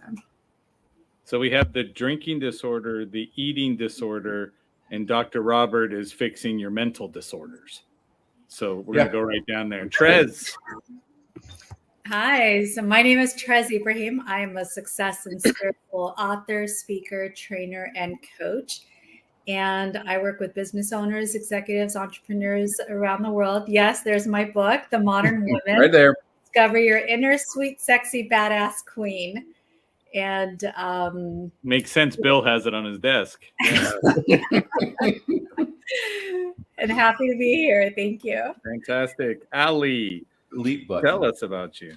Hi, Ali Covington. I'm an entrepreneur and coach with a background in health and fitness and a master's in counseling psychology. I focus on the interplay of health and fitness and gut health and mental health and how they all intersect and work together.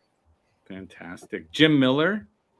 Jim Miller. I'm with the Los Angeles Tribune. I kind of got swept up into this panel, both allegorically, objectively, however you want to mention it. But I'm here as an observer. I do come from 4 generations of alcoholism. I don't know if that qualifies me for anything. Oh yeah, maybe buying the next round. I'm not sure, but anyway, so.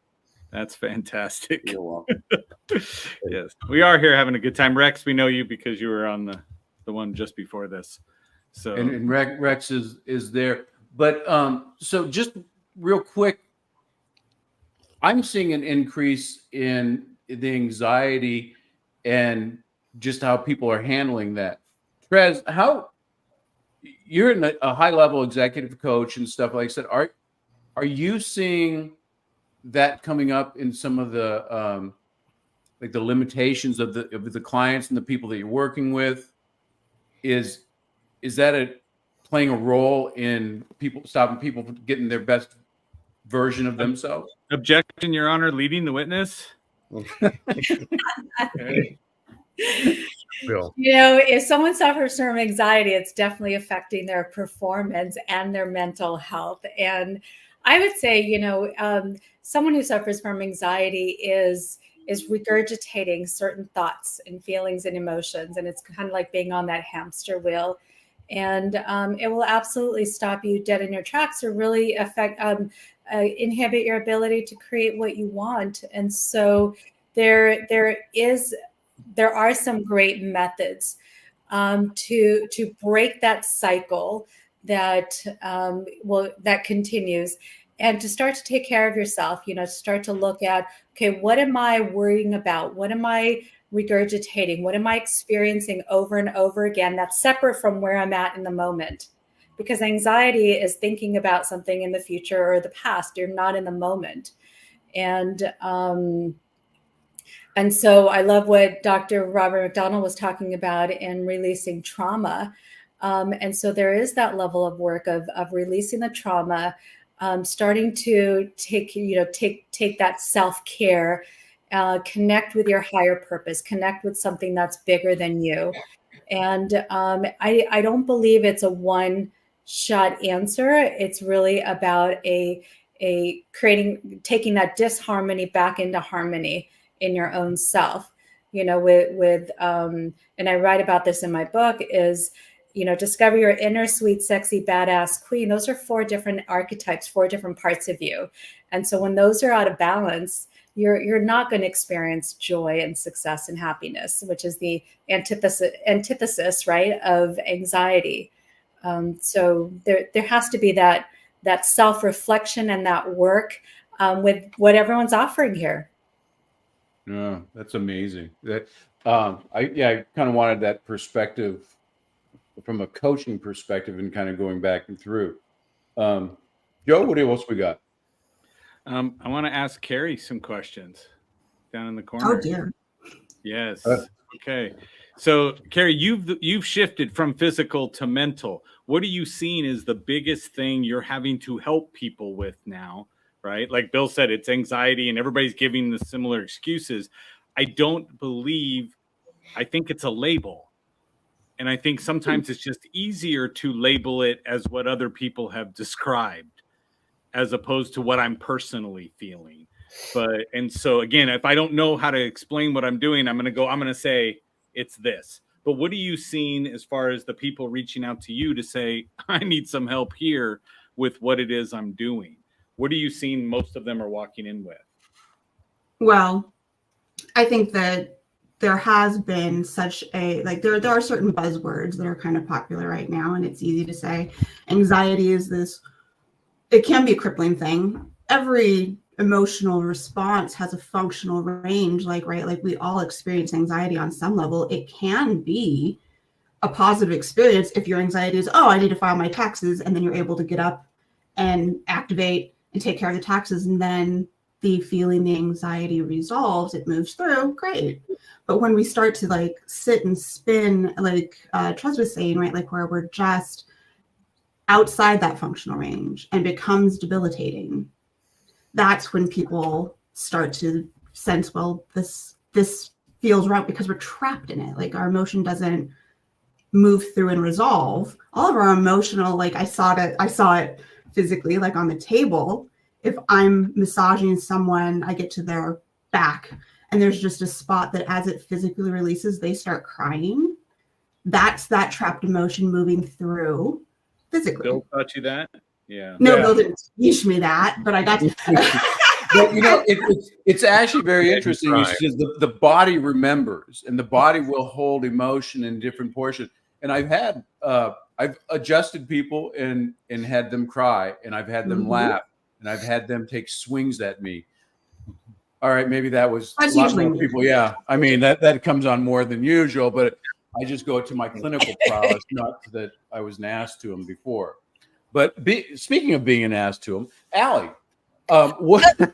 Wait, how did I get equated with ass on this one? It's behind you. Because there's a butt right behind you. If you look to your right, watch your finger, girl. Watch your finger. So we are causing mental trauma at this point, right, Dr. Robert?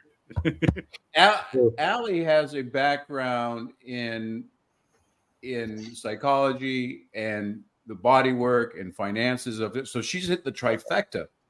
And within those three things, I know that professionally you're not using your counseling and stuff, but you're still high level on the physical aspect and still doing the financial aspect. How are those two things affected by the anxiety, mental health tsunami that you've seen in your practice?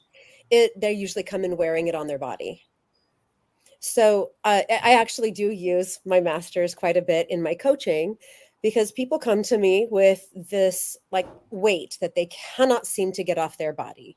Stubborn weight, cholesterol that won't move, blood pressure that won't come down, and they feel stuck. And then we come to find out, dig a little bit, that there's either some trauma, some anxiety, some depression that's been permeating all of that. And so by releasing those aspects of it, we can start to get the body to release the weight that they've been holding on to. Wow. So we see that a lot. So once they start working with you, they start getting healthier, you see that anxiety decrease or go away. Yeah, because from a biological perspective, which is where I come from first and foremost, that's what my bachelor's was in. You can under over methylate micronutrients that can cause mental health expression, anxiety, depression, ADHD, and all of those things that people tend to suffer from. But it could be that it's either hormonal, some of the receptors are blocked in their gut, so it could be gut related. Cortisol receptors, oxytocin receptors, serotonin receptors, and those things are blocked in their gut. So we want to make sure that is at least cleared out, because we can do a whole lot of talk work, but we can't overcome what our biology is just sitting there not doing for us. And so by combining all of it together, then we can move through and release all of those things much more quickly than by tackling them one at a time. Well, thanks. I mean, that it's nice to have people being evaluated from 3 different dimensions, because then you're not just talking about mental health, or I'm only seeing it in this aspect. So that's going to bring us to Michael Wall, because you're in recovery. You're leading recovery. You're in the recovery houses. You're leading meetings and stuff like that. Over the last few years, have you seen an increase in? I mean, I know you guys are always busy because it's been such a profound issue for so long. But are you seeing the types of people come in? Is that different? Yes, we over the last 5 years, we've actually transferred over, instead of to the addiction treatment, it actually has gone more into the mental health program. So it has actually changed hands. Something that Dr. McDonald was saying, and actually everyone on these panels, it's something that we in recovery actually work on. Making a searching, fearless, moral inventory of ourselves. We admitted to God that the beings of our exact wrongs. Entirely let God remove the defects and shortcomings. It's pretty amazing how, I mean, we're going all the way up to all these great speakers that I've heard. It makes me wonder if they have not actually worked the 12 steps, because it is something that is actually, it helped me, and it has helped others just go through and remove everything. Well, so Robert, you'd always said that the root of addiction. You meant Dr. Robert, I assume. Yeah, now you have to bow and take, But you know what? I hang out with him. He's like my homeboy. I call him like Grandmaster D. So, right. What up? So, Dr. Robert D. McDonald, I'd like to ask you a question. It's so the root of addiction is what? Well, there's a lot that can be said about addiction. My smile, you can say it. The word addiction, of course, comes from addict, which is to speak, and it comes from the Latin time of Roman when they spoke people into Allie? That's why we have mute, Allie. We're happy.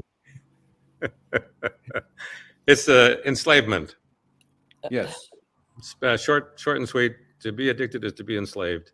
And so addiction and codependence, for example, used to be called co-alcoholism many years ago when I was involved a lot with that. And codependence is simply another way of talking about a confusion of identity. I don't know where I end and the other person begins. It's the same thing with alcohol. I don't know where I end and the alcohol begins. It's identity confusion, and it's supported by pain, fear, astonishing amounts of fear. And so there are solutions to this. I don't have time to do that, but I wanted to address the words that we're talking about, which is mental health, because there hasn't been, it seems to me, there hasn't been definitions. What's mental and what's health, and what is mental health? And I think if we don't know what mental is, and I assure you, if you go into any university in the world and ask them in the medical department, what are you studying? They will tell you without any difficulty what's studied at the medical department. But if you go in the psychology department anywhere in the world and you say, so what are you studying? There will be an argument about whether it's behavior, whether it's cognition, another word for thinking, whether it's the brain, whether it's a combination of the two, whether it's hormone. There'll be an argument as opposed to what is the mind. Because as long as the mind is not defined, and by the way, I've taught at the University of San Francisco for a year, taught psychology, I taught at University of Denmark, I taught at University of California, San Diego, I taught all and I noticed that there is psychology means the study or science of the psyche, which used to be the soul. Well, now what is it that we're studying? And I think without that, we kind of fly back and forth about what might be valuable. What I'm interested in is what works. What I learned about the mind is that the mind creates emotions. Emotions don't come from the sky. If I have anxiety, it's because of the way I'm thinking, what I see in my mind's eye and what I hear in my mind's ear. Anxiety, I've worked with thousands of people who call it anxiety, or they call it worry, or they call it upset. But what it turns out to be is an expectation, a painful or fearful expectation of something that hasn't happened. No one's anxious about the past because the past is over. I can have a trauma. I can feel bad about the past, but I'm not anxious about the past, not worried what's going to happen. It's happened. So it's always and invariably about the future. And it comes in the form of when a person speaks to themselves and says, well, what if I become a bag lady? What if my father commits suicide? What if I die? What if my client dies? What if I'm that what if will produce chemicals and structures in the body that can't be denied and be held in the body, which can't be denied. But what needs to change? The body? You can address the body, and then hopefully that will impact the mind that creates the anxiety. So if I'm talking to myself and saying, what if this, what if that? I hear somebody else's voice. Maybe when I was a child, I heard my mother or father's voice telling me I'm shit, and I'm no good, and it's not going to work, and there's no point in standing up there, and I get performance anxiety, can't talk about this or that. It doesn't come from the sky. Anxiety is fear of something that hasn't happened yet, and that comes from what I see in my mind's eye and hear in my mind's ear. So if I change that, I will no longer have that anxiety. Now, that won't fix everything else. So when a person comes to me, I want to find out how are they doing it. Once I find out how they're doing it, I don't say, and this is going to resolve your relationship with your mother, father, sister, brother. I go, tell me now. How do you feel now when you think about that? And they go, well, I feel fine. So this is how to. So the results are there. And what I'm interested in is practicality. Resolve the suffering. Now, that's not normal, because normally we want to put contextual structures and say, this is the meaning of your suffering, which is, of course, deeply important. What's the meaning of my suffering? But that's not the way by which we resolve the suffering. The same thing is if I tell you the nomenclature of the brain, and I say the left and right hemisphere, the corpus callosum, the hippocampus, the amygdala, if I talk about the prefrontal cortex, if I talk about all that stuff, it won't help anybody resolve a trauma nor anxiety. They'll just be able to name the parts of the brain. You know, that's interesting, and that kind of goes to your everything that you've done. Because even when I was asking you to join the leadership, when you called me back, you said, "Does everybody agree what leadership is?" And every time I talk to you, you go back down to the roots. Said, "What exactly are we called?"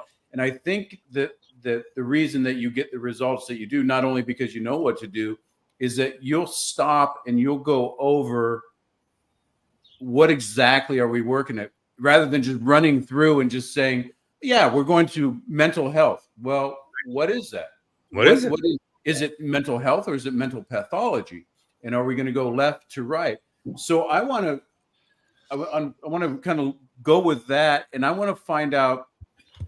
So we've seen how the anxiety, but if there's like, so Allie, if there's one thing that you can do to work with people to get them out of that, what are you going to do?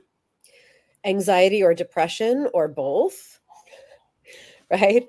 It's they seem to be on the same spectrum almost. So I take a multi-pronged approach. First, I make sure that we don't have any gut health issues that are getting in the way, or any micronutrient deficiencies that are also getting in the way. And those are pretty easy things to clear up. That doesn't take very long, a couple of months at most, to determine what's working and what's not working. But all the while, we need to be focused. We need to make sure the hormones are in good shape too, because when you're depressed, it's oftentimes your depression can be presenting in the same way that somebody with low testosterone could be presenting. And so we want to make sure that none of the biology is impacting our mental state and our mood, so that we can walk ourselves through the mood issues. And I find that the fastest way to get really good results is to do it while we're doing exercise. So EMDR is something that's been around for a long time, and I love it, but it was taken out of the field and put into the clinical setting, as you know, Bill and I have talked about this before. And I like to put it back into the field, so to speak. Get on a treadmill, get on a step mill, force the dopamine into your body while you're working through those painful negative emotions, and we can get clarity much faster without getting dragged down by the cascade of hormones that get kicked off when we do go into the trauma. So we have the clinical aspect of that, and really digging into that, using that physical. I found the best way to shift us out of a state we're doing breath work, we're doing movement to get the brain to help with the mind. Yeah. So Carrie, do you see the same thing? I mean, what's like your first step when those people are coming in, anxiety, depression, whatever?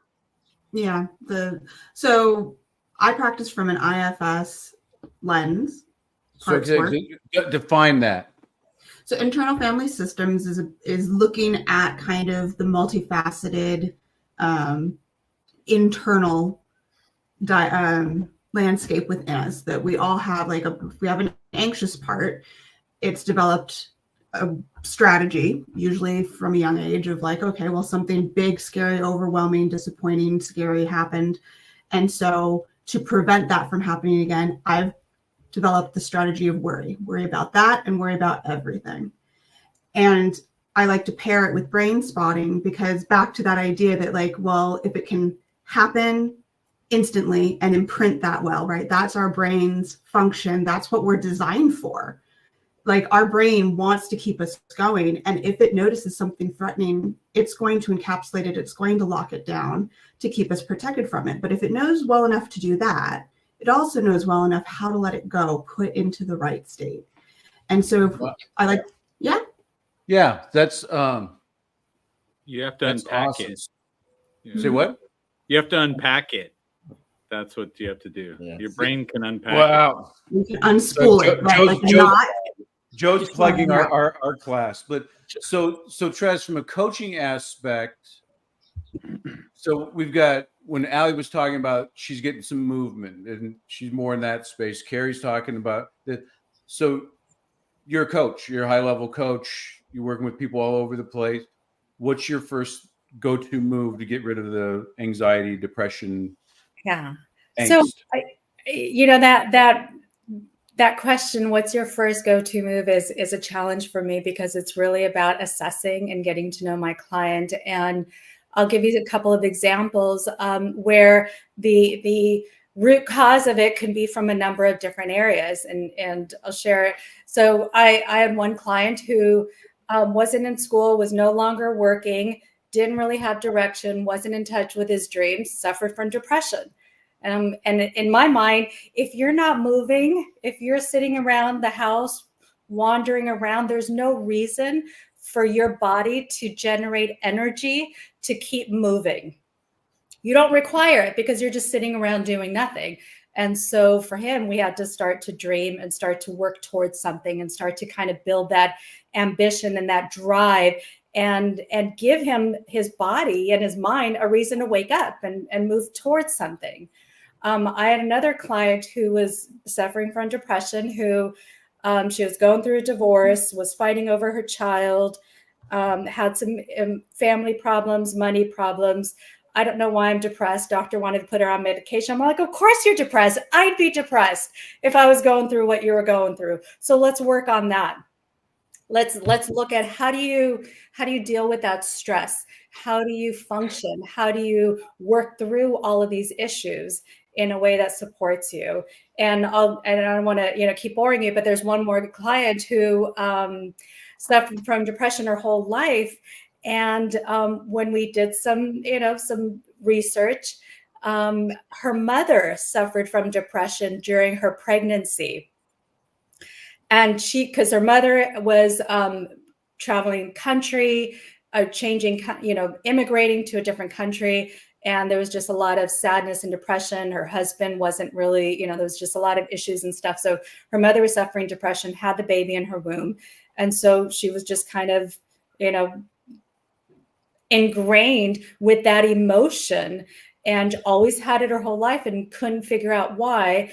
And by finding that root cause, we were able to release it. So there are different reasons. No, that makes total sense, but just kind of the assessment. But I wanted everybody to look at the perspective when Allie was doing physical work, and Carrie's more into the clinical aspect. And as a coach, you kind of get into lifestyle and some other things, and look at the different perspectives, but more so the how people are similar. So Michael, when you're coming back over and doing that, you come from you grew up in an affluent area in Buena Hills. And so you've been around people a lot in different demographics. What have you seen a demographic change in the addiction recovery and people that are coming into your clinic? I myself, I live in Long Beach now. I truly love going over to the Veterans Hospital and basically giving a panel at the M1 ward, which is in the mental health ward. You're seeing the difference between, let's say, Vietnam veterans, Iraqi war veterans, and just modern day veterans, as in people that have served, yet they're going in there. The demographics it can affect anyone. And I've seen it affect police officers, teachers. You're talking all demographics. The sad part is with these newer drugs that are coming out with fentanyl and stuff, it is affecting them a lot different. They seem to be going out quicker, and actually, sad part is dying on us if we don't catch them early enough. So it's something that, like, as much as I can, I try to help as much as possible. Well, we appreciate that. Joe, got any questions, last questions before we wrap this up? The phone's blowing up, saying you guys are too awesome. And I'd like to add something, if I may. So what do you think? Should we vote on it? There's a beauty to what everybody has said and shared. When I began my work in the 60s and 70s, the placebo effect was poo-pooed, and everybody said, it's just a placebo effect. Now there's like 40 or 50,000 studies demonstrating the power of belief. Borrowing a NLP presupposition, mind and body are part of the same cybernetic system. So what you're consuming mentally, physically, emotionally, spiritually, financially is going to affect what you do. And if your head, for example, isn't working, doesn't matter if your heart is beating. And if your heart is beating and your head, if you're, you know what I'm trying to say, they rely on each other. They rely on each other. What's beautiful about what's been described here is that if you introduce a change into any system, the system changes and can work better. And if it doesn't work better, you can introduce another change to make it work better. So, I mean, what you see here is a number of different people doing different things that affect change all around the world because we have that capacity to change. The problem with most people, and the beauty of consciousness, is that we can classify and categorize things. And so we oftentimes classify, we do all the insects and all the phyla and all the this, but we also do our problems. I don't agree with the premise that there's more of anything or that there's anxiety in the world, because that means that I have to buy into the belief that there's something wrong when people are working perfectly fine. They're just not getting the results that they want because they're not maybe working properly to get those results. So, but what I hear and see from each of these people, is that everyone is doing something to add value to someone else, to help free them up, to move forward. And it doesn't matter. All roads lead to Rome. Some are faster, some go around the world, some go through it, but they all get there. And if you just stay with it and dedicate yourself to the positive change that people can make, changes that people will make will be positive. Well, thanks, Rex. I appreciate that. So, Jim, before we peace out and we let the panel go, do you have anything to add? First, can we all say happy birthday to Jim? Because it is happy birthday, Jim. Happy birthday. Thank you. I'm going into my 67th year. So you're a puppy. You're a puppy. Yeah, I'm a puppy. Dr. Robert, I was fascinated by what you said because having watched a special by Joseph Campbell where he was talking about the shamanic interpretation of suffering, and how it's healing. But what I've witnessed, and you have what you've discussed as being even something more purposeful, where it actually is healing. What I have seen, and what I wanted to mention to you is I have seen where there is beyond interpretive, but there is a purposeful dialogue about suffering. In other words, saying that my suffering has a purpose. Yes.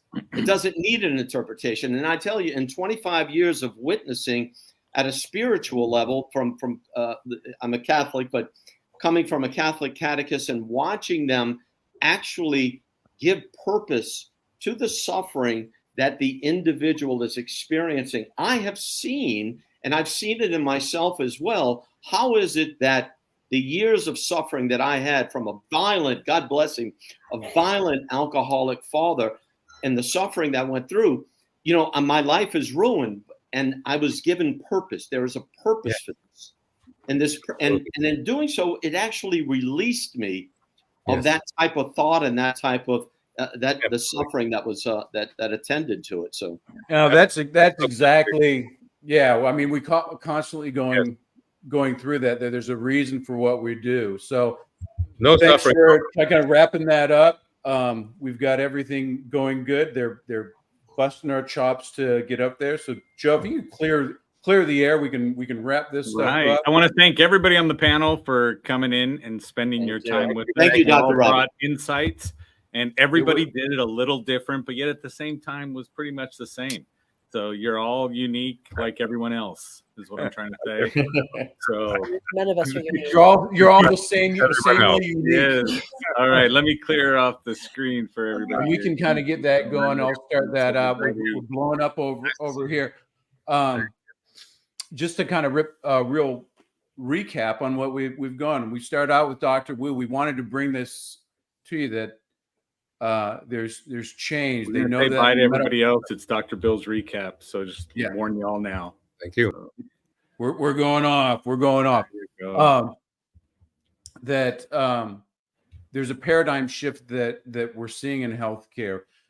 We saw it with Glenn Depke as we brought on, as he starts talking about different ways that women don't have to suffer with the menopause or other hormonal issues, that it's not something that you just should fall apart at 55 and suffer through. We looked at Mike Van Thielen talking about how you're going to optimize those cells once you've got theirs. And we have the technologies to go on energetically for a very long time. We looked at airway, different ways. Dentists are rethinking their way to do even more than just getting straight, shiny teeth, but increasing, the airway and the abilities that are happening there. The airway is a root cause. We look at Kevin Lucas talking about stem cells. We have the technologies going back and forth with that. We have Anders Varner talking about the performance things that we're doing and how they're even doing things that doctors aren't doing because they don't have the time.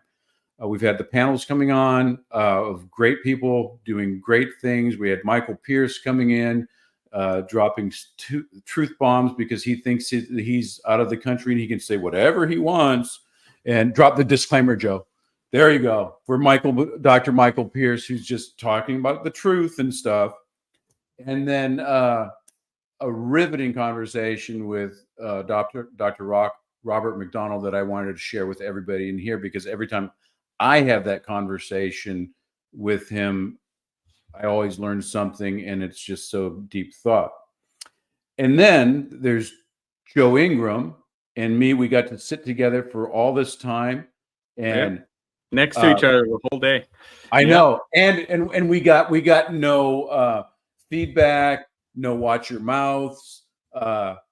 Maybe it was because the disclaimer was always up that. Right. Well, I was in charge of comments, so I just left. Oh yeah, you could delete those. Yeah, so that's what I did. Sucks to be whoever was bagging on us before. So we didn't get kicked off either. So that was always I do say thank you, Bill, because you put together this lineup with the intent of making a difference in the world, and I think that was accomplished today. Thank you for including me in it. For everybody else, LALeadershipWeek.com. Go there so you can participate with the people that you saw today, that you can reach out to and network with and get the replays as well. We are going to be stepping off here. We have completed our portion of it. I will be flipping everything back over to birthday boy Jim Miller as we the leave. Man, the myth, the legend. Yes. And so again, go out there, sign up at the LA Tribune. We hope we made a little bit of an impact in your day today. And if you're watching on the replay or live, we appreciate you. We'll rock so. Bye-bye. Thank you. Take care.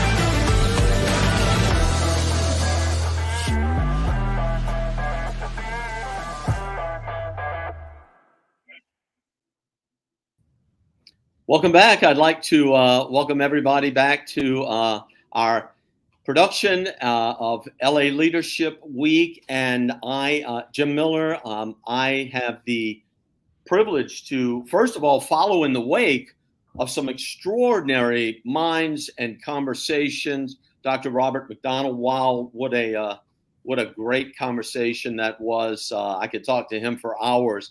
But, Tony Robbins always said, walk in the footsteps of giants. So I happen to have a giant right next to me, Mr. Tommy Schaff. I'm going to edify him just a bit. He's the former Chief Strategy Officer for Tony and Chet Holmes, one of 6 North American Cialdini certified trainers.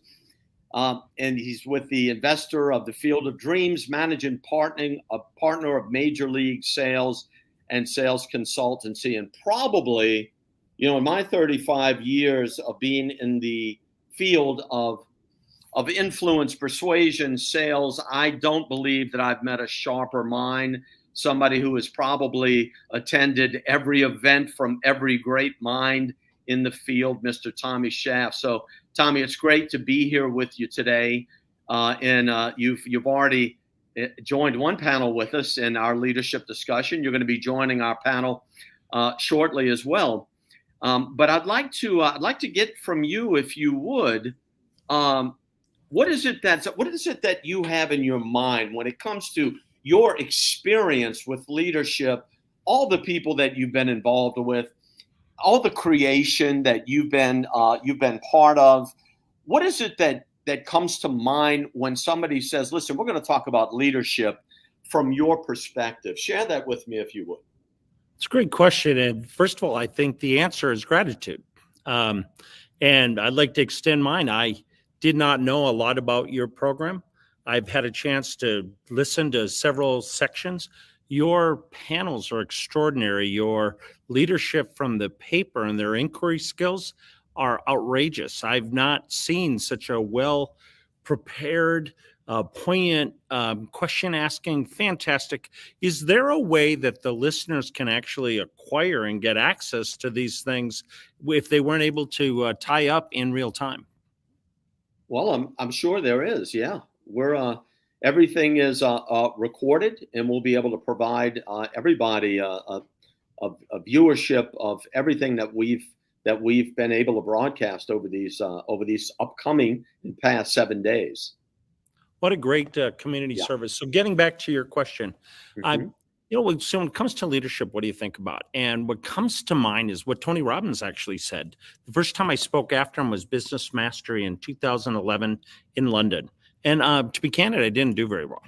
And I was in London. There were all kinds of languages translating at different paces, and I was going too fast. But he believed in me, and he brought me into his office, and he said, we were at the Steve Wynn private suite at the Encore in Las Vegas. He said, what were you thinking about when you were up on the stage? And I said, well, impressing you and doing a good job and making a bunch of money and blah. And he's like, yeah, I never think about any of that. He said, what I think about is what do the people need? And this is not like him trying to pounce around in front of people on the stage.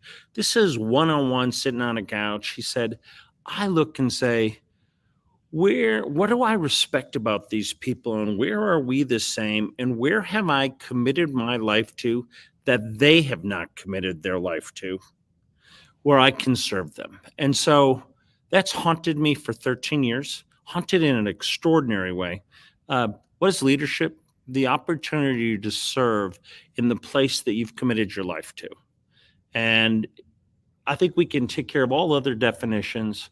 When you step up and spend your life to learn something that's your uniqueness, and you take your time to serve other people with it, that's the beginning of leadership. Leadership, in my faith, is the head, like the head of the household, and is not the boss.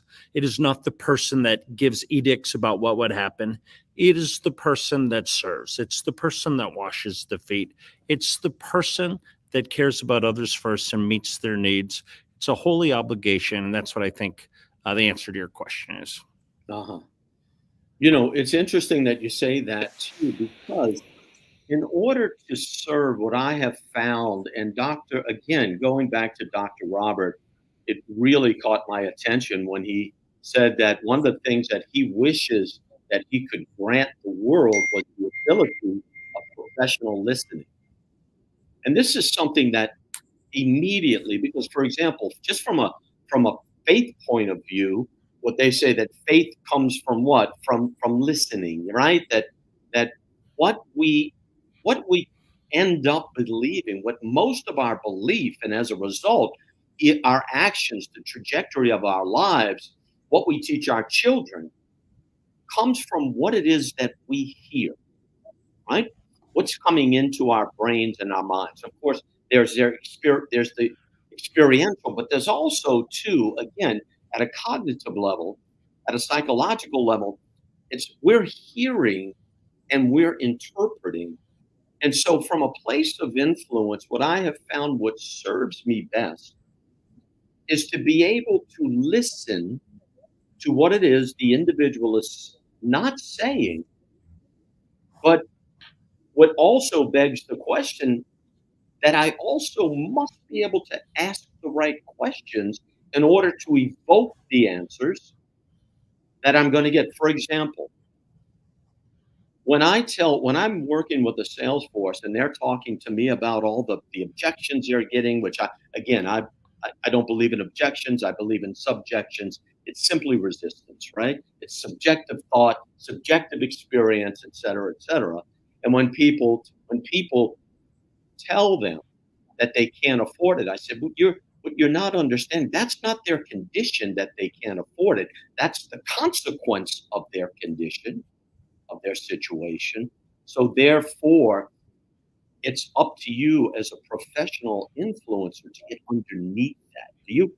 Can you speak into that a little about what I wish I could bring him back up actually to have this conversation with him about professional listening. I'd actually love to hear his interpretation of that. But what do you say, Tommy? There's the question, what do I think about professional listening? Yeah, how do you think, in other words, if we're going to influence and we're going to shape the conversation with an individual, how important is it that we actually understand who that individual is, and how is it that we can get to that understanding? What I believe, what my interpretation at least, is the beginning of professional listening. I think it might even start before that. I was in church one day a long time ago, and pastor says, the opposite of low self-esteem is not high self-esteem. It's in our face, Christ esteem. But he said, you want a vacation? Take a vacation away from low self-esteem and find out what you're going to do with all of your time. Now, here's where I'm going with this. I don't know how you listen when you don't have high self-esteem. When you have low self-esteem, you think about yourself all the time. You compare yourself. What do they think of me? How am I doing?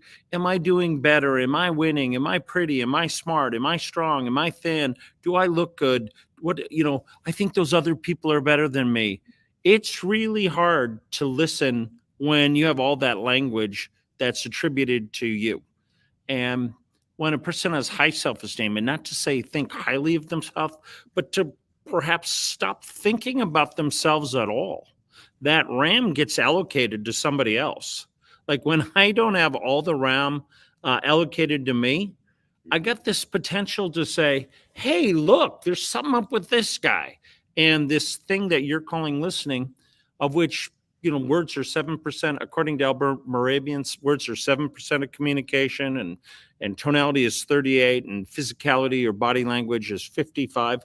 We miss so many subtleties when we're thinking about ourselves, and we see so many glorious and wonderful things when we're not thinking about ourselves. So I think listening starts with having high self-esteem, and not to think like I have confidence, but rather in the high self-esteem, stop thinking about ourselves so that we see what's present and can reallocate our RAM onto you. So what I'm hearing you say is that so much of us are going through this life in this myopic type of experience, looking inwardly and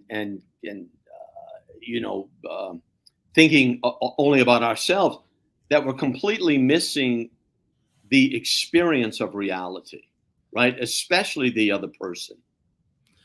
Yeah, you ever seen The Matrix? And this idea, I take the right pill and then I can see everything. Things look three-dimensional. For 30 years, I've used an assessment by Robert S. Hartman, German, left when Hitler came to power, German Jew. He had a science called axiology, and it was the study of value. And in a study of value, he has, like, how do you look at the world and how do you look at yourself? And what I've seen over the years is when somebody has high empathy, the ability to understand what's going on with you, and has high self-esteem, I value myself because I am, not because of what I do, but because I am. What's my value? I'm the great I am. I value that because I am, I have value. When those two things are present, people know what's happening without even asking. They can just see. It is like intuitive. They're the greatest marketers in the world. They're the greatest leaders. Why? Because they do not interpret things through their experience. They're present to what's happening. They can see what's said and not said. And in the not said, they can say, I'm curious, because they notice that maybe the sheen on a person's face, the vapor on a person's face has changed or secreted an oil, or they can see blinks, or they can see a stare, or they can see a perspiration, or they can see a tap, tap, tap. They see something different and say, that's not random. I wonder what's going on with that guy. So they say, how are you doing? And so that listening is really starts becoming an intuition. And when it's a gift, or when you've developed yourself to a point where you have that, it's not that you're doing anything, you're being all the time.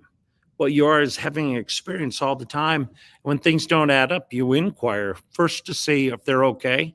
And in that, there's often a release, there's often emotion, there's often a truth.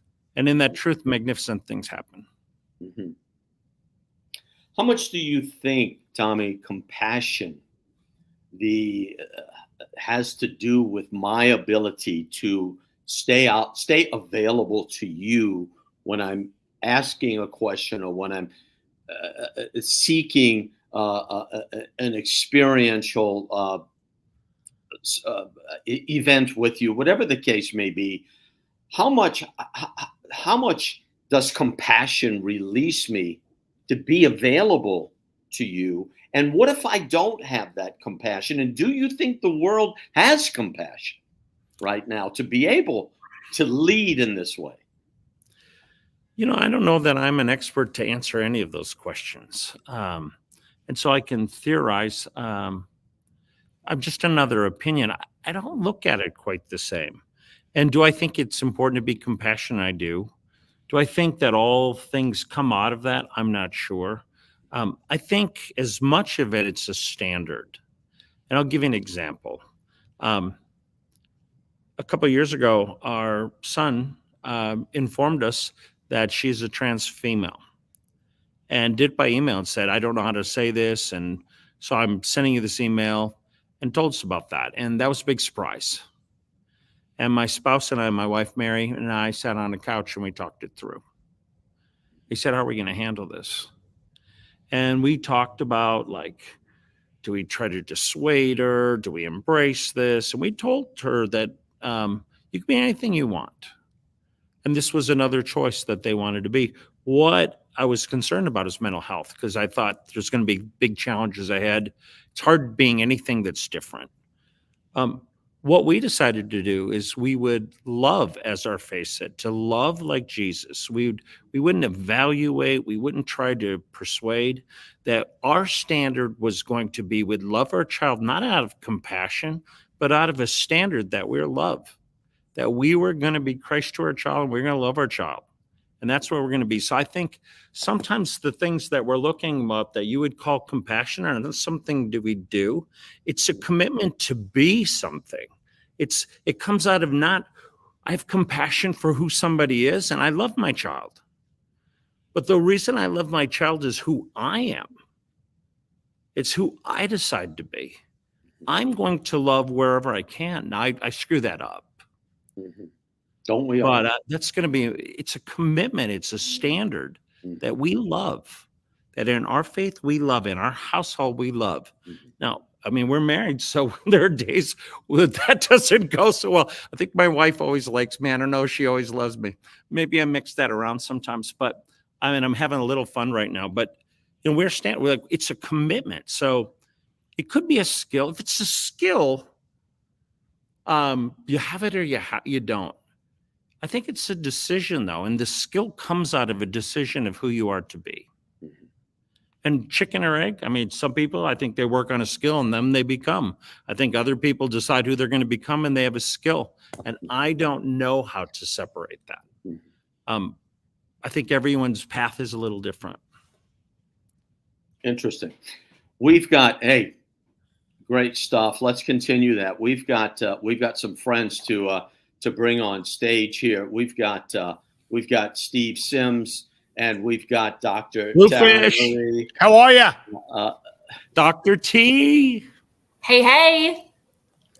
Good to see you guys. And we've got Steve Rogers. Just a really, really good group of recent friends and friends that go back for a minute. And I'd like to welcome you guys. And I'd like, if you would, let me allow each one of you to say a little bit just about what it is that you do and why is it that you're intrigued and you felt that this would be a great place for you to have a conversation about leadership. Dr. Taryn, would you like to start? You have a fascinating background. Please, I can't wait for everyone to hear about it. Well, sure. I would love to start. So I'm delighted to be here with you, Jim, and with my co-panelists. And I think, you know, the start of new things is exciting. The inception of a brand new idea, a brand new way of showing up in the world is energizing. And so here we all are on the inaugural week of the Los Angeles or the LA Tribune's Leadership Week. And what an honor and a delight it is to be a part of, you know, this tribe, right? To be at the avant-garde of leadership as it pertains to the Los Angeles Tribune. So I'm excited to be here. I'm energized. I'm delighted. I have focused the last 20 years of my life thinking about how is it that we effectively face the big 3 C's in life? What are the big 3 C's, you ask? It's a great question. It's challenge, change, and complexity. And this is the fabric of all of our lives, right? We're not getting out of this life without facing the big 3 C's. And yet what I found after interviewing hundreds of people and collecting thousands of pieces of data is that resilience is actually part of our DNA. And there are 5 things that we all do anytime we face the big 3 C's, challenge, change, and complexity, that create a more positive and productive outcome. And this is resilience. And so my work right now is focused on being the founder and CEO of the Resilience Leadership Institute. And I work with the 5 practices of highly resilient people, or the 5 things we can all do anytime we face difficulty to create a more positive and productive outcome. And Dr. Taryn, your background, by the way, you were the director of leadership. Am I correct at Nike? Am I correct? And actually above director. Yeah. Above. So yes. Yeah, inside of corporations, you know, we've got manager, director, senior director, VP. So yes.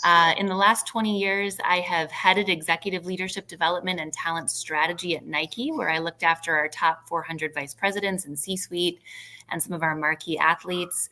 And prior to that, I led global leadership development at Cigna, which many of you may know. It's a Fortune 20 healthcare company. And I led leadership development strategy and implementation across our footprint of offices in 86 countries. So I've had a great run in corporate, and now I have the opportunity to be on the other side and to be an entrepreneur and a founder of my own company. Thanks for adding that, Jim. Well, you're welcome. And you and I are going to have a conversation tomorrow, I believe. Monday, May 6th. Monday. There we go. It's, what is it? Seso de Mayo, right? It's the little known holiday after Cinco de Mayo, Seso de Mayo. Yes, many fewer people celebrate it, actually. It's it's much, many fewer people know about it. Very good. Just another reason to have fun, right? Yeah. Exactly. We like that. I'm from New Orleans. Every day is a festival. Well, thank you for that. Steve Rogers, if you would, please, sir, come on board. Tell us a little bit about what you're involved in, and why is it that leadership, the conversation of leadership, is one that attracts you? Yeah, thank you, Jim. I appreciate it. Are you able to hear me okay? Yes, we are. Great. Well, thank you. And it's a pleasure to be on with all these esteemed panelists. So thank you for everyone for being on. I appreciate being here. The title I give myself these days, and I guess I relate the most to, is one of a spiritual business activist. And what does that really mean? It means after being in corporate America for almost 20 years and rising corporate ladder and, learning my own personal development and spiritual path along the way, and ended up being a fairly high level in corporate America. I became a CEO for Warren Buffett of one of his largest real estate companies in Southern California. And so I learned quite a bit of a path about that, but I was always kind of a closeted spiritualist, if you would, because I was always seeking higher consciousness in leadership in different ways on my own. And so leadership to me has always been important. I've always had a coach or a leader since I was in my early 20s, where I was having people that I thought were great at what they did, and how could I get better and learning from them. So part of leadership to me is also summed up in the phrase I didn't come up with. It's been around forever. But as you give, you do receive. So in giving any kind of leadership nuggets that maybe I've learned over the years, I'm more than happy to share. But in turn, I always learn more and receive from others on what their life path is, what their journey is, and what they're doing to lead in the world. And so that led me to starting my own consulting firm after I sold my real estate company after leaving corporate America. And so Alchemy Advisors has been in the business of helping purpose-driven entrepreneurs and corporate companies and startups create purpose and meaning and whatever their definition of spirituality is in their own lives or business more into their business practice, besides just making productivity, profit, and purpose is what I focus on. Along the way, I've had the pleasure of working in the last 10 years with various people in the tech space, real estate space, finance, healthcare, and I'm now very involved in a company called Property DAO, which is just launching a product called Property Grid. And it's a bunch of young leaders in their 20s and 30s who are leading the world in a new way to do real estate. So they're bridging the world of blockchain and Web3 and AI into the current world of real estate and leading into a way that's going to help buyers and sellers have other ways to transact in buying real estate fractionally or wholly online. And that's also about leadership. We're helping lead businesses to this new world that we live in and bridging the existing world to the future world. So that's also about leadership. So part of my mission is to give and also receive and learn from this esteemed panel. Powerful stuff. Thank you, Steve. And the modern day Wizard of Oz, Mr. Steve Sims, who's had the opportunity to grace us with an extraordinary conversation just a couple days ago. Steve, if you would please introduce yourself to us, to the world here, which probably most people know who you are. And why is it that you're attracted now for your second conversation here about leadership? Well, for a start, I have no idea why I'm here. I'm here with people from Warren Buffett and Nike. So you obviously, I think someone said to you, you needed a British guy on the panel, and therefore I kind of like just fit into that. I think leadership today is a scary subject, but it starts within.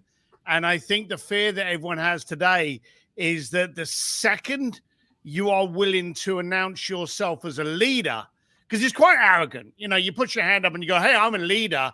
And people are just ready to kind of like slap you down through arrogance. But I think being a good leader today starts by being a good student. And I think you've got to be curious. You've got to be aggravated. You've almost got to be pissed off You know, why does it have to be done like this? Why does it have to be done that way? I've worked with some obviously amazing people in my lifetime, and I've noticed that the one growing trend between, and I say growing because it absolutely is, every successful leader, every successful creative disruptor is out there challenging why it needs to be done that way. And it's the classic, you know, it's impossible until someone does it. A good leader starts off by being a good student, being aggravated enough to challenge what we conceive and perceive today in order to give us new grounds for the future. Very cool. Yeah. Agreed there. And again, Tommy, if you would, what is the main thing that's attracting you to a conversation of leadership, especially at this time in your life, maybe? It's a great question, and I'm thankful to be here. First of all, a friend of mine, Dr. Taryn, and what I have in common with Steve Sims is he wrote "Go for Stupid" and I lived it. So like I'm now actually like, hey, listen, I've accomplished my dream, and any friend of yours is a friend of mine. So I'm thrilled to be here with Steve as well. And today was actually my first year in a couple years I wasn't at Warren Buffett's big party in Omaha. So it was lovely to hear that connection. You know, my connection to leadership is as a kid, I didn't get into a club and somebody asked me to buy a camera. And when I was good at it, they made me an officer and then my life took off. If it weren't for buying that camera in Mandan, North Dakota, I don't know what would have happened to me. But as I got recognized to being for like, you know, student of the year and some things as a high school kid, I realized that they don't know anything about leadership either. They gave me an award for being a very productive citizen that achieved a bunch of things on their own, who was a horrible leader. So my goal over time was to actually be the leader that somebody else thought I would. And I developed a mantra. And so my connection to this thing that I'm excited about,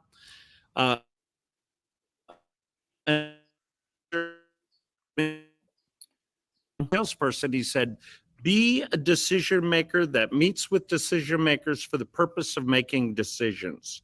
And so I wrote it like it was The Simpsons. Be a decision maker, meet with decision makers, purpose of making decisions. And when I get pretty good at that, my leadership voice came up, and that was be a difference maker that meets with difference makers for the purpose of making a difference. Like my world, I don't care about leadership. I want to make a difference, and I don't care if I'm the guy setting up chairs. And I think that's what a leader is. It's like we all have different gifts, but if you think you're above setting up the chairs, then you're the wrong guy. So I don't care about titles. I don't care about things. I want to meet with people that are up to doing something. And that's what I love about this group is it's all of them. Thank you, my friend. Dr. Taryn, I've got a very important question to you because the one thing that means the most to me about this entire leadership week is how it might speak as a legacy piece to our youth. Because I believe that there is, and you obviously are working, or Nike certainly are working with young athletes that are coming into the world.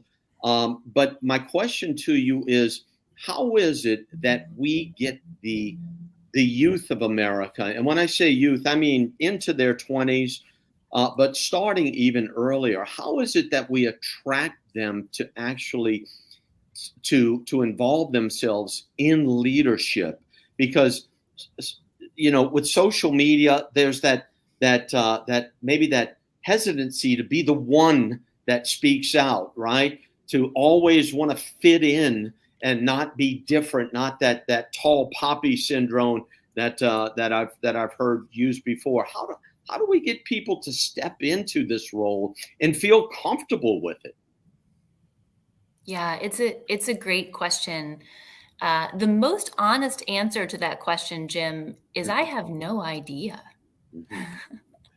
I have no idea. I've got some ideas, but do I have a definitive idea on exactly how we're going to engage, young men and women to step forward into a cause, into participation, into community?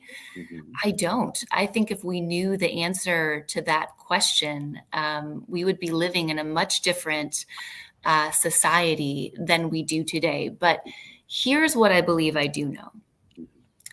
I believe that today we are surrounded by thought leaders and influencers, and we are long on people who are creating content and short on leadership.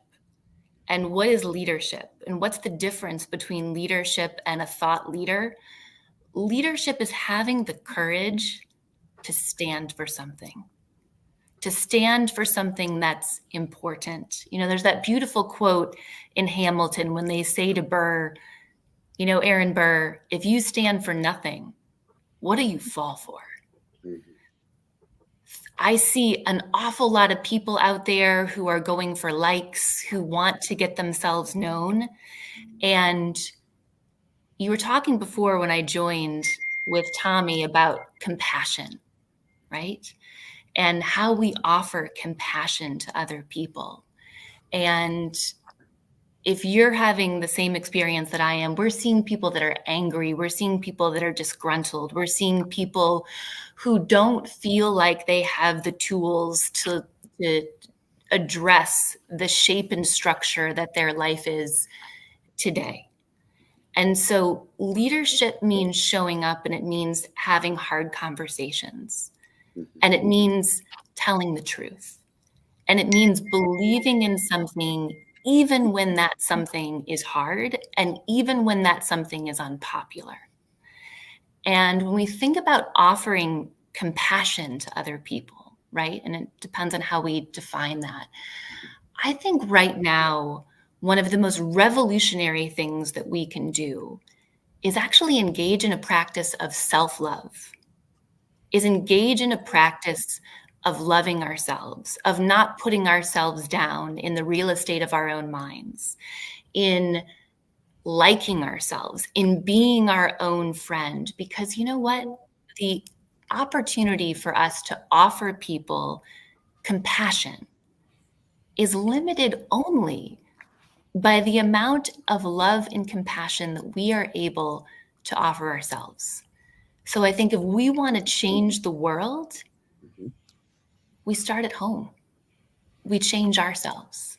We become the most compassionate, loving person that we can be, just as Tommy talked about. And then we go out in the world and we stand for something. And that, I think, is true leadership. And when there's true leadership, that engenders true followership. Well, you're certainly not the first person in our series that has said that. So it must be, again, a fundamental belief and understanding. So self-love is the beginning of leadership. You're correct. Thank you. Hey, Steve, I know you got your boy involved in your business, and he's been showing up pretty powerfully on social media with you. What I want to find out is what did you do as a parent to instill leadership into your son, and what do you believe we as parents, or we as the older generation, what can we do to speak into and shake them up and wake them up into this role? Wow, my wife would be laughing the fact that you've been asking me about parenting.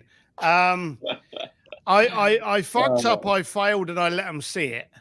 I think that's what's happened. I've made a lot of mistakes in my life because I'm an entrepreneur, and I've failed a ton of times, and I've had a lot of cash, and then I've done the wrong things with it, and then I've trusted the wrong people, which has taught me how to focus on relationships. And so I've made a lot of mistakes, and I've been very vocal and open to my entire family and gone to my kids, hey, this is what daddy did. He made a mistake here. He had a problem. He did this. This went wrong.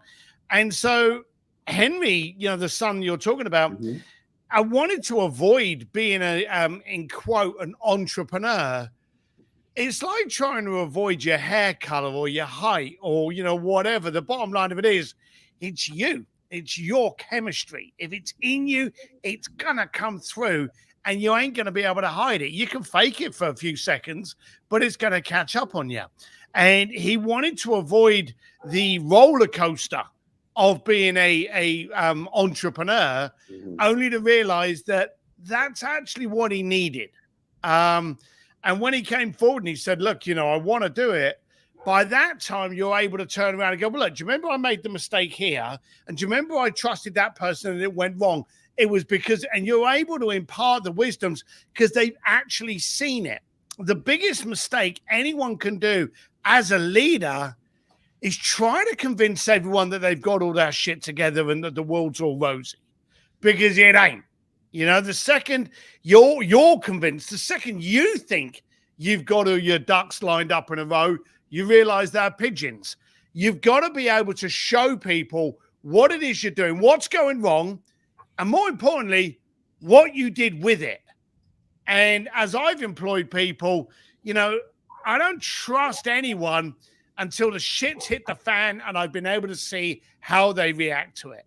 And so by your kids being able to see that as you, then you can turn around and go, do you remember that time that, you know, we had the water turned off? Do you remember that time that I was really upset because I had payroll Friday? Do you remember that time I'd over leveraged and I was involved in many different contracts? Well, this is what happened. This is how I came out of it. This is how I didn't come out of it. And I got my ass handed to me.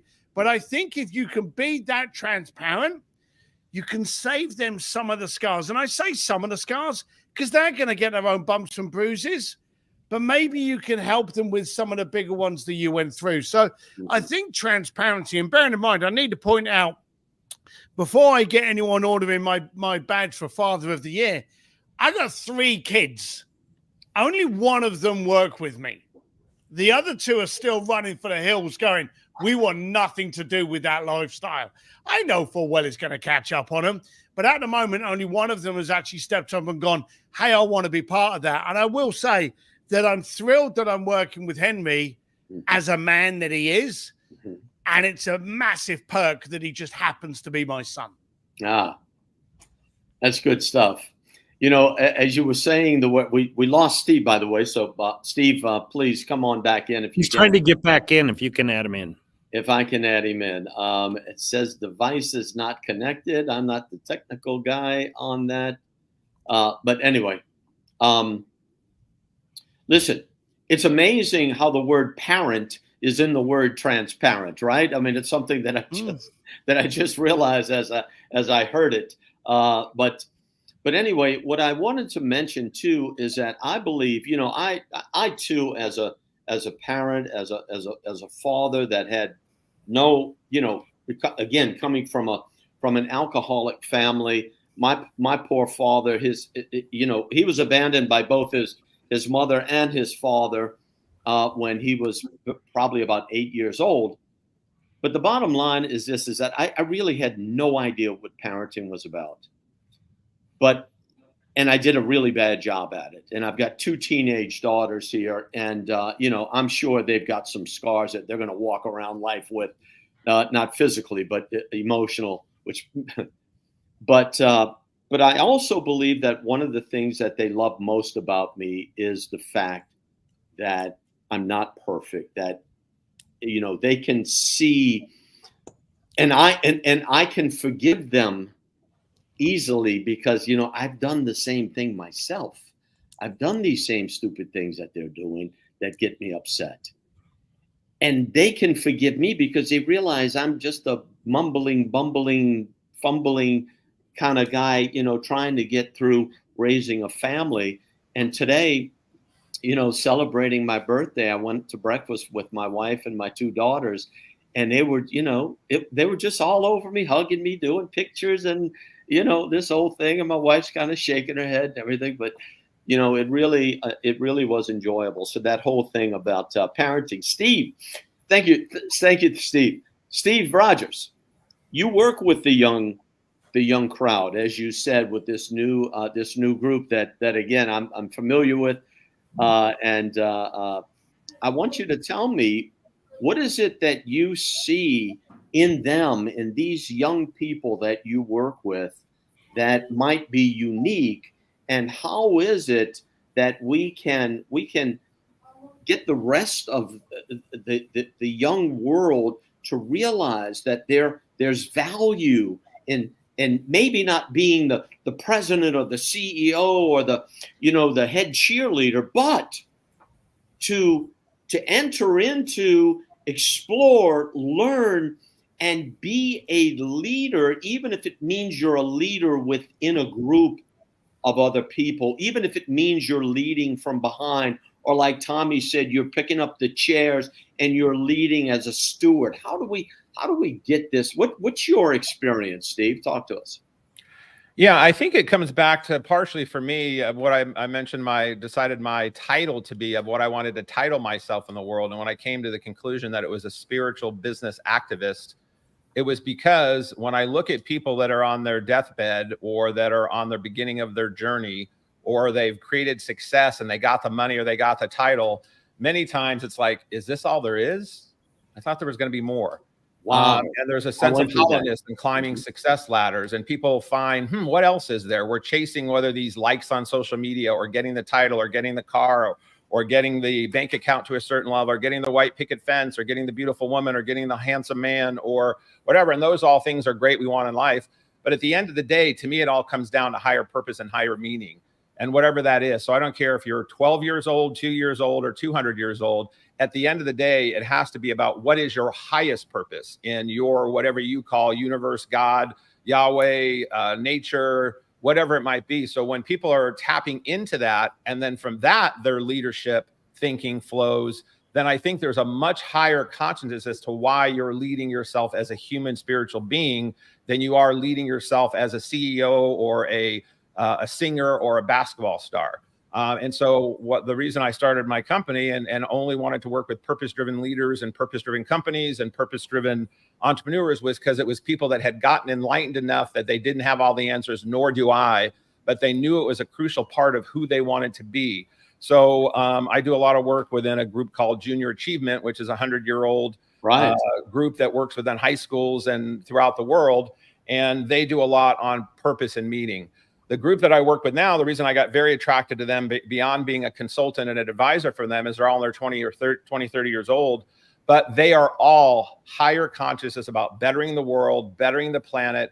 And the CEO, who was, when he was 16, he was doing a missions trip over in Africa, and he had left Florida where he was, driving beautiful cars and lived in a nice house. And his parents, one was an airline pilot and one was a teacher. They sold everything and convinced him to go on a missions trip at 16. And he was seeing what it was like to have clean water and to have a hut to live in. And at that time, he was already very focused on technology and knew that's what he wanted to do with his life. But he made a decision then that he wanted to make so much money that money could help better and change the world and try and do what he could to eliminate poverty and eliminate the discrepancies that exist in the world. So I guess for me, anybody that I want to be surrounded with, work with, learn from is what is their highest purpose? Where do they find their greatest joy? And what do they call that at the end of the day? Steve Jobs, who was one of the most noted people on the planet, on his deathbed, talked about all that stuff really doesn't mean anything. It really is what your connection is to source and how you show up in the world. And to me, our work is simply just an example to show up on the planet and then be other connections with human beings in a spiritual way in which you define spirituality, bettering that. And when I was leading companies, I would tell the receptionists, the managers, the salespeople, the executives, I don't care what position you are, we are all CEOs. We are all the CEOs of our own life.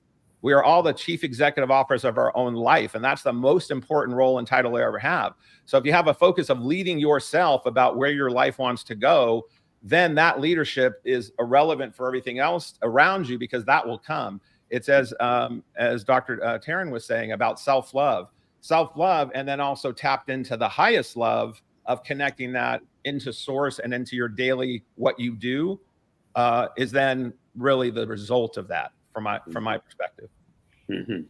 Boy, it really resonated when you, at the beginning of what you were just talking about, when you said, "Is that all there is?" I remember being a 25-year-old or 26-year-old driving a brand new Mercedes-Benz, wearing a $10,000 watch, living in a huge condo, and I felt so isolated and alienated from the world because I couldn't relate to young people of my own age. I couldn't relate with older people, and I was just stuck in this void.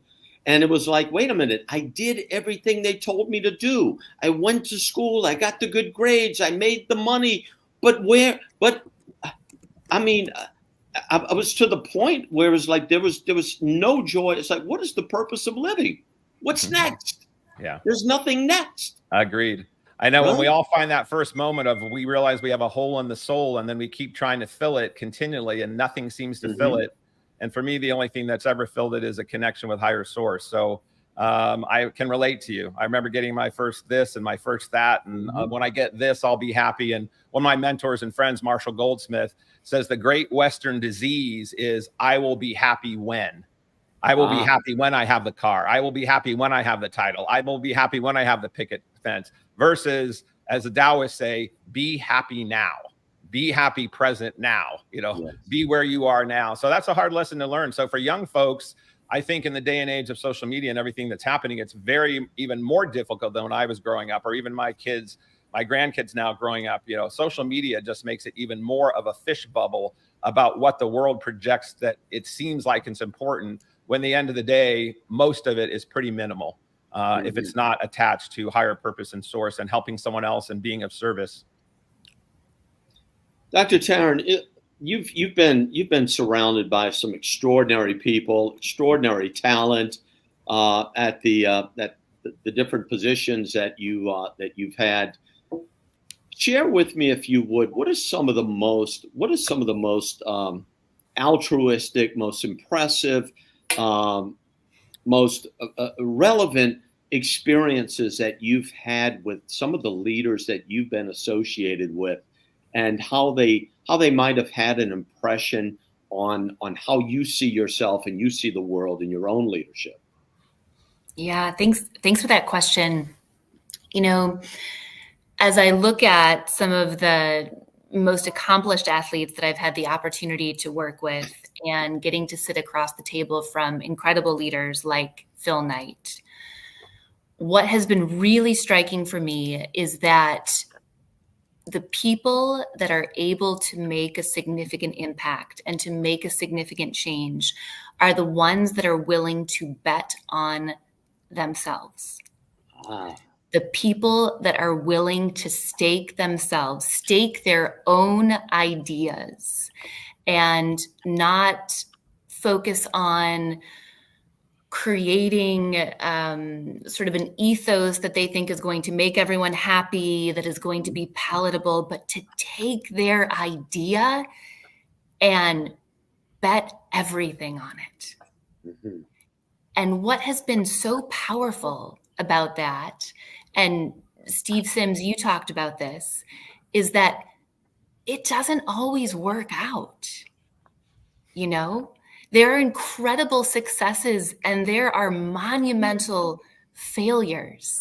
But, better to have multiple day ones than to live our lives waiting for one day.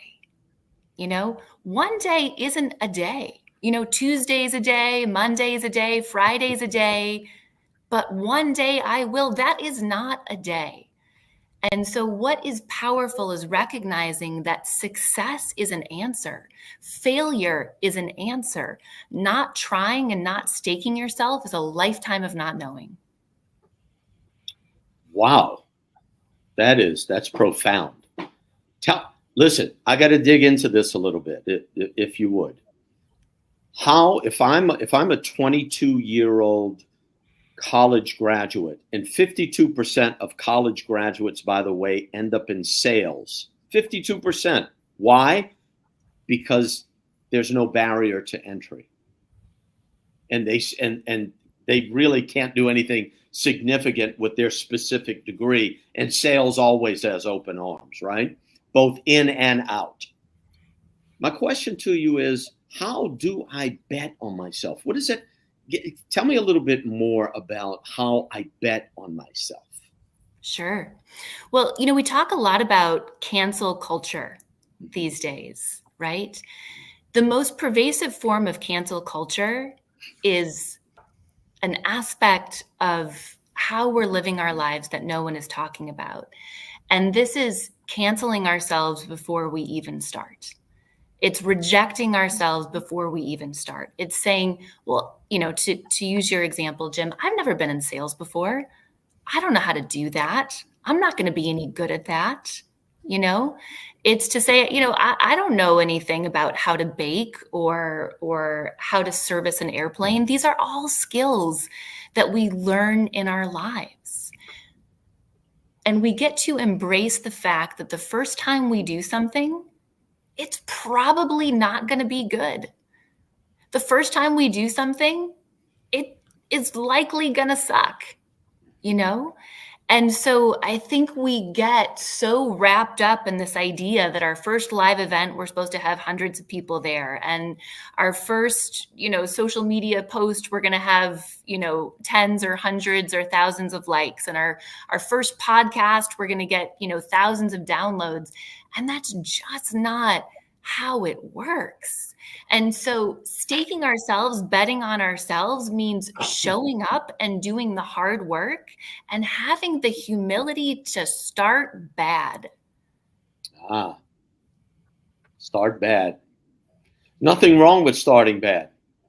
No. But starting bad, the belief, the response that people have to starting bad is it takes them out of the game. Lots of them. We cancel ourselves before we even start because we say, I'm not good enough. I don't know how to do that. I don't know how to do sales. I've never learned how, blah, blah, blah. And, before you know it, we don't even try. None of us was born doing the things that we're doing today. I wasn't born a public speaker. I wasn't born an expert in leadership development. Tommy wasn't born an expert in sales. These gentlemen, around me, all of you weren't born, being luminary entrepreneurs. We've learned it all along the way. But if we canceled ourselves before we even started, there would be no opportunity to stake ourselves. If Phil Knight said, I didn't know anything about sneakers, there would be no Nike. Mm-hmm. Yeah. And by the way, Phil Knight didn't know anything about sneakers. Is that supposed to be let out to the public? I mean, if you read his book Shoe Dog, it's very clear. He's and so, but the idea is when we cancel ourselves, that's the opposite of staking ourselves. Versus saying, I believe that I have the capacity to learn this. I believe that I can show up and I can give this my all and I can do my best. I have a 9-year-old who's playing in Little League and he strikes out of lots of games. He misses balls. And I go up to him and I said, look, there's 3 things you're supposed to be doing here. And he goes, hit the ball. And I said, that's not it. And he goes, catch the ball. And I said, that's not it either. I said, the 3 things you're supposed to be doing at any game or practice are learn something new, get better, and have fun. And if we approach our lives from the perspective of, I'm going to learn something new, I'm going to get better, and I'm going to have some fun, now we're in the game. Now we're staking ourselves. Now we're showing up and trying the thing that we didn't know how to do. But, none of us knew how to do any of this. Mm-hmm. No. Good stuff. Gold stuff. Tommy, what do you say? Pick a topic. How about this? How about let's piggyback on what Dr. Taryn was saying, and that is, and Steve, I know you see this a lot with entrepreneurs, and they have that first failure, and they cancel themselves out because they decide that they are a failure and that they are undeserving of what it is that others have. How important and how can we as mentors, as coaches, as leaders, be the one to give them that different interpretation, like Dr. Taryn was saying, because their mind is thinking one way, but the reality or the opposite reality, right? Because all realities are created. So the other created reality is there's a different way of looking at this, right? I was talking to this about with Dr. Robert McDonald in that last segment about how the shaman, again, when I was watching this Joseph Campbell, and he was saying, you know, there's this shamanic interpretation where all of the big life events were in early times, they were defined by and also facilitated by the shaman, because the shaman had wisdom, had understanding, had this intuitiveness that he could give interpretation to, and as a result give relief of suffering, right? So how can we give a shamanic interpretation to the world, to the youth, that failure is an essence of success? Failure is supposed to happen, and it doesn't take you out of the game. What do you say to this? Can I just jump in real quick? Jim, forgive me. Yeah. Tommy is someone that I deeply admire. And a couple weeks ago, we got on a Zoom call together and he said, Taryn, how's it going? And I sort of like broke into tears. I was like, Tommy, I'm really tired. You know, being an entrepreneur is hard. Making payroll is hard. You know, getting sales, it's hard. You know, and what I would love to just add on to your question for Tommy, because this is a place where he has shined so brilliantly in my life, is he was able to speak to me around, Taryn, here's what you do when things get hard. And Tommy, you have so many great stories about how you have just kept going.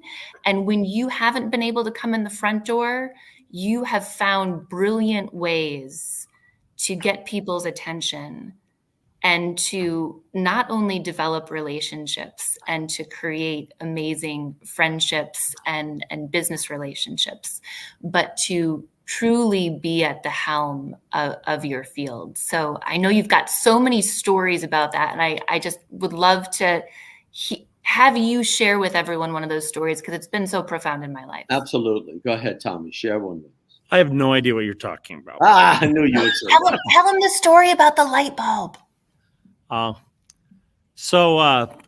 You know, my wife for my first anniversary, had given me a gift, and she knew I loved Albert Einstein. She got a 2-foot light bulb, and she had it painted with Albert Einstein's image and words and quotes, and it was lovely. And I needed a client in the worst way. I could not get a client to save my life. I was running out of money, and I made promises that were long underdelivered, and we had to do something. And I looked at that light bulb that I love so much, and I called up the person that painted the light bulb, and I said, here's a picture of this president of a Fortune 500 company.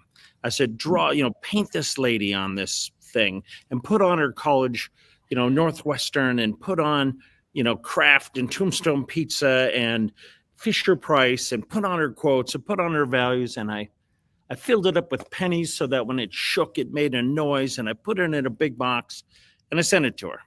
Now, this is not exactly like, hey, here's my thesis, here's my book, here's my speech, here are my credentials. And she didn't call me. But when I called her, her person said, well, you know what this is regarding? I'm like, I hope so. And she goes, well, what's it about? I said, I sent her a light bulb. She goes, you're the guy. She takes it to every meeting. And so I don't know if that's really describing what you're talking about, but here's what I found that at some level, and this would be a continuation of Dr. Cialdini's influence training that I propagate in the world. Nothing happens till we cultivate a relationship, and cultivating a relationship is to like somebody. It's to look for where we are similar and where we're from, places of origin, in our interests, in our purposes, in our praise. So to that gift of praising someone, to look for where we have commonality, how we care, how they've inspired. I've had my share of rejections perpetually. I don't really care. I focus on where I want to go, and there are detours. Like, I think every person should grow up on a farm. Cows need to be fed, and it's like, you don't feel well, the cows need to be fed. And harvest needs to happen, and you don't get to be sick on the farm. Like, you proceed. There are no other ways. The margins are that tight.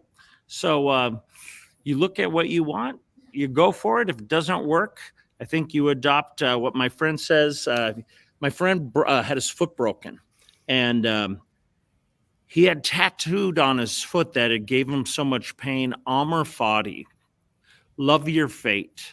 Like, your foot didn't happen to you, it happened for you. So what are you going to learn from your broken foot?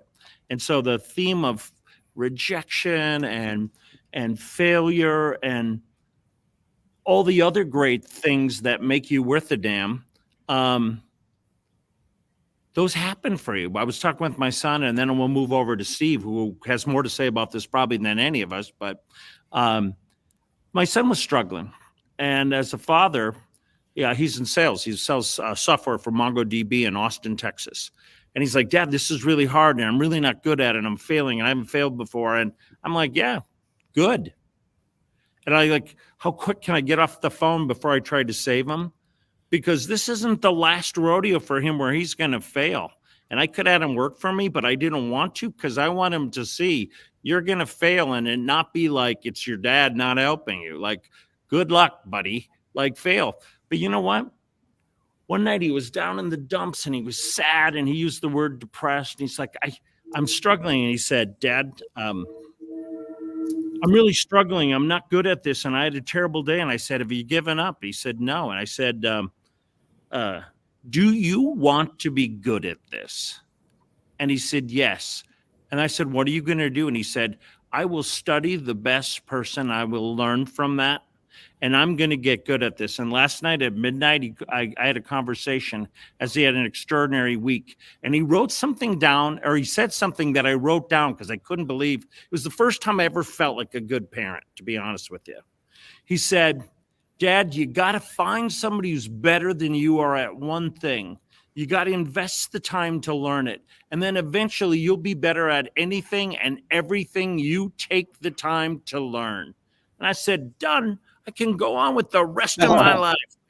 And so when we say, what is leadership, and especially for this culture of youth, it's to give somebody the opportunity to fail. It's to give people responsibility. In my life, if I've done anything, I've been blessed to choose great people to work for, not companies. No one works for a company. You work for a boss, and some bosses aren't worth a lick, and some people are outstanding. And the outstanding ones say, I see you as you can be, not as you are. So take a shot. Like, I'm your huckleberry. And then they let you do it. And if they don't, they kind of say, hey, you could do that better. They bring you in. They use their anchor to give you an opportunity. They pick you up when you fall. They say, attaboy when you win. They say, go get them next time, Tiger. And then you get some rope. And if you can do it, great. And if not, you get sacked. And then you either get up or you don't. And I think that's pretty dang good. What do you think, Steve Sims? I'm dying to hear what you have to say. There's a number of things, and we've gone through a couple of times where we've talked about the cancelled culture. You got to understand the origination of the cancelled culture. It actually gave birth and gained strength during COVID, a period of time when we couldn't get together. So a period of time, in fact, the only time in civilization when the entire planet had the same problem. We've not had this in recessions. We've not had this in wars. But this was the only time ever that we've actually been able to cold call anyone, anywhere in the planet and go, hey, how's COVID affecting you? And they would have given a response. But during that period of not being able to get out there and connect with people, We started going in on ourselves, and we invented the gotcha society and the cancel culture. And so during a period of time where we couldn't connect in a one-to-one, over a bar, over a drink kind of environment, we started getting scared of communication. And of course, during this period, triggers started happening. We came out of COVID terrified to say what we thought, petrified to actually have a conversation. In fact, funny enough, the doctors actually called it a social hangover. For the first time, we could actually go down the pub, have a conversation, and then afterwards we're like, whew, we're worn out now. So our ability to communicate became really, really bad, which meant that we were only going to communicate when we had it right, when it was nailed, when it was perfect. And quite simply, perfection, that's a unicorn with 3 blue testicles. It doesn't exist. Perfection doesn't exist. A friend of mine, Ari Meisel, says, get going and then get good. And Doctor, you were saying about kind of like just starting. I have a saying when I teach my clients to do anything. The first time you do anything is going to be shit. Just wear it. That the first time you do an interview, the first time you walk up on stage, the first time you do a PowerPoint, a sales, anything, if you let yourself off the pressure and go, well, look, I know this is going to be shit, but I'm going to get better. I'm going to get going, and then I'm going to get good. But the trouble is we're not allowing ourselves to do that because we're listening to the majority, and the majority are poor. The majority of people today are poor. I'm not talking about finances, although that can play into it. I'm talking about mindset. All of those haters out there, writing hatred on your social while they got the hand down their pants, they've got nothing to aspire to. They're just wasting their life looking to find a way of bringing you down to their level. Yeah. And nobody that we revere today, you name anyone that you look up to, anyone that's listening to this that goes, hey, I would love to be that person. I guarantee you those people don't care about the poor people's hatred. They don't care about the majority throwing shame at them because they want to stand out. And you can't stand out by first fitting in. That's right. Good stuff. Listen, guys, I have truly enjoyed having you with me today. I know just from the comments that you've given a tremendous amount of value, insight, each one of you from your positions in life. Let's do this. Let's 30 seconds each. Final thoughts. Dr. Taryn, we'll start with you if you'd like. Sure. Yeah. So here's something I'd love for our audience to take away that I think is very connected to our conversation today. And that is a bit of a dichotomy. And that dichotomy is that we are all both a masterpiece and a work in progress simultaneously. And what I mean by that is in this moment, we are just perfect as we are, right? I don't mean like a unicorn with a bunch of testicles perfect, like not that kind of perfect that Steve was talking about, but like just we are in our perfection in this moment, and we get to love ourselves today as we are. We are a masterpiece. And you know what? We love ourselves so much that we also know we're a work in progress, that we're not going to stay here. We're not going to stop here. We're going to keep going, and we're going to keep getting better. And just like the greats, that were never satisfied with the most incredible artwork that they created, it's always one more brushstroke, one more little tweak. But if we can appreciate that in every moment we are both a masterpiece in our perfection, just as we are, and a work in progress where we will get better over time, I think that's an incredible way to live our lives, both focused on success and also humbled by the times when things don't work out the way we plan. Great balance. Great way to look at the lives. Steve Rogers. Yeah, I think for me, I like to always end on the power of, people when they're building businesses are always looking at business plans, and, business plans look at revenue and expenses and what your mission statement is, what your product is, all of that stuff. But I always make sure people are factoring in 2 things. I don't care if you're, again, an employee, a CEO, or a business owner, or trying to figure out what you want to do when you grow up. the power of figuring out when you get stuck, as we're talking about here in different times, we always are going to feel stuck in certain things. And when we feel blocks in our life, I always go to, who do I need to forgive? And who do I need to ask for forgiveness from? Even if it has nothing to do with the business issue at hand, the relationship at hand, the attitude I have about life, or how I think the world is or is not against me. If I go to automatically thinking of all the people in my life, my brother, my mother, my sister, my friend, my neighbor, the president, whoever, who do I need to forgive in my life right now? And who do I need to ask for forgiveness from? Boom. The power of that is some of the most empowering energy I've ever received on the planet. And the quicker I can do that time and time and time again, the more doors open up consistently. And I don't feel the sense of failures and the sense of stuckness and hurdles and blocks nearly as much as I had in my previous life. So that would be my parting words and thoughts. Boy, clarity, clearing the path. Great stuff. Steve Sims. Scars are proof you tried. Over to you, Tommy. Over to you, Tommy. You know, in honor of my mom for Mother's Day coming up, my mom said when we were kids, be weird. My mom would say, you're weird and wonderful. Not but well, you're wonderful. She's like, you are weird and wonderful. Be your weirdness. And as a leader, understand that other people's weirdness, they had moms too, man. So like celebrate people's weirdness and then let them be who they are. And people will follow you the rest of their life, because people try to put me in a box. I won't follow them. You let me be me. I'm be right behind you anytime. So that's my big idea. Well, boy, this has been a great conversation. I appreciate all of you being honest and open, and more importantly, being a voice of inspiration to all of us from your history, from your own sufferings, and from the wisdom that life has afforded each one of you from your experience. I'm very grateful and humbled to have you here, to have accepted the invitation. The LA Tribune thanks you, and we certainly look to have all of you back again at some point when we do this again. So thank you very much. Again, good stuff, guys. Thank you. Fist bump. Yeah. Hello and welcome to the Los Angeles Tribune. Since 1886, our name has been a part of the world of journalism.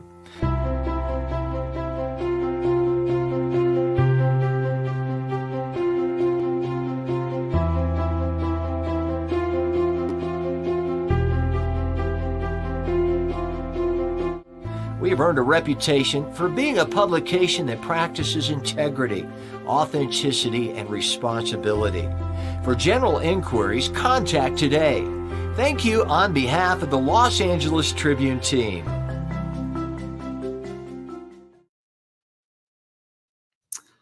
Hello. We are alive, ladies and gentlemen. My name is Eric Swanson. I'm so excited about this next panel. By the way, give it up to if you're in your home, in your car, and anywhere, just literally let go of the steering wheel. Just start clapping. No, wait, don't do that.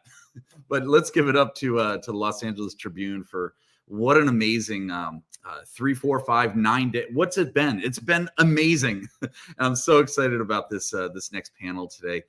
Introduce myself really quickly. My name is Eric Swanson. They call me Mr. Awesome. I did not self-proclaim that name. That name was given to me by two individuals that I have been studying, and they're my mentors. Well, my main mentor is Brian Tracy, and he named me Mr. Awesome, as well as Les Brown. And there's a whole story behind it, but the premise is this: it's let's be awesome together. And the more each of us are awesome in our own expertise, our own leadership, then we can help the world this way. So excited about that. And I have to show you this. This is my main book right here. My main this book, actually, if you notice, Advanced Selling Strategies by Brian Tracy. He was my main mentor for years. Got started with him 25 years ago. You can probably see the oxidation of the yellow pages here. This book is 25 years old. Oh my gosh! And he instilled in me the fact of the true essence of leadership is really helping yourself and helping the world at the same time. And we have some amazing individuals that we're going to bring on to this this fantastic panel. I'm actually wondering, how do I bring those people on? Let's see. Let's see if we can ask the tech people to start inputting everyone in. There we go. So we'll go ahead and have them bring all of the individuals on. And if you want to pass the controls over to me, I'm more than willing to do that as well, if that's possible. If it's not, no worries. Oh, there's Rex. Hey, Rex, good to see you, buddy. So we should have, let's see, I believe is there one more joining us, John? All right. Yeah, we should have one more. So we have Nicole. Let's see. Robert should be joining us as well. Awesome. And Rex, I don't know if you're able to pass me the controls. If you are, I'll take control for the hour. If not, no worries. And you're muted just for a little bit. Happy to help you. I was trying to find out who wasn't up here yet, and I'm not able to determine that at the moment. No worries. So, John, we have Nicole, Christopher, Ritu, John, myself, and Robert. Great. This is it right now, unless Robert can join us. John, he might have to move to Monday. Is that correct? Yeah, if he's not on here right now, okay, then we'll have to move into Monday. No worries at all. No problem at all. So if you see him pop in, no worries, Rex. Quick question, Rex. Am I able to take control, or do you want to hold the controls? Because we didn't. Are you able to? I mean, if you can, then go for it. I don't have the panel. Then I'm happy to help you however I can. Is it possible for me to? Do you guys give me permission to take control? Because I've got it all set up that way. We don't know. That would have to be. I think that would have had to be done before you're up here. I don't know. No worries, no problem at all. So excellent. So Rex, you are welcome to be with us or be in the backstage. I'm happy to do whatever you prefer. Up to you, my friend. So I'm just going to give you instructions. You're going to be my clicker from now on. So you're awesome, man. Really good to see you. To be your clicker is what I've always wanted to be. So I want to thank you for that, Mr. Awesome. I'll go backstage for now and let you guys talk. If you want me up later, just let me know and I'll come popping in. Sounds great. Give it up for Rex. Rex Sykes is amazing. He's awesome. So guys, I'm so excited about this.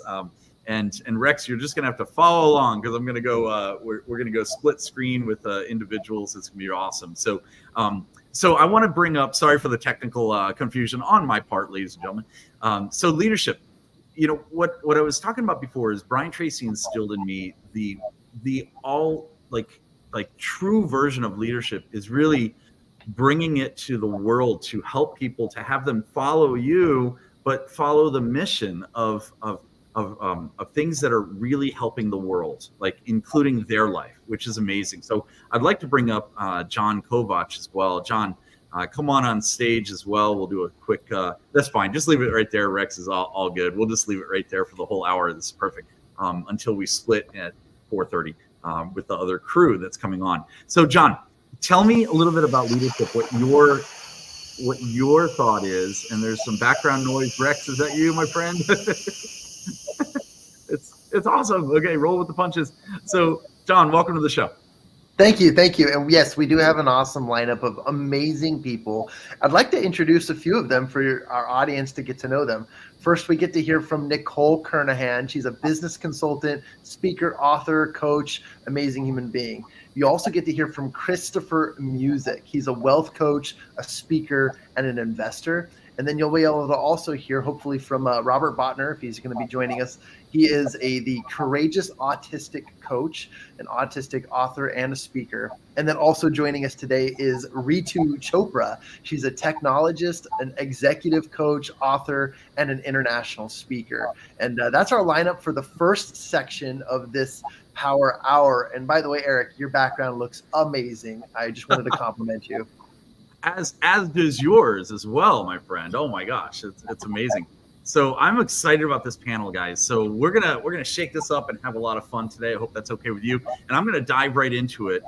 Let's bring up Nicole, which she's already there. So it's perfect. So we'll just stay on this this format here. So Nicole, tell us a little bit about. I mean, look, you've been guiding. What you do is you guide leaders through complexity and believing in fostering resilience empowering authenticity, nurturing growth mindsets to navigate challenges and drive sustainable success, which is amazing. So my first question to you real quick is, how do you approach coaching leaders to navigate challenges with resilience and adaptability? Oh, thank you. Great question. Can you hear me okay, Eric? Yes. Awesome. That is a great question. It's really interesting. One of the biggest philosophies that I have found work with leaders is understanding that it's not the actions that they take with their team, with their peers, even with those who may be ahead of them. The actions that they take are not as important as the energy with which they act. So it's really being willing to differentiate between, because we know two people can do the same thing and get a very different result. It's the energy and the internal attitude with which they act. So in terms of resilience, just not even being so worried about what is the right action, what is the right thing to say, or how should I handle it? It's going inside first, getting your mental state set. And so then it's mindset. It's absolute mindset. Yes. It's the mindset. Okay. Tell me a little bit more about that. How do you cultivate this leadership within the mindset within your clients then? So one of the biggest foundations, to be honest, it's so simple. We've all heard it. It is to be present. So right now, I'm right here with you. Eye contact. I'm not looking at my phone. I'm not thinking about what I'm going to do next. Be present in every moment and really be grateful. Look around. What are the things that you can be thankful for in that moment? That is one of the fastest ways to get into a more calm and positive mindset, is to be present and to be thankful. There's something to be thankful for in every moment. You don't have to be grateful for everything, but there is always something to be thankful for, and that can very quickly shift your state. And sometimes it's tough to be thankful for every single moment, isn't it? Just kidding. So yes. That's awesome. Can you give us an example of how you use that with one of your clients then and had a success story that way? Well, I actually find that when you shift, I use the power of words. So let me just step back for a second. I use the power of words. And I heard someone in the last segment say, and instead of but. Right? So with clients, I am trained to catch their words. And when you catch their words, I had a client who used to say, I am a crap magnet. Sorry, hopefully that's okay to say crap. We'll beep it out. We'll beep it out. Right. And she would say things where she would be like, she would find herself attracting negativity and then creating negativity in her results, in her business, in her life. And we just changed the words. I see the good. I attract good things. I create good things. I am growing. I am getting better and better. So I find that using the power of shifting your words with clients can significantly, since then she started a new business. Like, a lot has changed. That was probably a year ago when we first started working together, but it's a powerful shift.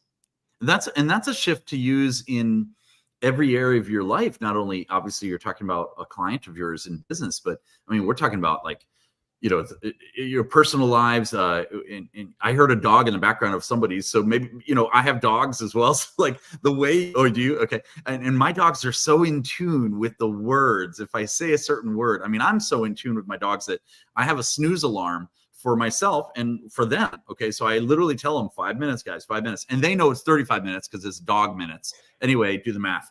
But would you agree that, come on, that was funny, guys. Come on. You guys, I don't want to break the noise here. That was funny. Do you agree with that? Like in personal life as well, like you take it to every level. That's what Habitude's all about. Oh my goodness. Absolutely. You are not leading just your team if you can't lead yourself or your home or it is absolutely an inside job that shows up in every area of life. And to be honest, even though I primarily work with entrepreneurs and business leaders, a lot of our work is on other areas of their life, because it is overflowing into their business. So making those shifts. You bring up a good point. I know we're running out of time on this interview, but you bring up a great point in the fact that, like, when you bring on clients, all the time when I do this, when I bring on clients, what happens is is typically they're hiring me for a certain thing for their business, but then it trickles into their personal life, because that's where the growth really happens as well. So as you do at home, as you do out there in the world as well. I want to thank you, Nicole, for being here. You are amazing. You're such an expert, and I know you're up north, so I should look up there, Canada. You rock. And we'll see you so much. Stick around, because we want to hear your closing thoughts in just Sounds good. Thanks so much. Awesome.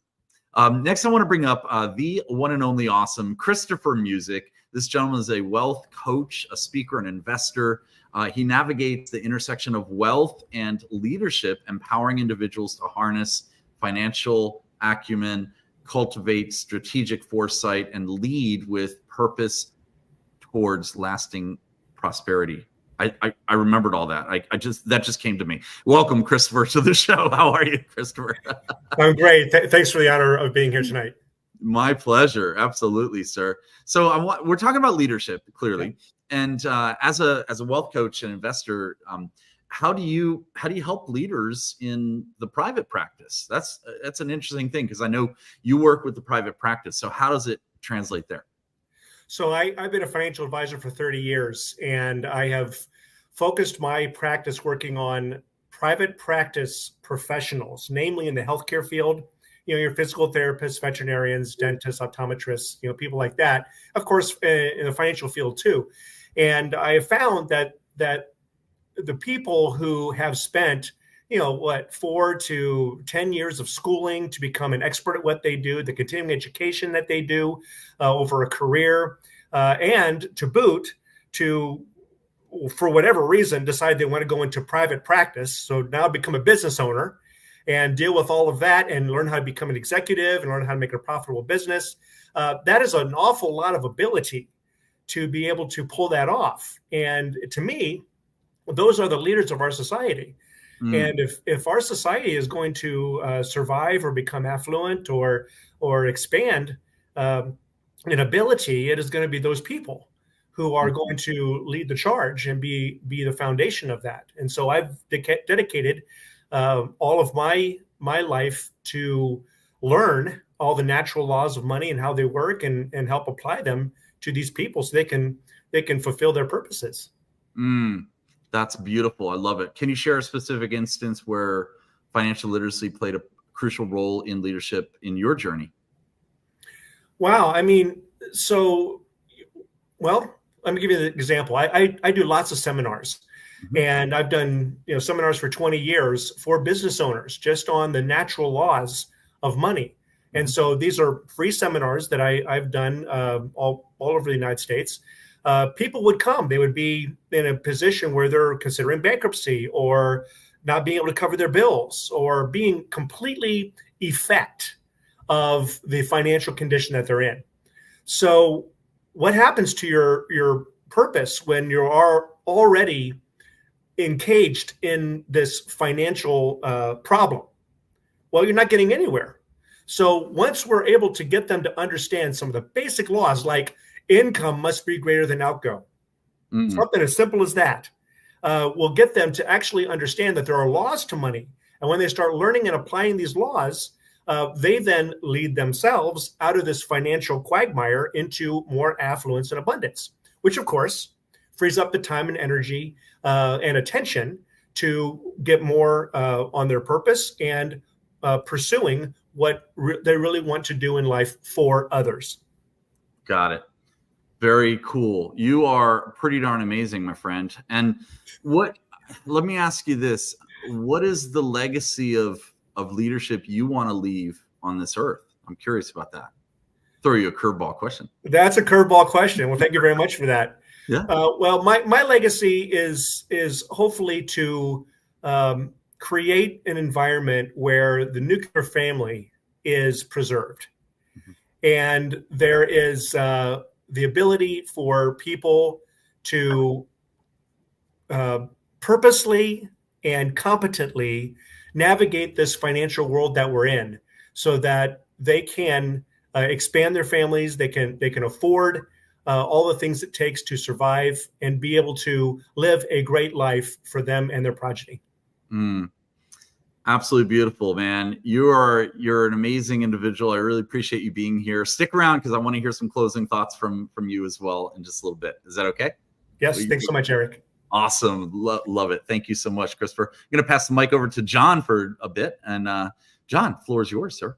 Thank you. And I'm just so uplifted by all of the amazing leadership conversation and talk. It's been great to hear from each of you. I have the pleasure of introducing Ritu Chopra. And Ritu, again, as an executive coach, she has empowered emerging leaders in technology and teams to engage, collaborate, and communicate powerfully across all organizations and teams. And yes, I memorized that one as well. Ritu, I want to ask you, you wanted to cover the concept of conscious leadership. Why is conscious leadership important, and how does it differ from just leadership in general? Thank you, John. Conscious leadership. Okay, we become conscious when we become aware. So conscious leadership is like a holistic approach to leadership. It emphasizes on self-awareness, authenticity, empathy, and a deep commitment to all stakeholders and the environment. It involves leaders who are actually mindful of their thoughts, actions, their feelings. It's beyond the bottom line approaches and for the sustainable success, not just the financial profits. So it challenges the conventional wisdom, involves ethical decision making with integrity and positive impact for the people and the planet. I believe the leadership never is one size fits all solutions. So it's conscious leadership is different than the leadership strategies of the past. As we are into the fourth industrial revolution, the age of technological innovations, the rapidly growing and making our world a global village where the artificial intelligence has become part of our daily lives. So our challenges today are so different than the challenges of the past decades. So the strategies of the past are not always effective and serve us well. We need fresh ideas for modern day challenges. So we just not only need conscious leaders, but conscious consumers and a planet-friendly products to balance the demand on our natural resources. It is our responsibility to identify the gaps and create conscious leaders for tomorrow. Amen. And what a powerful statement. And I know that you have such a particular interest in leadership throughout the world, especially from the tech sector and community. But tell me a little bit more about what you feel is the role that women play when it comes to leadership challenges and solving those challenges in this century. Oh my goodness, love it. So women have played the roles from goddesses to slaves, or the givers of life, or the nurturers, with the broken promises of equivalence, now contributing almost 50% to the GDPs of our nation's economies, to the families and income and prosperity. We are present from farm workers to aerospace. Even with the biases of gender dynamics and generational mindset, women have the power and charisma to be the capable leader of any industry. We have many women as presidents, prime ministers, head of the states that have been very successful in their roles. We have the charisma to be the strong voice in subtle ways and bring our nurturing and caring to the family table. Or we can utilize that power and persuasion for the right use for the benefit of all generations, especially the younger generation that is growing up with the devices at the moment. And that need leadership skills to meet 21st century challenges. As I learned that in 2023, there was a survey that there are 7 living generations in 23 and 6 generations in a workplace today. So that demands a lot of different strategies for different generations who are present in our societies and workplace. So I believe women can play a vital role in shaping young leaders. Absolutely. That is the right answer, but most importantly, that is a great answer. Thank you for sharing that. And I think that there's been a lot of talk and counsel in this entire week of leadership on the power of women helping us solve challenges. And I think that that's just something that we need to celebrate, continually push and push the needle on that. Rex, is Robert in the... Yeah, I'm just going to say I've got people to add for you, so here they come. Fantastic. Bring them all up. Here's Robert. So we're gonna go ahead and thank. Did we do closing remarks yet, John? Not yet. Okay, excellent. So we're gonna add them first, and then we'll do closing remarks towards the end. That's fine. No worries. Perfect. Yay! We are good, and I am back. And I lost my background. You know what? I went like this. I went, get out of here, background. Just kidding. So I'm so excited. So John, sorry for the delay. I had to jump off and jump back on, but I am here, sir. So super excited about this. And go ahead. So sorry, John. Go ahead. I was gonna say welcome back, and if you don't mind, I'd love to take 4 minutes and talk to Robert. Robert, if you'll unmute Robert, and I just want to introduce to those watching. Robert is a courageous autistic coach. He's an author. He's a speaker. I've had the pleasure of hearing from him as an autistic author and speaker. He brings a unique lens to leadership that we don't get to see in normal leadership. So celebrating diversity, fostering inclusivity, and championing the power of individual strengths and collective success. Welcoming to the stage, Robert Botner. Robert, why is being autistic as an author a unique perspective, especially to leadership? I appreciate that question. It pushes the boundaries of autism in a very unique way. Many people, autism comes in so many different forms. It's not a situation where they can pinpoint how it works or why it doesn't work in so many ways.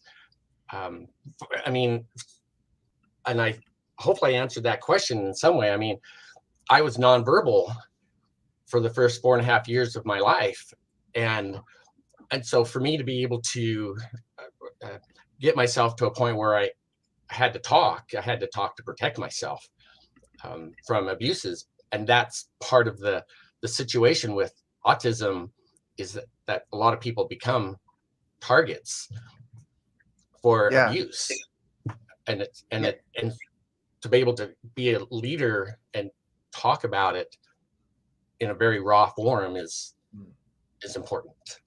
And that's one of the reasons why I love hearing you speak, Robert, is because it is not only a narrative that we're not used to hearing, but I know that you get to be a leader in this space and lead with your positive powers. And tell me a little bit about how, because you're an author, tell me how your writing helps other autistic people, especially as they learn and grab onto your words through your books. Well, I think that as time goes on, and my book, which is the Wolf Cycle. Okay, there it is. The Wolf Cycle. I'm sorry, the Stop Your Crying book. That's another one. All confused. As people read the book and the messages go out, that they can find that it was really after a suicide attempt at 10 years old that I had to turn negatives into positives. I realized that I would never make it to my teenage years if I didn't. And I got to be a happy-go-lucky guy again for many years, in spite of the autism. And I hope to give hope to families who have autism or autistic children, that they can become valuable to society. They can make a difference in this world. It's almost like it's a magical gift in a lot of ways. When I started writing, I had to do voice to text because I couldn't read, I couldn't write, I couldn't spell, enunciate words, and it became important for me to find my value, and I hope through my book, even though there's sexual abuse and emotional abuse and psychological abuses, and but that's not what the story is about. It's really about your story. It's about your life. I just had to find the courage to talk about it. Does that answer your question? Yeah. Sure. And one final question for you. How does this help, let's say, all people? Because you can help leaders and you can help readers who have autism, but what about including those who aren't autistic? And how are we able to learn from that perspective? Well, I think it's important to find every avenue to find that out, because in the autism community, it's like they feel like they're a square peg in a round world, and whether they're autistic or not, there's a high suicide rate in the autism community, very high, and it's because they feel so different. And I think I was protected. My autism protected me, and I'm very grateful for that many times in my life. I think it's very important for people, to non-autistic or not, to realize the value of autism and help them become inclusive in unique ways that they have to offer. And I think that works. Absolutely. Thank you, Robert, so much for that. Thank you for your answers and bringing a topic and a conversation that we haven't quite heard yet on this week so far. And this is valuable information for all of us as we're learning, as we're growing as leaders. So thank you for sharing that. Welcome. Thank you, John. Welcoming back to the stage, Ritu, Robert, Christopher, and as well as Nicole and Eric. If Rex, if you could bring them on, that'd be awesome. Appreciate that. Bringing them all on. Let's do it. We're going to actually wrap up that group of amazing speakers with just some final thoughts from each of them, and then we'll move to our next group of great speakers. Let's move to final thoughts with Nicole. If you'll go ahead first. Awesome. I really wanted to thank Robert as well for sharing today. That was a really powerful message, and I really hope a lot of people this week who are tuning in got to hear what you shared today. So thank you so much. I feel inspired just to leave this leadership event with a concept as a leader that people will not remember. Your team, your employees, they're not going to remember exactly what you said or exactly what you did. They're going to remember how you made them feel. And I heard Ritu also touch base on this concept of, conscious leaders are aware of their thoughts and their feelings and their actions. And feeling is what controls the majority of actions. So in order for your team to do better and for you to do better, it's important to feel better. So I really want to inspire folks to just really tap in and remember that that people will not remember what you said or what you did. They're primarily going to remember how you made them feel. So make them feel good. So thank you so much. Well said. Thank you, Nicole. Let's jump on over to Christopher Music. Christopher, what are your final thoughts? Well, my final thoughts are really very simple. It's those that pursue excellence are the ones that get the best results in life. And as leaders, we are leaders because we do pursue to be the very, very best we can and to achieve a level of genius at what it is we do for the benefit of those that we serve. So if I were to give any advice to anyone, is to always strive to be the very, very best you can be and to play the game to win in the area where you serve humanity so that we can push all of us forward into a new level. Thank you for sharing that. Let's jump on over to Ritu Chopra. Ritu, what are your closing remarks? Sorry, I said final thoughts earlier. Let's call them closing remarks. Okay, so I believe that every generation brings their unique strengths and have unique challenges to deal with in the world that they have grown up. So in our lifetimes, we come across at least 3 to 4 generations that we often interact with. Don't be judgmental. Reach out and connect. We live in a small world. It's a global village now. Reach out and connect. You'll find they are equally open to connect with us and learn about each other. Thank you so much, Ritu. And then final thoughts or closing remarks from Robert Botner. Thank you. I really would like to encourage people to realize they probably have more courage and confidence within themselves than they give themselves credit. They have what it takes to create what they want in their lives. I did, and I know you can too. That's my message. Thank you. Give it up for this group of our interviewees on the Leadership Power Hour. Passing the mic back over to you, Eric. This has been awesome so far. I'm trying to keep up on the. You remember when I said, "Hey Rex, can I borrow controls?" They gave it to me halfway through. Now I'm like trying to share all the comments. Like, by the way, Robert's winning. Okay, just letting you know. Oh wait, I got the awesome Swanson. I got one vote. Okay, but Robert, they love you.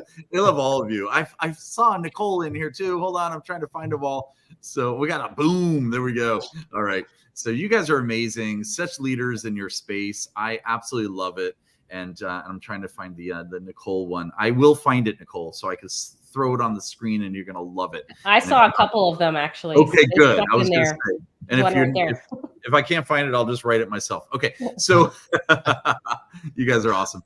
So I absolutely love you guys. You're amazing. We're gonna bring up the next panel. So we're going to somebody snap their fingers. Let's see, John, snap your finger. And Robert, thank you, Robert. See you in a little bit. Okay. And snap your finger again to somebody snap your fingers. Nicole, see you later. Okay. And Christopher, you want to snap your own fingers? Go ahead, Christopher. Okay, bye. Okay.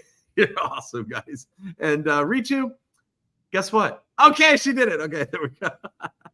So I believe we have everyone up here now for the next panel of awesomeness. I believe. If I don't, please correct me, John, if you could. So Daniel John should be joining us soon. Oh, good. Excellent. Love to see him. So we'll just pretend that Rex is Daniel. There we go. Rex, you're now Daniel. So and you're Daniel for a little while until he shows up. So actually, let's keep Rex up here. I want to hear his perspective as well. So John, could you please go ahead and around the room here and introduce the next panel real quick?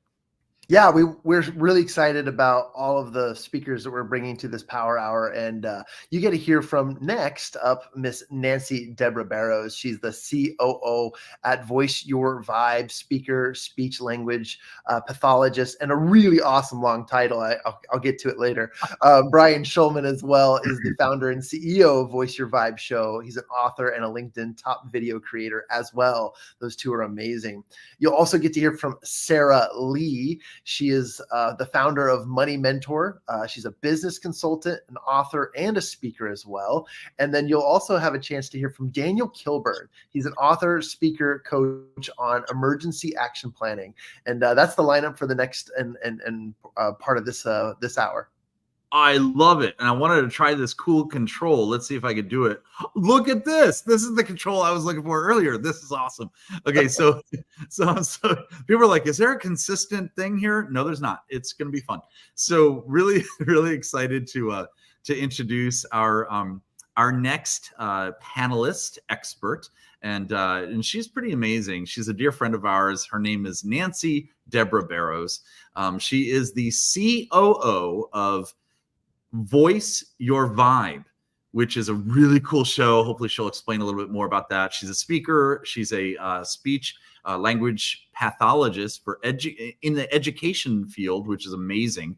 And she's just amazing. So, oh, by the way, she's she's a thought leader in social cognition, as well as voted top 50 most influential people on LinkedIn. Hello, that's pretty darn amazing. So I wanted to ask a few questions right off the bat. So we'll bring her on in 2 seconds here. But let me ask the question: as a chief excitement officer. So I want more information on that.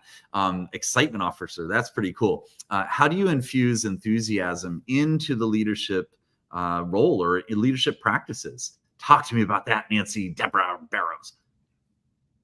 And I will unmute you like I didn't, because I will. There we go. Well, we were talking earlier how, authenticity comes from showing what really happened. So there you go. We're human. We're all human here. The show is quickly 2 live shows. They're global award-winning. Brian Shulman and I do them together on LinkedIn and a bunch of other platforms. You can find them on, hey, and a cat. See, things just happen. Life is just happening. You can find them on LinkedIn and a lot of other channels. I'll leave that to Brian. As far as excitement, when we were looking at Voice Your Vibe, what are some of the key things about it? Well, excitement and engagement. So those were sort of the roles that I took on. And when we talk about, infusing enthusiasm into leadership practices, it's crucial to remember that, first of all, we encounter just extraordinary leaders in all facets of our lives every day.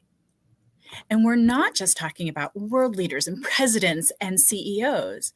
When we're speaking of leadership, we should all be speaking beyond the boardroom and across the lifespan. Somebody before me, Ritu, I think, talked about children, giving them roles of leadership, and someone in education, I believe strongly in this. There's a reason we have kids be the paper monitor or be the person who helps with lineup. We're giving them leadership roles right from the start. But in terms of enthusiasm, there are a few precursors that usually need to be met before we can get there. We'll call it like a recipe. And, not that I use my kitchen ever, but I know that recipes give you the ingredients, and if you follow them, you get the outcome. So this is the recipe for enthusiasm. Well, first of all, it's vital important that we look to embody and not just infuse these values in our leadership practices. In fact, we're obligated to lead by example in every step we take. Leaders with an abundance mindset believe in the ideas that there's enough success, resources, opportunities for everyone. We foster a culture of collaboration and generosity rather than competition. And we know we needn't rise ourselves up. You don't need to raise yourself up by competition, stepping on the heads and shoulders of others. Extraordinary leaders desire and feel compelled to share their knowledge. It's what makes it in wisdom. It goes from knowledge to wisdom, and there's a deep and enduring belief that a rising tide raises all ships. So here we go. Human first, demonstrating a sincere commitment, really believing it in your heart, and not just showing up and walking the walk, but making that commitment to making people feel seen, heard, valued, and appreciated for more than the skills that they bring to a position or role. It's valuing individuals for who they are and not just what they do. We've got the idea also that successful leaders empower others to succeed. And extraordinary leaders understand and take steps to support the fact that the people we lead, the communities we're a part of, the impact we make, those people are not there to make us look good as leaders. It is our job as leaders to make them look good. Right? And it's about igniting a fire within yourself and others that radiates passion, a genuine nature, approachability, and inspiration. Now, we have to remember to nurture our own enthusiasm by taking care of yourself. Often as leaders, you see the 1% of who we are, unless we show you. And that's part of that human-centered piece. If we don't show you who we are and what the 99 other percent looks like, as I like to call it, the ugly, snotty, and sexy, we're leaving a really big piece out as a leader because we are role models.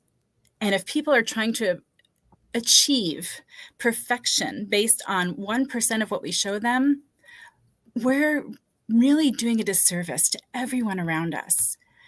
So you've got all these ingredients. And why do these ingredients lead to enthusiasm?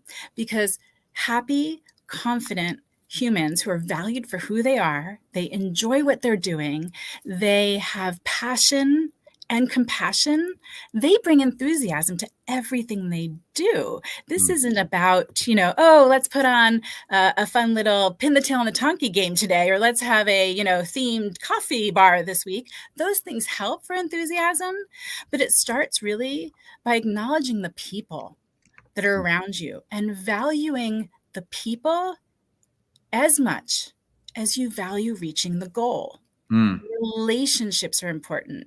Enthusiasm comes from being part of something bigger than you. It comes from loving what you do, being able to share your gifts, your talents, the things that make you you with the world. I love it. Give it up for Nancy Deborah Barrows. That is amazing. I was taking notes and I just realized I was gonna post something, which I think I did, and then I realized I'm logged in under here's what I posted. I said sexy, sexy, and sexy, and then I realized I was posting for. Sorry, Mo. Can someone get a screenshot of that, please? Yeah, there we go. But screenshot that. There we go. I'll screenshot it myself. Ready? 1, 2, and 3. All right, we need Joe Ingram to put the disclaimer up there. But there's so many comments coming in. I love it. They love you, Nancy. You're just amazing. Oh, somebody else copied my sexy. That's awesome. So fantastic, guys. Amazing. And LA Tribune says absolutely awesomely, amazingly awesome. Or that might have been me as well. So really, really excited that you're here, Nancy. Stick around for final thoughts if you could. That'd be great. Next, I want to bring up the awesome, the one and only Brian Schulman, ladies and gentlemen. Brian Schulman is the founder of and CEO of Voice Your Vibe show. He's an author. He's a best-selling author in many of our books. LinkedIn top video creator through the lens of video storytelling and entrepreneurial leadership. He illuminates the pathways to connecting with people with transformative impact in the digital age, which is really cool. So, Brian, welcome to the show, my friend. How are you, sir? I'm doing great. Great to be here with all of you. Awesome. I'm digging you here. So, Brian, let's see. Well, clearly we're talking about leadership, and you're talking about the digital age. So, my question, I guess, is how has your journey as a CEO of LinkedIn, a top video creator, shaped your understanding of effective leadership? Like how does that shape it? Yeah, sure. So, through a heart-centered approach, my journey as a CEO and LinkedIn top creator is honestly, it's really deeply shaped my understanding of effective leadership.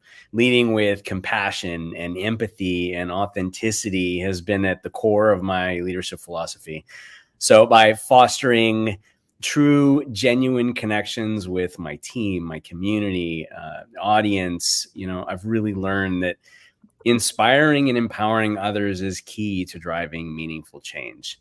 And really understanding the importance of listening and fostering a culture of collaboration and prioritizing the well-being of everyone involved it not only has enhanced my effectiveness as a leader, but it's also allowed me to create a positive impact in both my organization, the community, and the world around me. I love it. Can you elaborate a little bit more on storytelling through video? Yeah, sure. So storytelling through video has a remarkable ability to transform leadership communication into a heartfelt journey of inspiration and impact and connection. So when leaders share their hearts, their stories, their experiences, their challenges and triumphs through video, they invite their audience into a nice, vulnerable realm of empathy and understanding and encouragement and in truly inspiring others to do the same. And so by weaving together personal anecdotes and powerful visuals and authentic emotions, leaders can ignite a sense of purpose and really a passion within their teams, their stakeholders, their digital community. But video storytelling as a whole, it really transcends the constraints of traditional communication methods, and it really enables leaders to convey their vision sincerely and relatably. And so through the power of video, both live and pre-recorded, leaders can foster a culture of realness. They can foster a culture of trust and transparency and collaboration and really empowering individuals to align their actions with their missions. And at the end of the day, ultimately, storytelling through video creates a truly profound sense of belonging and unity and inspiring others to join the journey, join the conversation towards the true collective growth and fulfillment. That's amazing. Can you repeat the middle part? I'm just kidding. That was amazing. That's just like Yeah, I'll try to write all this down. It's like, wow. All right, that's amazing. I can't wait. So it's just another reason why, if you're watching this now around the world, go to the replays of these, and sign up for the Los Angeles Tribune. Anything they have, please sign up, because I'll tell you what, when you turn on the news, typically they don't lead with leadership. Have you noticed that, guys? They lead with, oh, what happened negative down the street? Well, why don't we lead with positive amazingness? And that's what it's all about, is spreading the mic drop. Thank you. I forgot about the comments.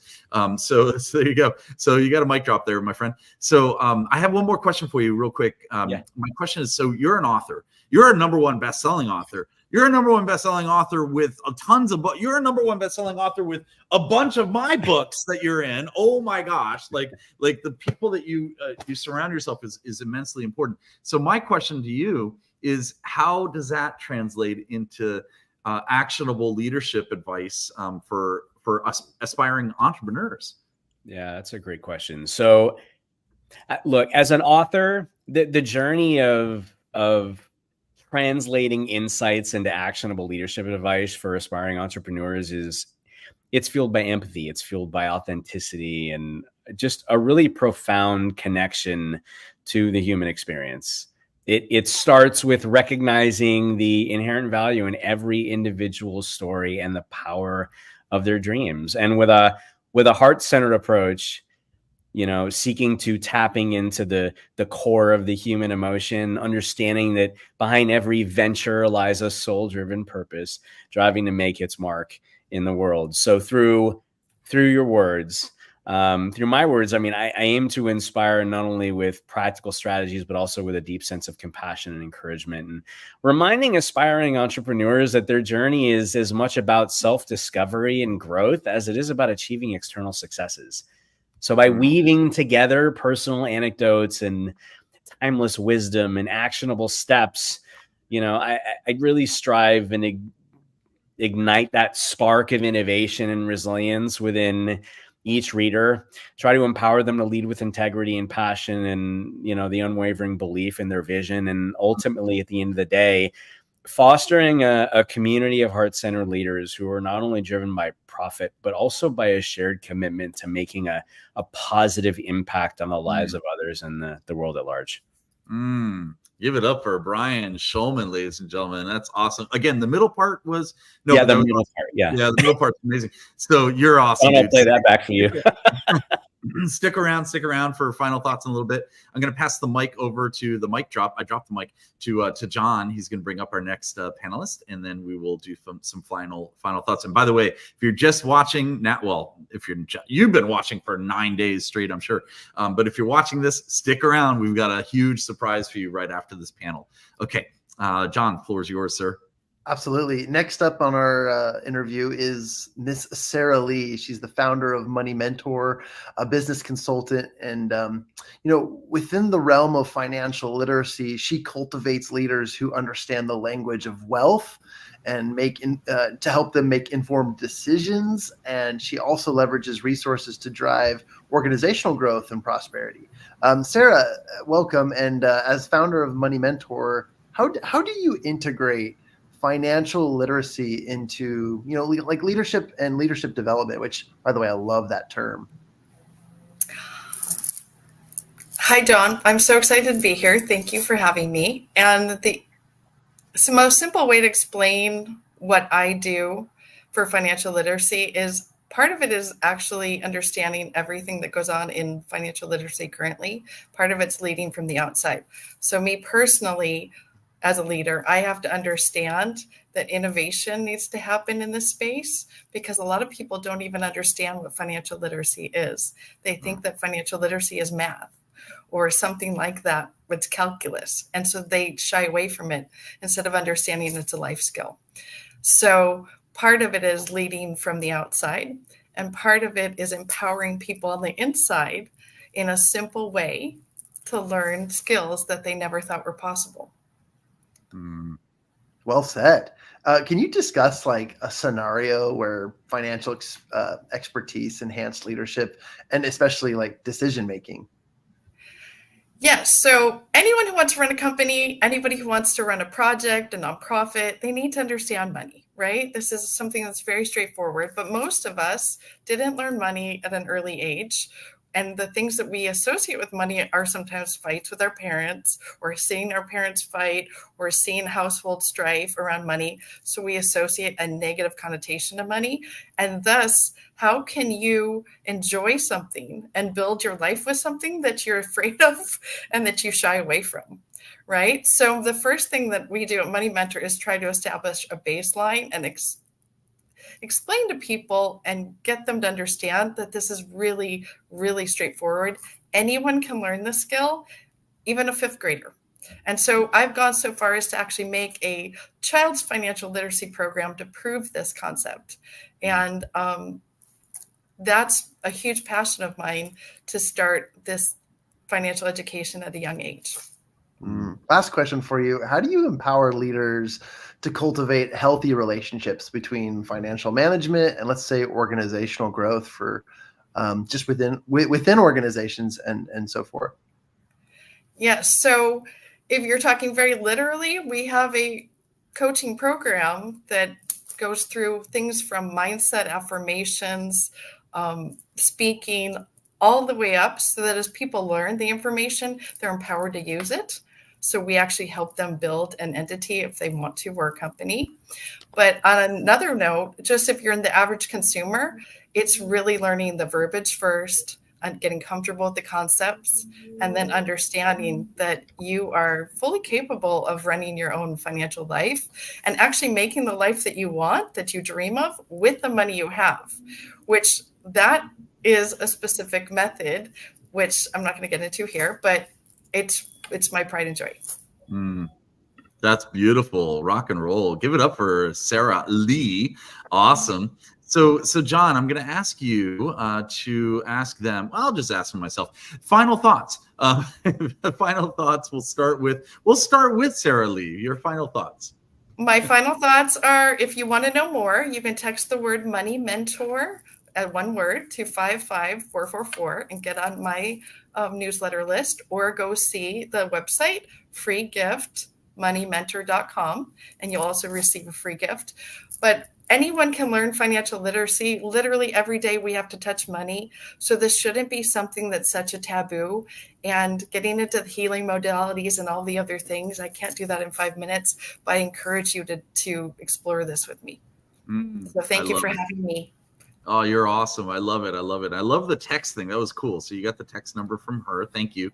I always mess that up. I'm like, just text me 911. They're like, wait, it's not the right number. Anyway, final thoughts. I like making my panelists laugh so much that I put them on the screen. Here we go. Final thoughts from Nancy, please. That is such a good audience for you, Eric. I love it. Okay, so first, I don't know if I look like a Smurf to everyone else, but in my lighting, I just realized I look kind of like a Smurf. But everybody loves the Smurfs. My final thoughts are, honestly, when you have the chance to make someone feel seen, heard, loved, and valued, take it. Do it. It's a tremendous gift that each and every one of us can afford, and we'll never run out of the resources to do.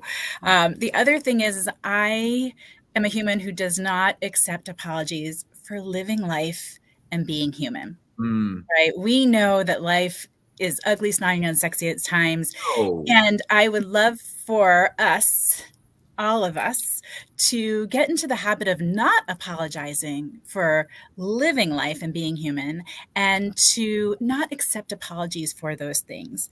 I love to connect, Queen of Engagement. I'm known as the Queen of Engagement on LinkedIn. So I love to connect with people. And if there's anything that I can do to support them, I'm always happy to do what's within my reach. So please connect with me on LinkedIn.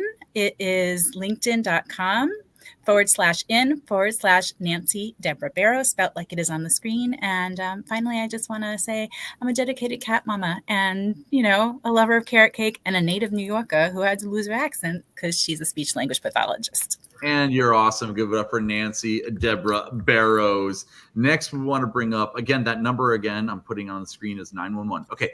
Next, I want to bring up Mr. Brian Schulman. I'm going to call you Dr. Schulman. Final thoughts. 30 seconds, guys. 30 seconds. Final thoughts. I just want to thank Eric, John, the entire LA Tribune team, all the leaders from this week. Absolutely incredible. I mean, so much knowledge garnered and shared. Thank you. Just thank you. And thank you for that. And thank you to each of you that have been with us. I'm going to leave you with this, coming from someone who had no voice coming into this world, that was a pound-and-a-half miracle baby and grew up with a neurological disorder and dealt with bullying and all sorts of things growing up, I found a voice I never knew I had, and realized that my voice could inspire others just by showing up and being me. So I want all of you to know that are with us today that you have a voice and you have a story and that you matter, and that your voice and story can positively affect and impact another human being's life by showing up, by being you. Get on video. Share you, get vulnerable, get personal, because you have no idea the impact you can have by doing that. And it's not about you. It's about sharing those stories because others can relate to them. Beautiful final thoughts. Again, I'll ask you, the middle part again was, we'll get a video in the middle. Yeah. We'll get a replay. That was awesome. You got it was gold. There we go. Thank you. You got a gold star there. That was awesome, guys. This is our panelists. Give it up for our panelists. It was amazing. Thank you to everyone. Thank you. What I'm going to do now is just say goodbye to Nancy. Go like this, like that. Right? Oh, bye, Nancy. Oh, that was Sarah. You got rid of Sarah. See how that worked? Oh my gosh. Oh, do that again, Nancy. Do that again. Oh, you got rid of Brian. What's happening here? And then John, twinkle your toes. Oh, you did it. Okay, and she's gone. So I like to have fun. I hope you guys know that. So I wanted to have a quick conversation, just a couple minutes before we finish this program, with Mr. John Kovacs Jr. and myself. So all about leadership. Here's the deal, guys. So John, we run the masterminds, and it's pretty darn amazing. If you're not, look, if you guys aren't in a mastermind, you need to be in a mastermind. So just join a mastermind. In fact, I'll give you a link if you want to, if you guys want to check it out, you can. But John, tell us just in 1 minute or less, or right around a minute, what's the deal with leadership and masterminds? How important is it in people's lives? I picked up a word this week that I am really, really loving, and it's leadership development. And that's what a mastermind is. It is an environment that teaches you to think and to grow and to develop and to become the person who you dream about when you lay your head on the pillow at night. And a mastermind is the perfect environment for you to grow.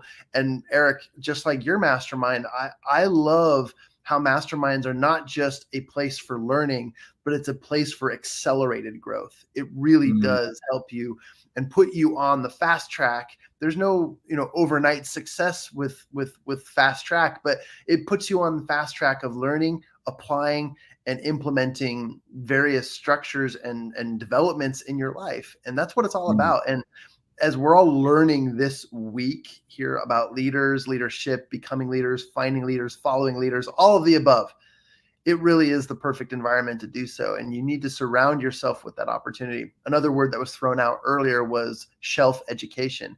And I love that word, because whether you have a doctorate or you just go to the library a lot, shelf education is your interest, your own desire to pick something up, to learn more about it and to get better at it, to discern it, to understand it, and keep on going. So I'm just a huge fan of it, Eric. And the power of a mastermind really is something that can speed up progress in your life. I 1000% agree with you. You read the script perfectly. I'm just kidding. 1000% agree with you. And we do just briefly before I bring up our team, the Los Angeles Tribune team is amazing. If you're interested in a mastermind and you want to look, I decided to work in these 3 or 4 different masterminds that we have. We've got Cafe Mastermind, which is amazing, where we literally we do like a book review. We read, review, and mastermind. And I invite that individual who wrote that book, the famous book, because they're pretty much friends of mine, everyone. And I've got such a leadership mentality where I build these long-term relationships and I invite them to come in. So if you want to meet these individuals and spend time with them, join us. It's amazing. So I'll give you guys a huge, here, I'll put it on the screen. It's masterminddiscount.com. Just go there. check it out. You've got a really cool system there, and let us know how we can help you. So that's what I wanted to share with you guys. Awesome, guys. Oh, thank you. Somebody just said I'm awesome. I love it. So John, it's been a pleasure. It's been awesome, and I want to thank you first. And also I want to thank the LA Tribune. So I want to give it up to you, John. Goodbye, John. Okay, and we'll go solo here. And I want to thank the LA Tribune, the Los Angeles Tribune, and the whole team from Ava to Alicia to Mo Rock to the whole team over there are just amazing. And everybody that's been hosting this. Really, really powerful. I'm so excited, and I'm so excited. Well, let's bring up the team if we could. That'd be awesome. I'm going to bring everyone to stage here, if I may. And look at you wielding the power to bring people up, Eric. Do you feel powerful now? I feel powerful. I do. It's crazy. All right, I'm so excited to be here, and thank you, Ava, for being you and really bringing this to light and the whole thing. I could go on and on, but I won't. Well, Eric, we absolutely enjoyed your panel, and we're looking forward to our next segment. We're grateful because this is a rare moment that you're bringing to us. Where you want to announce what that rare moment is? Oh my gosh. I will give somewhat of an introduction, and then I'll let you announce it. So I've had the pleasure of, oh, look at that, I'm full screen. I've had the pleasure of where, oh, I need a screenshot because I look good here. Hold on. So I've had the pleasure of working, smile. Okay. Can you tell I like to have fun, guys? I've had the pleasure of working with the one and only, the amazing, you should never miss his training, Brian Tracy, the one and only Brian Tracy. I started with him over 25 years ago. As I mentioned, this is literally his book he gave to me, and it's just such a treasure to be able to learn from this gentleman. And I had the absolute pleasure of calling him up the other day and said, I would love to introduce you or interview you, and introduce you to the world here at the Los Angeles Tribune. Would you mind coming on? And he said, without a doubt, how can I support? So I'm so excited, Ava, to be able to bring him to the world here today. Brian Tracy, the one and only Brian Tracy.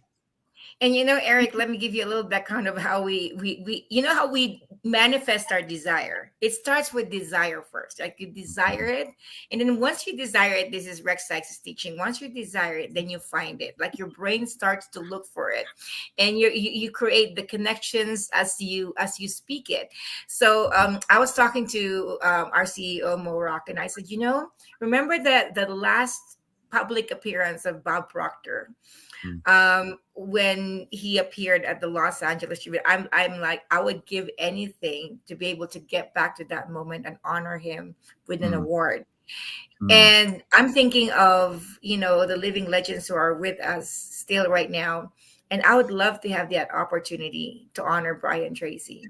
And here you go, comes Eric Swanson, who has the ability, the connection to be. Remember what Jay Abraham said, connection, collaborations, partnerships.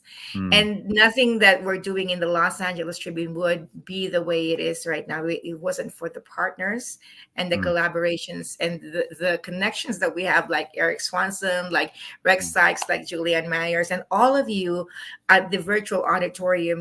Many of you are our co-creators, our co-founders, our co-speakers here at LA Leadership with Making History. Our CEO Morak is looking at how can we set a world record for the most number of speakers in a virtual event. And so we're very, very excited for this movement that you all are co-founding with us. And with that, Eric, I want to thank you. And I know you got to get ready for your appearance and your interview. I need to put makeup. I should put pants on. Yes. You know what's amazing? You know what is amazing about Eric is that he became his own clicker in a matter. Yes. I am so impressed. You are so awesome, Mr. Awesome. So the trick is, Rex, you got to go like this, like you're not paying, you're paying attention here, but you're just like clicking away, and don't lose eye contact of the thing here. I thought you were doing the thing. I even wrote that. Look, we love Brian Tracy. Well, we're really excited for the Brian Tracy segment, that's for sure. And all your things coming up. But thank you. Yes. It's amazing. I watched it myself. Wait, I was there. It was amazing, and you're gonna love it, guys. Literally, if you haven't grabbed a notebook yet, grab another one right now, because you are gonna get so many nuggets of amazingness. I interrupted you, Julie. Sorry. Oh no, I was just nodding in agreement. I couldn't agree with you more. I've got my pen. I've got 2 pads of paper to write notes on. I am very excited. By the way, Parisa says she's gonna get me some makeup, I think. Okay, good. Let's do this. All right, I got to go get ready. So I'm going to go get ready. I'll see you. Pants. Earn some pants. Make him wear pants. So Ava, can we take it to the next Absolutely. So I just wanted to announce what's happening next. Stay in the same page wherever you're watching right now. If you're watching on Facebook and YouTube and LinkedIn and Instagram and X, wherever you're watching, stay in the same page.